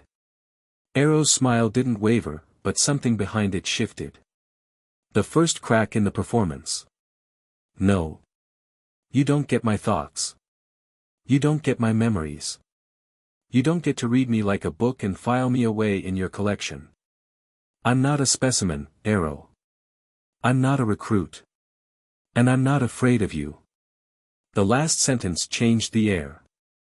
Not through any supernatural mechanism, just the raw, undeniable impact of someone saying the unsayable directly to the face of the most powerful vampire in the world. Caius snarled. You dare, Arrow raised a hand, and Caius fell silent. The king's red eyes hadn't left Harry's green ones. Interesting, Arrow murmured. Dimitri described a sensation. A pressure. A feeling of being in the presence of something, forgive the word, superior. He said it was involuntary. Biological. That his body knelt before his mind could stop it. That's accurate. Would you demonstrate? Are you asking me to make your guard kneel again? I'm asking you to show me what you are. Transparently. Without games or diplomacy. I've come a very long way, Harry. The least you can offer is honesty. Harry studied Arrow's face. Behind the curiosity and the performance and the 3,000 years of political maneuvering, he saw something that surprised him. Arrow was afraid. Not the surface fear of a man facing a physical threat, something deeper. The existential fear of someone who'd built their entire world on a single premise and was watching that premise erode. The premise was simple, nothing was stronger than the Volturi. If that stopped being true, everything Arrow had built, the laws, the order, the civilization such as it was, collapsed. And Arrow genuinely believed that collapse would be catastrophic. Not just for him. For everyone. 3,000 years of governance, flawed and brutal as it was, had kept the vampire world from descending into the chaos of the ancient wars. Without the Volturi, there was nothing preventing a return to the days when covens slaughtered each other openly and humans were prey. Arrow wasn't evil. He was afraid. And his fear had made him dangerous, but it had also made him necessary, and that was the paradox that Harry needed to address. "I'll show you," Harry said. "But not the way you're expecting." He stepped forward. Renata's shield pushed against him, an invisible force, like walking into a strong wind. Harry felt it, acknowledged it, and walked through it. Not violently, not aggressively. He simply kept moving, and the shield bent around him and let him pass, because Renata's gift was designed to deflect cold ones and Harry wasn't one. Renata gasped. Arrow's eyes widened. The guard rippled with alarm. Harry stopped 3 feet from the king of the Volturi and looked down at him, because Arrow was shorter, and because sometimes the simplest demonstrations were the most effective. "Jane," Arrow said softly. The pain hit Harry like a spotlight. Jane's gift, full force, no warning, the psychic equivalent of being dipped in acid. It reached for the pain centers of his brain, tried to find the pathways that would make every nerve in his body scream. It found nothing. The gift slid off Harry's mind like rain off glass, exactly as Edward's telepathy had, exactly as Alice's precognition had. There was no door to open, no pathway to exploit, no weakness in the architecture of his consciousness. Harry didn't flinch. Didn't blink. He kept his eyes on Arrow's and let the silence speak. Jane's face contorted. She pushed harder. Harry could feel the intensity increase, the gift straining, a weapon being fired at maximum power against a target it couldn't scratch. "Enough, Jane," Arrow whispered. Jane pulled back. Her small face was twisted with fury and something worse, confusion. She'd never failed. In 1,000 years, she'd never targeted someone and had nothing happen. "Alec," Arrow said. The fog rolled out. It was beautiful in a terrible way, a shimmering, opalescent mist that flowed across the ground like liquid, reaching for Harry's feet, his legs, rising toward his face. Where it touched, it stole. Sight first, then hearing, then touch, then smell, then taste. Total sensory death. A void that left you conscious but cut off from everything, floating in nothing. The fog reached Harry. It climbed his body, wrapped around his chest, tried to fill his lungs and eyes and ears. Harry burned it off. Not with fire, with blood. His pure blood, the blood that was the antithesis of everything the cold ones were and everything their gifts could do. He let it rise to the surface, let it sing in his veins, and the fog that touched his skin dissolved. It burned away like mist in sunlight, shredding into nothing, Alec's ancient and terrible gift unmade by the simple biological fact of what Harry was. The fog retreated. Alec staggered, and Jane caught his arm. The twins looked at each other, and for the first time in perhaps a millennium, they looked young and small and afraid. Harry stood in front of Arrow, untouched, unharmed, unhurried. "Now you understand," Harry said. "Your gifts don't work on me. Your guards can't stop me. Your strength isn't sufficient. The entire apparatus of power that you've built over 3,000 years, Jane, Alec, Felix, Dimitri, all of it, is designed to control cold ones. I'm not a cold one." Arrow's face was a masterpiece of controlled emotion. The delight was gone. The curiosity remained, but it was joined now by the fear that Harry had seen earlier, no longer hidden, blooming across those ancient features like a bruise. "What do you want?" Arrow asked, and his voice was stripped of performance for the first time. Just a man, a very old, very powerful, very frightened man, asking the most fundamental question. "I want what I told your emissaries I wanted. To be left alone. To do my work. To protect the people and places I've chosen to protect. I don't want your throne, Arrow. I never have. I don't want to rule the Cold Ones. I don't want to dismantle the Volturi. I think, for all its flaws, the order you've built serves a purpose. The world is better with governance than without it. Arrow searched his face. The red eyes were desperate now, seeking truth the way his gift usually provided it, through contact, through reading, but denied that tool, forced to rely on something he hadn't used in centuries. Intuition. Trust. But, Harry continued, there are conditions. Carlisle's coven is under my protection. The Quileute wolves are under my protection. The town of Forks is under my protection. You will leave them alone. No surveillance, no recruitment attempts, no political pressure. They're off the board. That's a significant concession.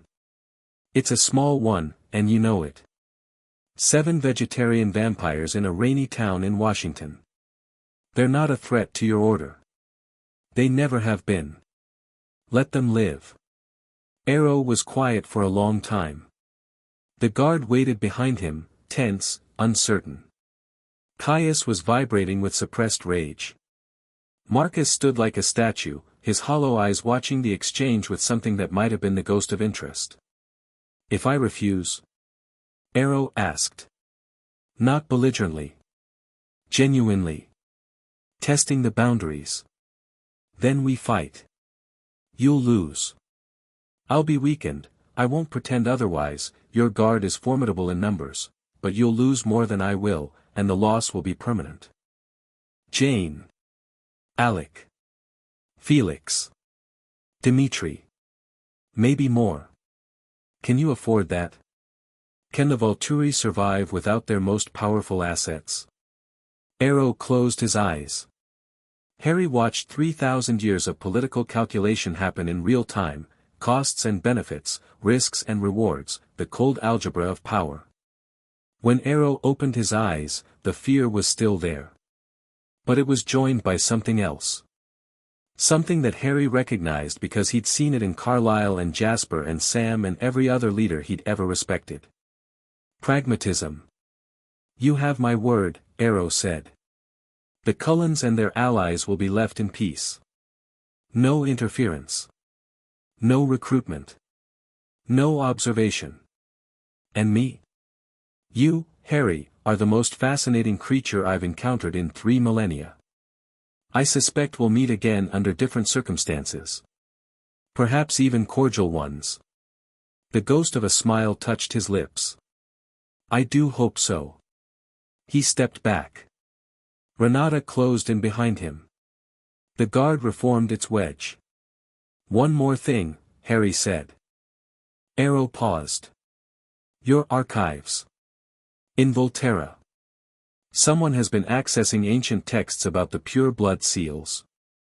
Information about blood magic, about how to weaken it. I need to know who. Arrow's face went very still.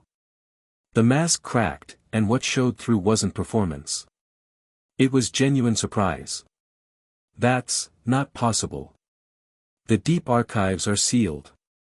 Only I have access.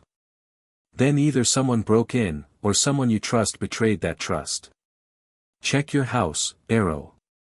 Someone in Volterra has been using your knowledge to sabotage the last blood seal on this continent. If it had broken, the thing it contains would have consumed everything within 1,000 miles. Including your people, if any of them happened to be nearby. Arrow's red eyes narrowed. The political mind was engaged now, processing this new information, running scenarios, identifying suspects. Harry could almost hear the gears turning. I will investigate, Arrow said, and the 3 words carried the weight of a death sentence for whoever had betrayed him. Arrow was many things, manipulative, acquisitive, power-hungry, but disloyalty was the one sin he could not forgive. Thank you. Arrow inclined his head. The gesture was small, subtle, but it was an acknowledgement that every vampire in the meadow recognized. The king of the Volturi, dipping his head to someone who was, by nature and by power, his superior. Then he turned, and the Volturi withdrew. The dark cloaks melted into the tree line, the formation moving north, and the pressure on the air lifted like a storm front passing. Harry stood in the meadow and listened to them go. 15 sets of footsteps, moving fast, heading north toward Seattle and the flights that would carry them back to Italy. He tracked them until they were beyond even his dulled hearing, and then he let out a breath he hadn't realized he'd been holding. Behind him, the line broke. Not in defeat, in relief. 8 wolves sat down simultaneously, their massive bodies hitting the earth in a collective sigh. Emmett let out a whoop that echoed off the trees. Alice grabbed Jasper and buried her face in his chest. Rosalie put her hand on Emmett's shoulder and left it there. Carlyle walked forward and stood beside Harry. They looked at the empty tree line together. "You didn't fight," Carlyle said. "Didn't have to. You planned it that way. I hoped it that way. There's a difference." Carlyle was quiet for a moment. "Then, you told Arrow that his order serves a purpose. Did you mean it?" "I did. The Volturi are flawed. Their methods are brutal. But 3,000 years of governance, even bad governance, is better than the alternative. The ancient wars nearly destroyed the world. Someone has to maintain the peace, even if that someone is a man I don't entirely trust. That's a remarkably diplomatic position for someone who just made the most powerful coven on Earth retreat. Diplomacy is just war conducted with better manners. Someone smart told me that once. I don't remember who." Carlyle smiled. It was the first genuine smile Harry had seen from him, not the careful, composed smile of the patriarch, but the real one, the one that belonged to the man beneath. "Thank you, Harry." "For what?" "For not making me choose between my family and my friend. Arrow was my companion for decades. I still care for him, despite everything. If you'd fought, if you'd hurt him, it would have torn something in me that I'm not sure could heal."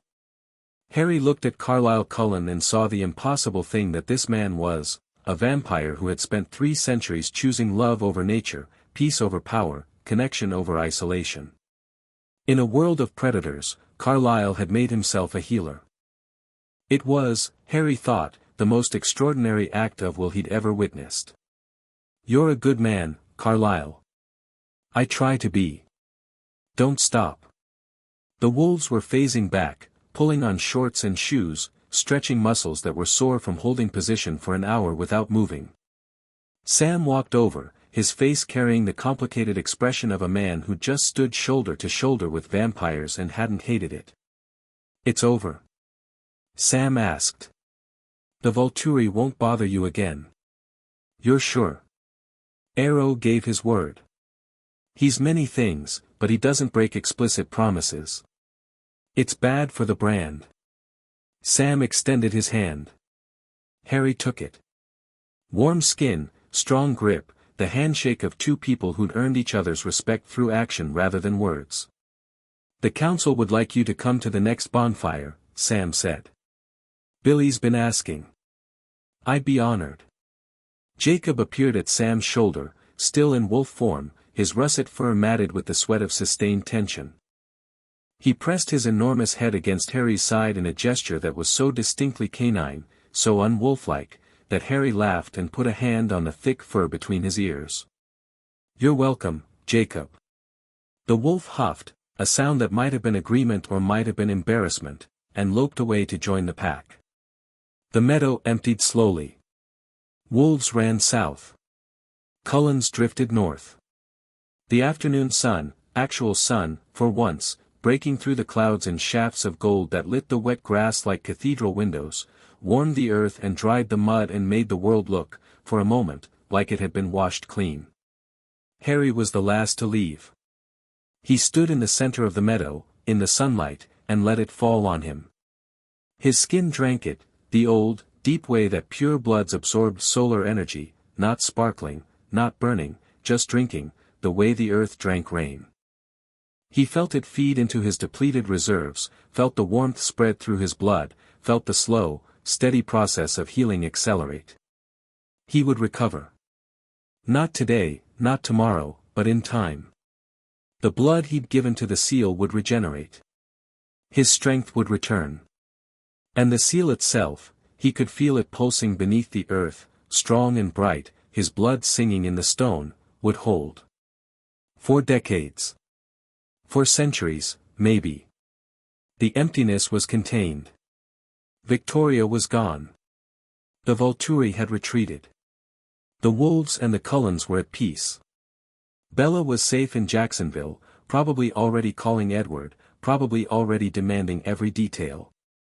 Harry took out his phone and called her. She answered on the first ring. Is it over? It's over. Everyone's okay. Everyone's okay. Tell me everything.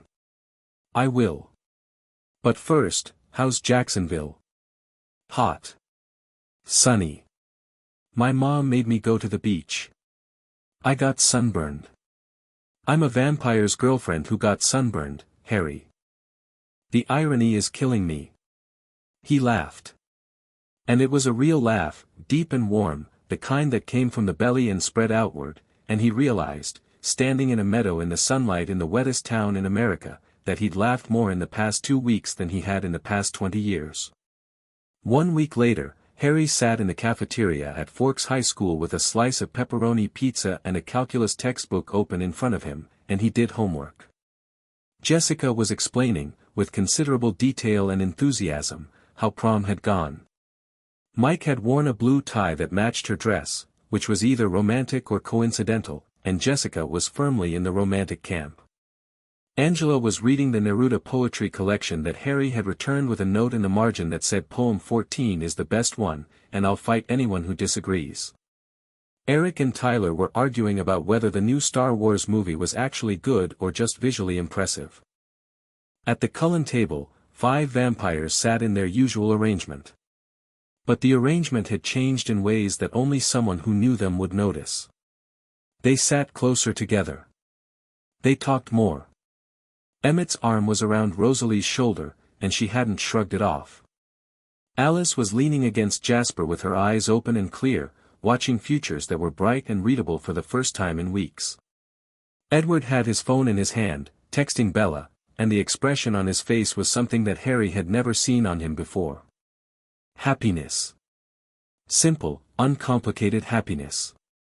Edward looked up and caught Harry's eye across the cafeteria.